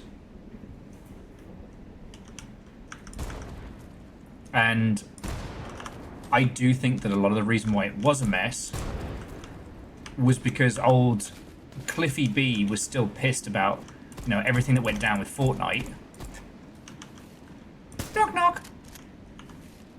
And so reached a level of, like, stubborn, I know better, that, you know, a lot of decisions around Lawbreakers were him trying to prove that he was the guy to, I guess, nobody but himself. Traveling Snow.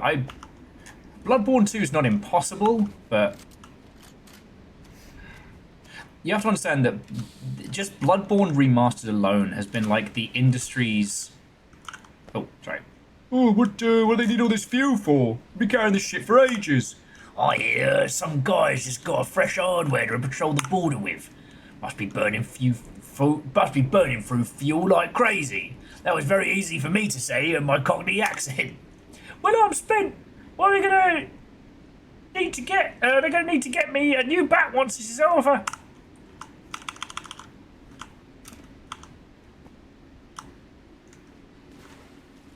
Well, so Snowwolf, they didn't end up buying FromSoft. They put in... So Sony now have a special strategic partnership with FromSoft parent company. But that's predominantly based around anime.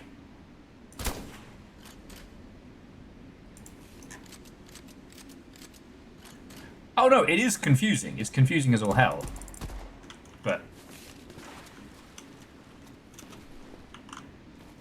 Oh, and when I mentioned Fortnite, basically, Cliffy B left Microsoft because he was basically going to be made to make Gears of War forever. So he left Microsoft, went over to Epic to make his big game, Fortnite, which, as you all know, was originally going to be a craft and survival, like co-op survival-y game, but with kind of a cartoon art style. Oh, Half-Life 1, is that you?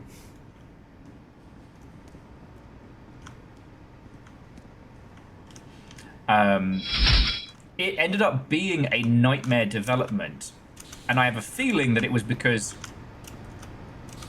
old Cliffy Cliftopherson was being told by hires up a lot of what he could and couldn't do, and then ultimately he bounced on the project, and it became kind of like a little, well, I want to say nightmare project, but it was a cursed chalice for quite some time. Now it's one of the biggest games on the planet. Ah, piss!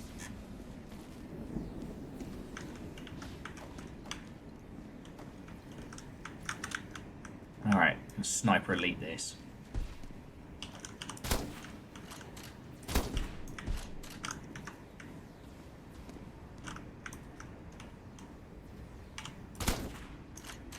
Okay.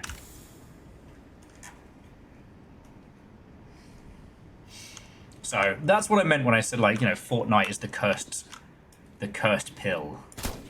Because what happened with Fortnite is that everybody who got left, like, holding the baby with that one had a very bad time. And then whoever it was in office that decided that they were going to try and put the Battle Royale mode in, changed the fortunes of that whole project right around. Anyway, sorry, jumping back. The reason I bring up Lawbreakers is that, like, when Cliffy started Boss Key to make Lawbreakers, he wasn't beholden to anyone. Like, Lawbreakers was his. He was full creative lead, he was full business lead.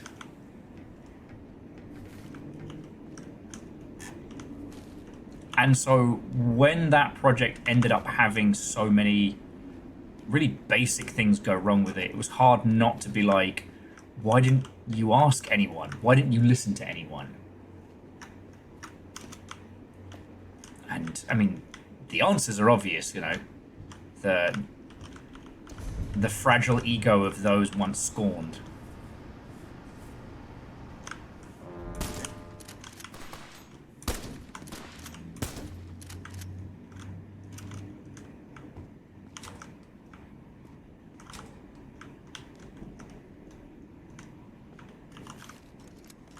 Snowwolf, absolutely.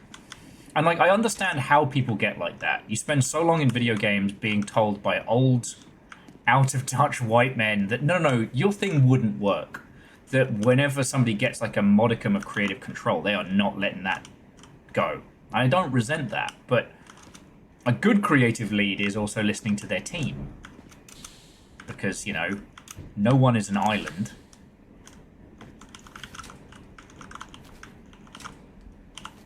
And creative homogeny is a very quick way to kill your project. Okay, for those who don't know, so Lawbreakers was unfortunately annihilated by... It was annihilated by a lot of things. Predominantly Overwatch. But it was a classic team v team shooter. It wasn't a hero shooter per se, it was a class shooter. Like, whether you consider TF2 to be a hero shooter these days or a class shooter is a philosophical debate for times when we have way more alcohol in our system. Marvel Rivals is a hero shooter. Overwatch is a hero shooter. TF2 is a...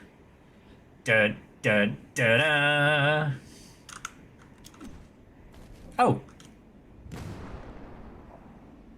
Apparently I have grenades. Now I know.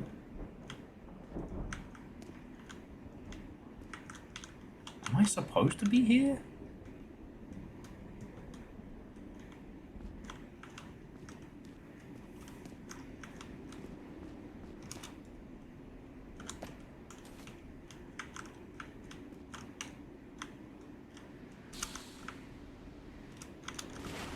Yeah. Okay.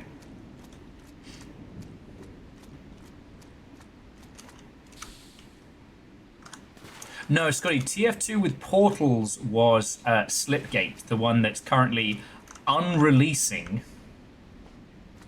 Oh, we never talked about the Slipgate saga. There's not much to say other than they're unreleasing Slipgate 2, the whole project is in freefall, and the main guy behind it has gone batshit insane.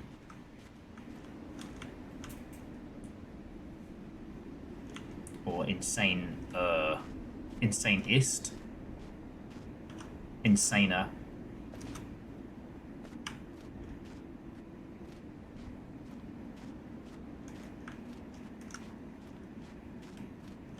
Oh, yeah, no, it was Hat Guy. Well, so Scotty, that was the problem. Lawbreakers was unfortunately very forgettable. So the idea, it was like future cops versus future robbers. The hook being that alongside it being a 3-class shooter, like heavy, light, support, etc., it also had gravity fuckery. And it was going to have this rolling out lore and all these other different elements to it. Unfortunately, it fell prey to a lot of the same problems that Brink had. Indistinguishable classes. It being genuinely... Ow! Difficult to tell where you are and who you are working with.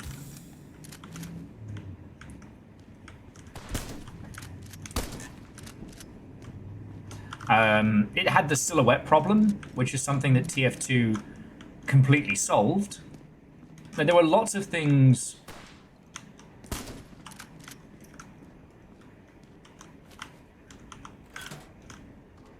Okay. There were lots of things about Lawbreakers that... Like, okay, there's no way they could have known when they started Lawbreakers that Overwatch was coming and it was going to release the way it did and change the world the way it did. Like, love it or loathe it, Overwatch changed video games. They changed shooters. Right, all right. A lot of us in the industry knew about Overwatch from back when it was like going to be the next... It was going to be the FPS MMO that Blizzard had been cooking for a million years. That they morphed it into a hero shooter, still kind of smart. Like, you know, imagine if, I don't know. Oh, what's the one that's about to get turned off? That BioWare one. Anthem. Imagine if Anthem had gotten this same kind of like, alright, this isn't working as a looter shooter, like, games of service game, but what if we turned it into something else?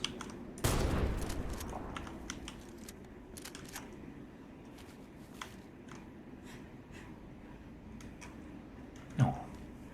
So, the silhouette problem, I know, is common in a lot of different design philosophies and practices, but in video games, it predominantly refers to multiplayer games, where because when a player sees another player, they have to make a split-second decision.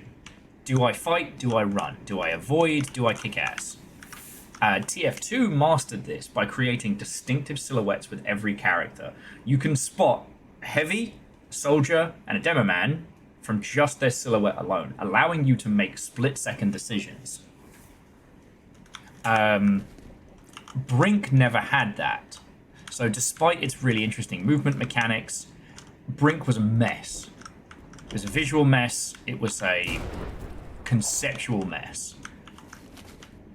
And then Lawbreakers did exactly the same thing that Brink did. Like, hey, we fixed this problem. Man, this structure is sturdy from how much I've blown it the fuck up.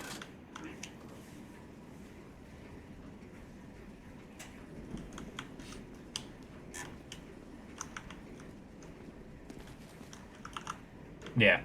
So yeah, I don't know it as well as I know video games, but I'm aware of things like, you know, in comics and manga, the silhouette principle, that your protagonist should always be identifiable by their silhouette. Even if that silhouette is weird and strange, they should always be identifiable. In shooters, it's very much the same. Some of the more modern shooters do lead to an area of kind of frustration, because you can't tell what a person is shooting with you in a shooty gun bang game until they have already shot, gunned, and banged. But that's another story. Oh, Fred, sorry, what was that? I couldn't hear you from over there. It sounded like you said Will is correct, but that can't be. Could possibly be true, honestly. Well, yes, hot dog, exactly. Like, again, I don't like Overwatch for a myriad of reasons. But when it comes to design, I'm happy to talk about it, because the whole rock, paper, scissors element... Woohoo! The whole rock, paper, scissors element, when it is applied to hero shooters, is very important. Because you know, all the tanks are big fridges with huge shields, you know. Your DPS are all slender, venomous... I don't know. I said venomous twinks. I guess I'm thinking about Elden Ring again.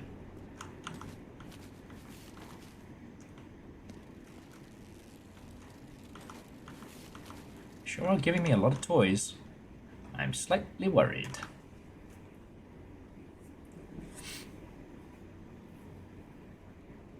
Fred, very good point. Very good point. But it is something they mastered, and it meant that for conflict and engagement, at least for players, it was understandable. Should have known.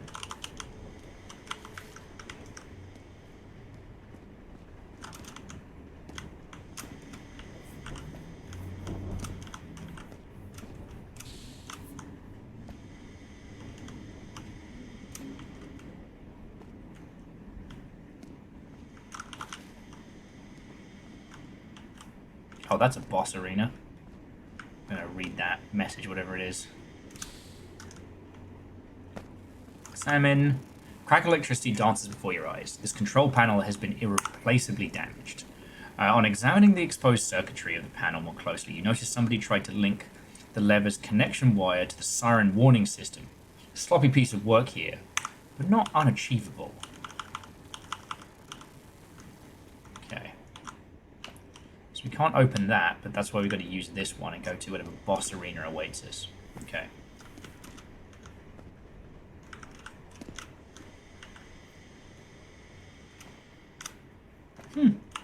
So, hot dog, it might do. I've only ever used the rock, paper, scissors metaphor just because...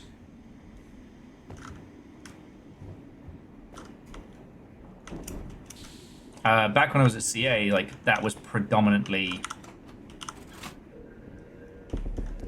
Knew it. Back when I was at CA, that was what we used to talk about...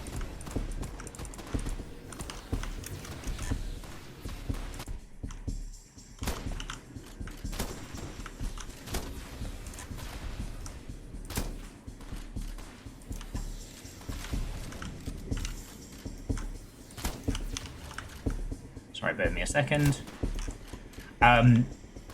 That's what we used to do. Used to talk about, you know, the whole infantry, archers, cavalry setup.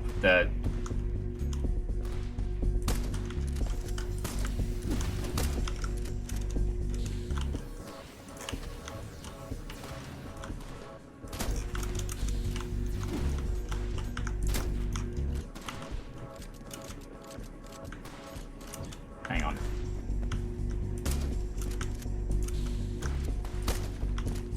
Because obviously the Holy Trinity is brought up a lot, but that's usually only in reference to tank, healer, DPS. It's the other bastard with the gun. Come back here, you bastard!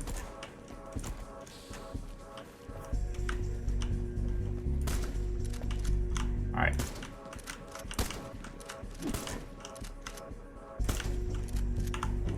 Alright, next contestants are police. Oh, I fucking did it! Oh, nice! First time, every time. Ah, yes. I got to meet Chris Taylor very, very briefly. We're talking about Chris Taylor, i.e. Cave Dog Interactive Total Annihilation Chris Taylor, right? Like, I'm not going completely loopy. And, like, Bad Hot Dog, I mean, you know, I can't claim any credit for...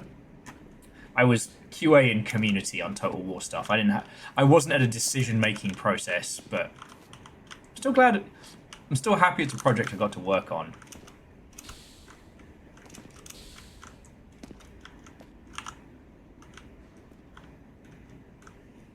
Yeah. Real good bloke. Real good bloke. Okay. So we made it past here.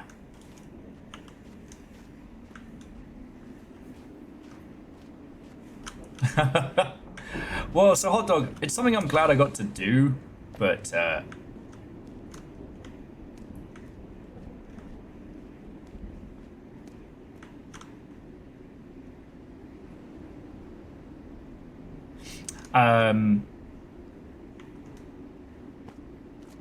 I still think... Oh, come on!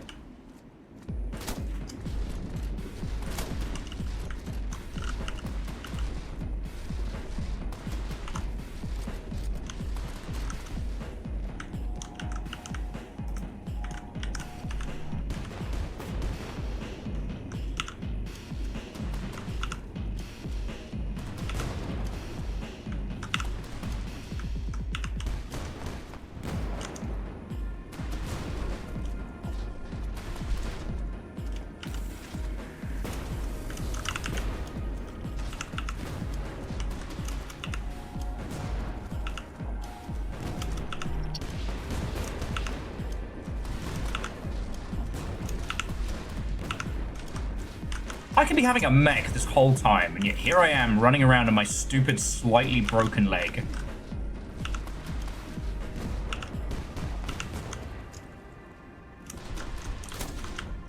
Ooh.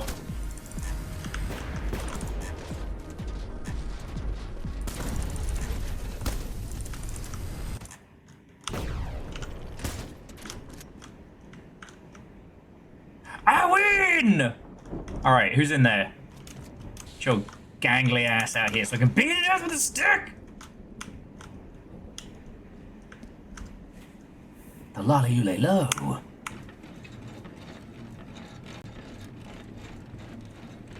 Oh, there's a little guy from earlier. Check it out. Sup, buddy? Thanks for all the help.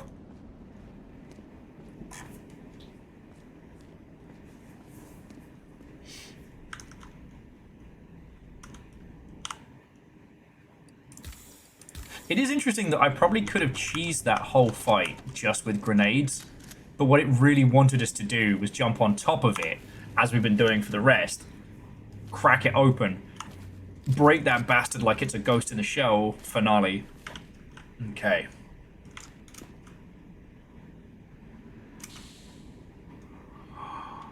Oh. In the words of Abraham Lincoln, fucking wee.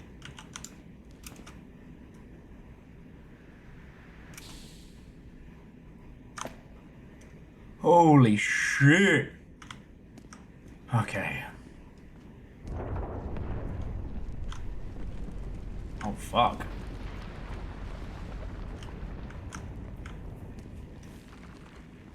In the far off distance, that whole thing dropping away. Like, fuck me. But yeah, like, a hot dog, we were talking about this the other day, and I was just trying to explain, like, especially with RTS games, QA can find everything, but whether or not it can be fixed is another matter. Fucking hell. We were talking about, like, edge cases, predominantly around speedrunning and things like that, and I was saying how in, especially Napoleon, you could force fire cannons directly at a hill, and they would ricochet up and have impossible lengths. Okay. Hey, well, Snow Wolf, it's also one of the reasons why I play different games on the regular, because we've all got our phobias.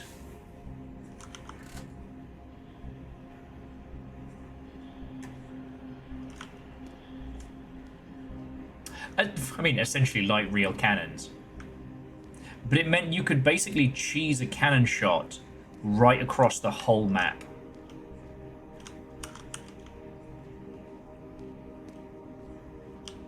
It was really cool.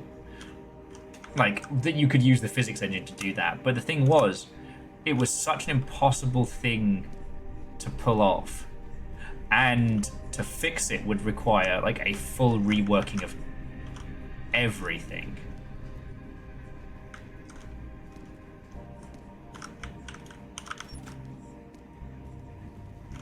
All right.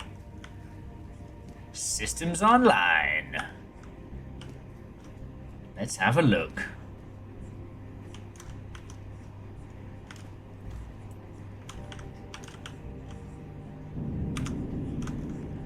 All right. Okay. The ancient terminal whirs to life. An endless wall of code cuts across its dusty display. The pure language of machine. Line by line, you begin deciphering the message. Current working hour is... The number of operating hours exceeded the statutory Artificial Intelligence Safety Convention. Please contact Maintenance and Committee for machine euthanasia? Fuck. And replacement. This is the computer's like, please kill me. The same message keeps repeating again and again. Other functions seem unrestorable.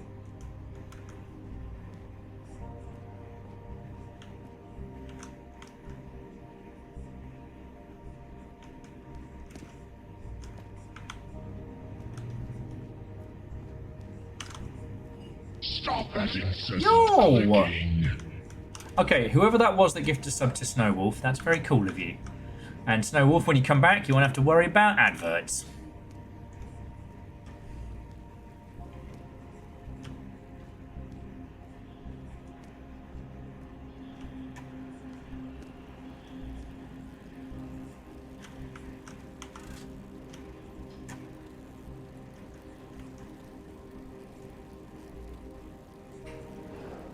This seems safe.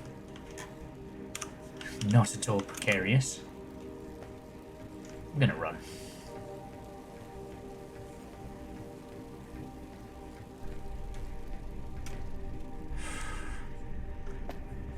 No fall damage.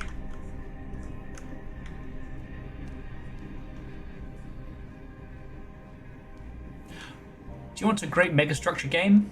Stray. That just struck me. This would never pass OSHA inspection. Okay, 06. Planet Surgery. Oh, wow.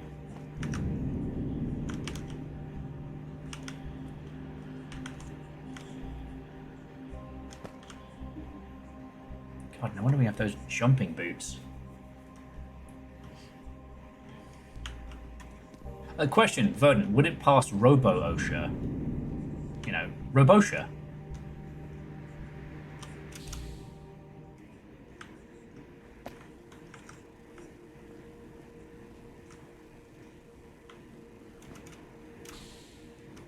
God, everything is just impossibly massive.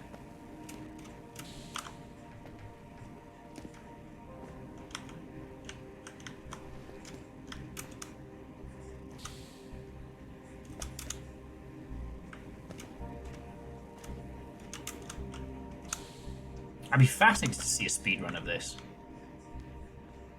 Okay. Appears to be no anything else here.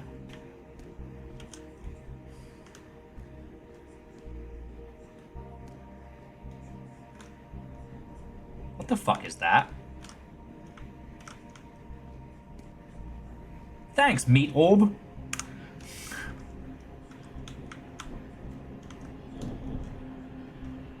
Oh shit, we are far above the land.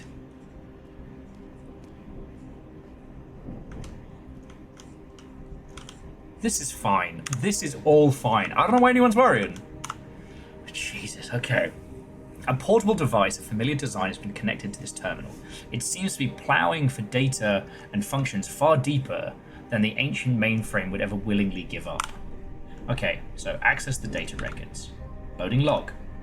Megastructure designation H5 artificentric. Structure type counterweight world. Description. A counterweight world is a type of physically smaller though much heavier megastructure built within a far larger one. Counterweight worlds were created with the purpose of gravitationally bringing orbits of planets and other celestial bodies that would find themselves in the way of the outer structure's expansion. Having been created before most of the other nearby structure, they would restrain and prevent the intruding celestial body from striking its walls or ceiling, thus ensuring the structure's future stability. They were most often built in the very earliest ages of construction, especially in what we now regard as the former inner solar system. What the fuck? Additionally, like with many other utilitarian yet complex, yet crucial complexes, a large maintenance team would remain inside these structures. The species they were known to seed have often had their origins tracing back to well-patterned gene pools, their biological parameters usually chosen to best assist in the specific task of the structure's future preservation. Holy fuck. However, when the megastructure's expansion past the Kuiper belt, with maintenance teams having left the structures, contact with many of these counterweight worlds has been lost. As such, it is very difficult for us to verify their present stability. Log end. Okay. So that's a fucking planet out there. Ooh. I don't usually get vertigo from games, but I think I got it right there.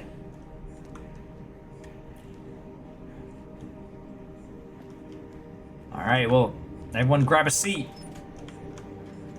We're gonna go kiss a planet. Should probably strap in, shouldn't I? Oh god, there are no seat belts! Look, notice, now we're outside. There's actually shadows cast.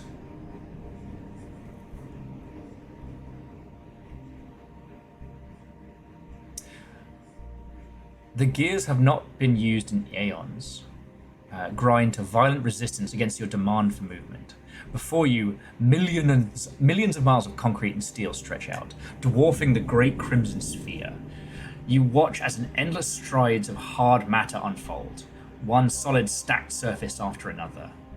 And as the slow descent of the elevator continues, you begin to glimpse for the first time the true vastness of your escape. Many hours later, the elevator descends to its lowest point, at last coming to a halt above the raging oceans of liquid coolant. The industrial towers holding up the ceiling like mythological giants of ancient tales. Finally preparing to leave the elevator, and facing the ever-strange landscape, you nonetheless find a familiar step of your nomadic wandering returning. The promise engraved on every mile traveled that the seeking itself is the answer. Thank you for playing. Fucking yo! How's that for a slice of fried gold? Oh, shit. I'm not gonna lie, I kind of want more. I really kind of want more.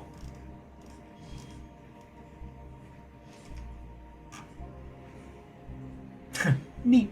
I just think it's neat.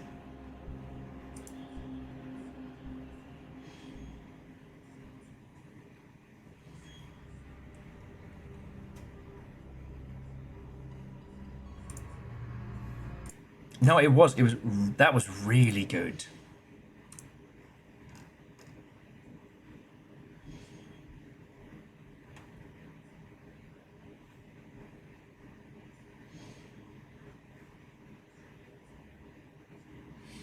Okay, and there's still quite a few little secrets and additional things to find, so if you do choose to pick it up for yourself, it should at least have some more things to intrigue you with. What a fucking good game.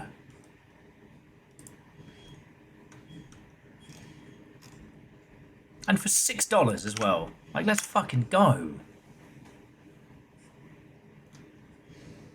Now, let's, we'll leave this up because we're talking about it, but we'll...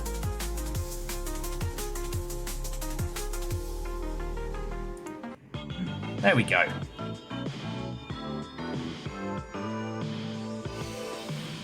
Yeah, no, so that was very, very good.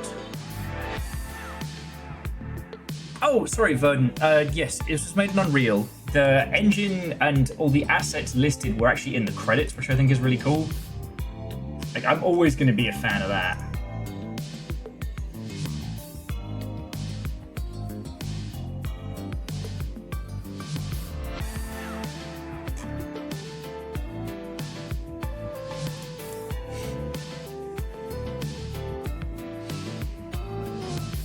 Okay.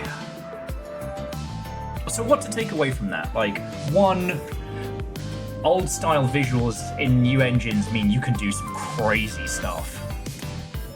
Fuck, that was good.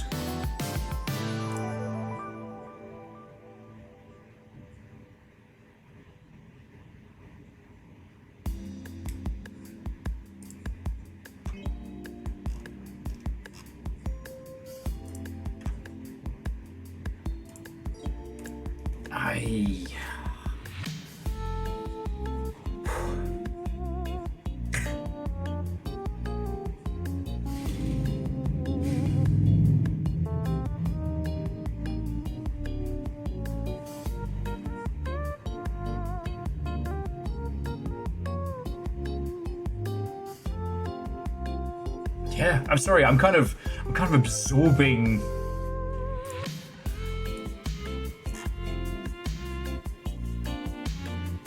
There's so much that you can work with on this. I think it is thoroughly fascinating.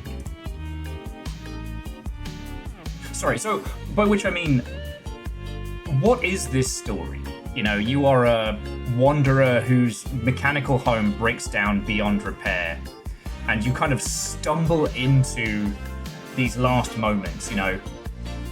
From the lower strata, a group of, I guess, fanatical lion soldiers who just betrayed their king and left him for dead, only miles away from the edge of their known existence.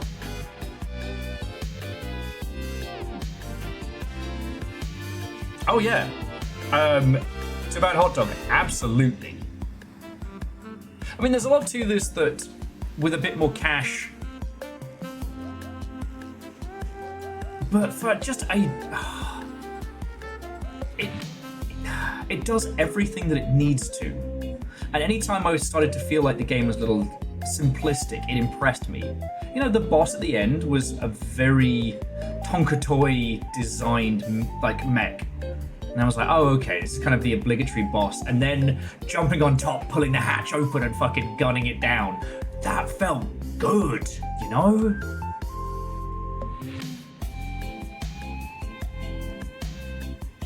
I did think the fact that the game doesn't really cast proper shadows until that last bit. Like the flat grayness of it representing the inside, and the outside of it is a whole ass celestial body. The concept that this is one of a bajillion like ultra mega structures.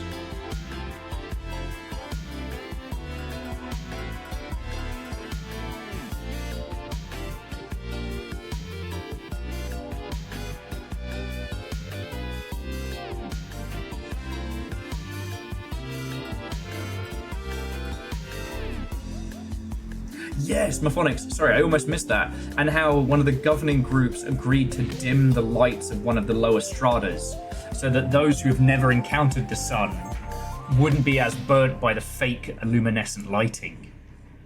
God, that was fucking good. And I think, yeah, no, Scotty, the flatness worked for it massively because it felt grey and washed out, and you could understand someone's want to leave, right? You know, it's like a holiday in Skegness. It's grey, it's miserable, and you would rather be anywhere else. Or Blackpool. Blackpool's probably a better target. I'm always constantly impressed in what can be done with something so small in scale. According to Steam, we only played that for 2.5 hours.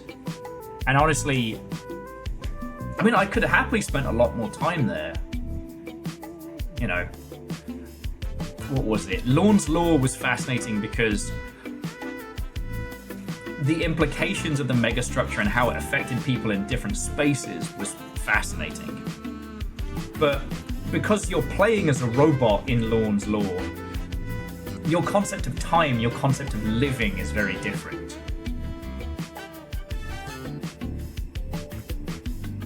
Yeah, and Scotty, that's a very good point.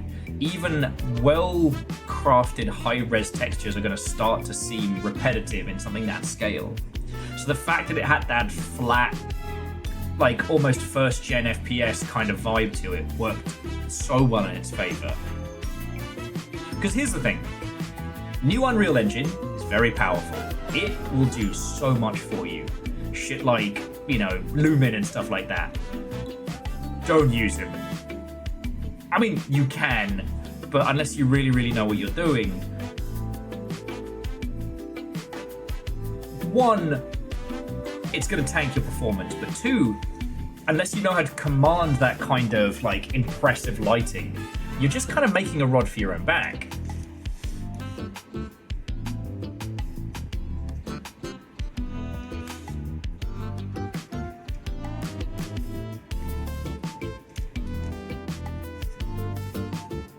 Big lighting for the win. Like, dynamic lighting's all fun and games until somebody's PC melts. But I digress.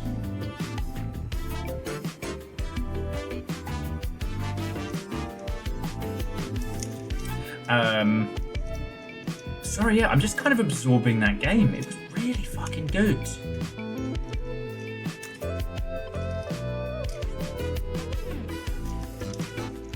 Yeah, I also liked it didn't go for a horror freak out ending. It didn't go for a miserable ending. Like, ultimately, what does the character say at the end? That, you know, it is the journey for all wanderers. It is the familiar idea that it's the journey, the exploration that matters. You know? There's a fascinating conversation to have with this one about, like, how does your life change now that you know that? You know, like, it's good when you start smelling smoke. God, yeah.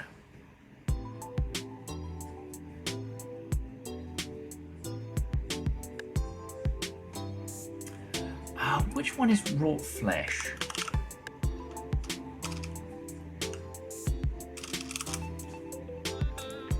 Because that rings a bell.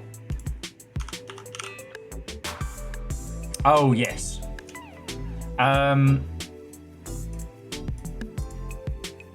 Oh, so I've had that one on the to pick up, but it hasn't been on sale.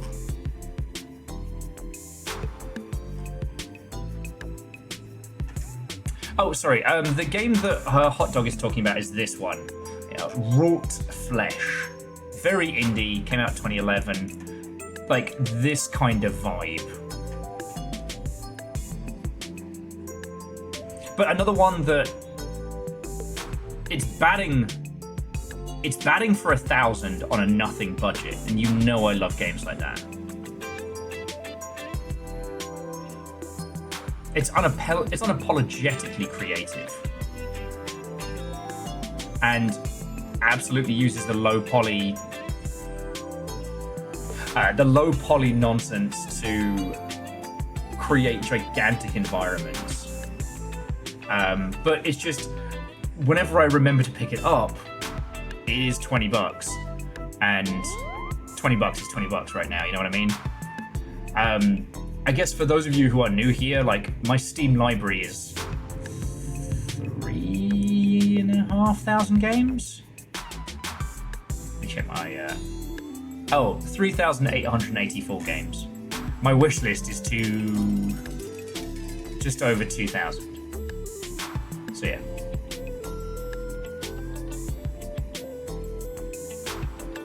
Yeah, and I mean, Hot Dog, we could talk about the pricing on games until the cows come home. But yeah, so Beeple Bees, it's not just equipping organs. You are essentially like what did they call them in World of Darkness? You are a made creature. You are a Frankenstein monster. You're a... God darn it, they came up with a really cool word for it. Is it homunculus? I mean, homunculus is correct. I remember there being one... Promethean. That was it. You are a Promethean. And you are built from the pieces of broken gods. Okay, so the Twitch delay is still a little pronounced, Mephonics. Yeah, Promethean. Thank you.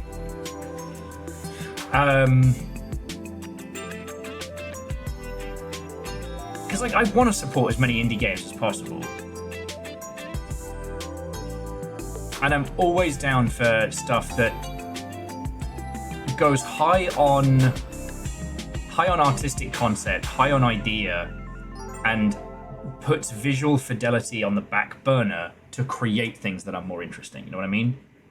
So, just so you know, Hot Dog, that was one I have on my wish list.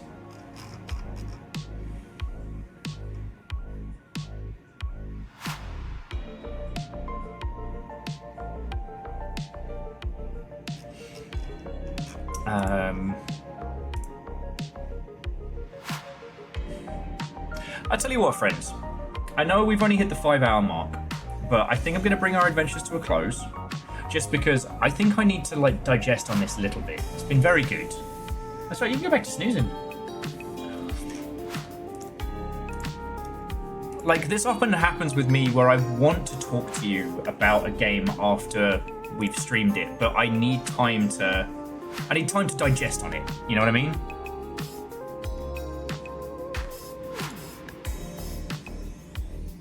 I'm just seeing who I can pass you on over to.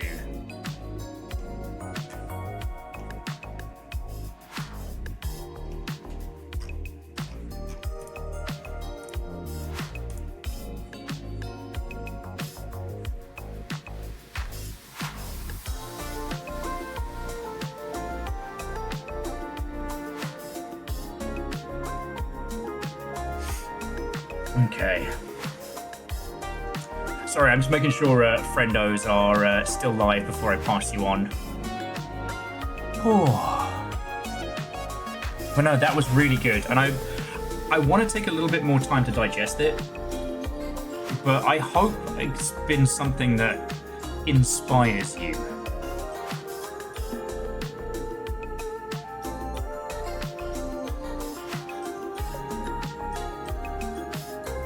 Because, like, that was a solo project. But, okay, we say a solo project, you know, like, it's using Unreal Engine and assets that were acquired and, you know, having someone help with the animations and stuff like that. But creatively, that was not made with, like, 50 million people all at once.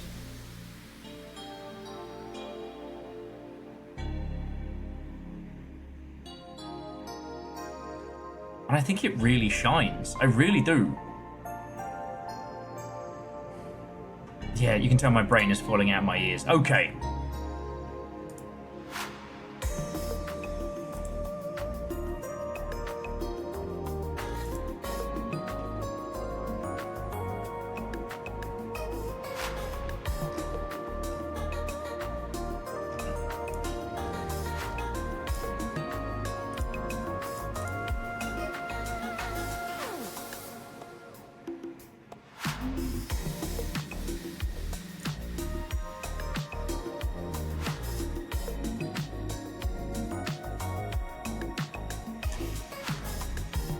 And Vershi, hell yeah.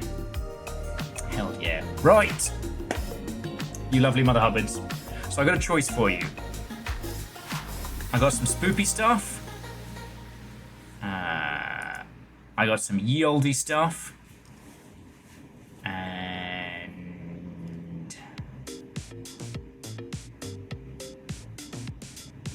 Ooh.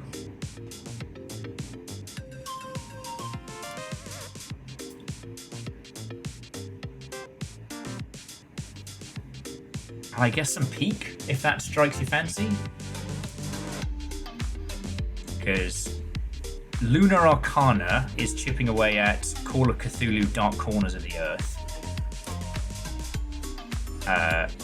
Gory is currently working on the second biome of Peak. And Maple Mystery is playing the original Double Dragon. I realise everybody's got a delay, so it's going to take them a second to pick where they're going.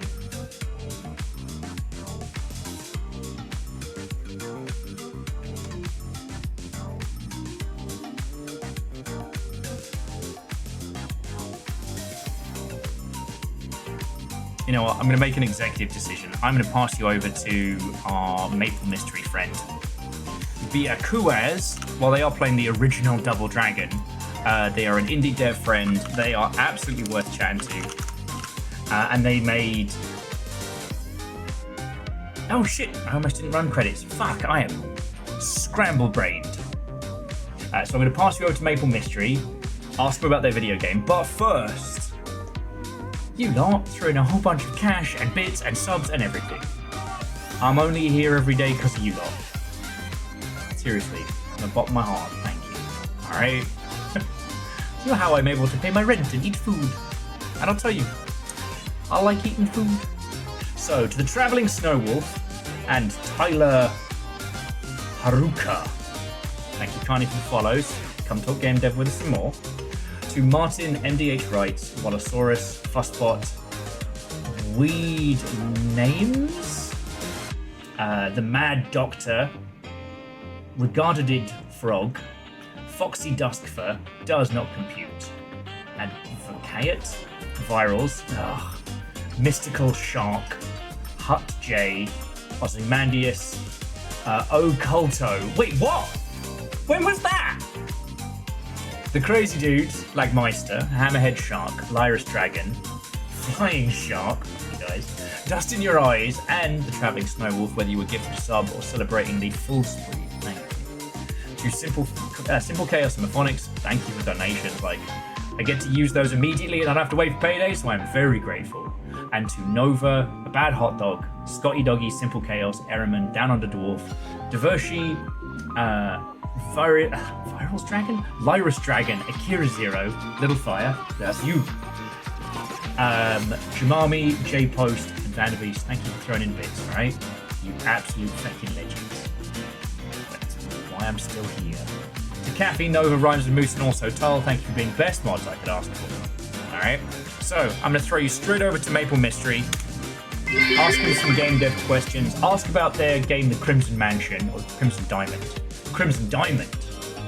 And I'll see you all tomorrow for Rain World. Who knows, maybe tomorrow will be the last Rain World. It could happen.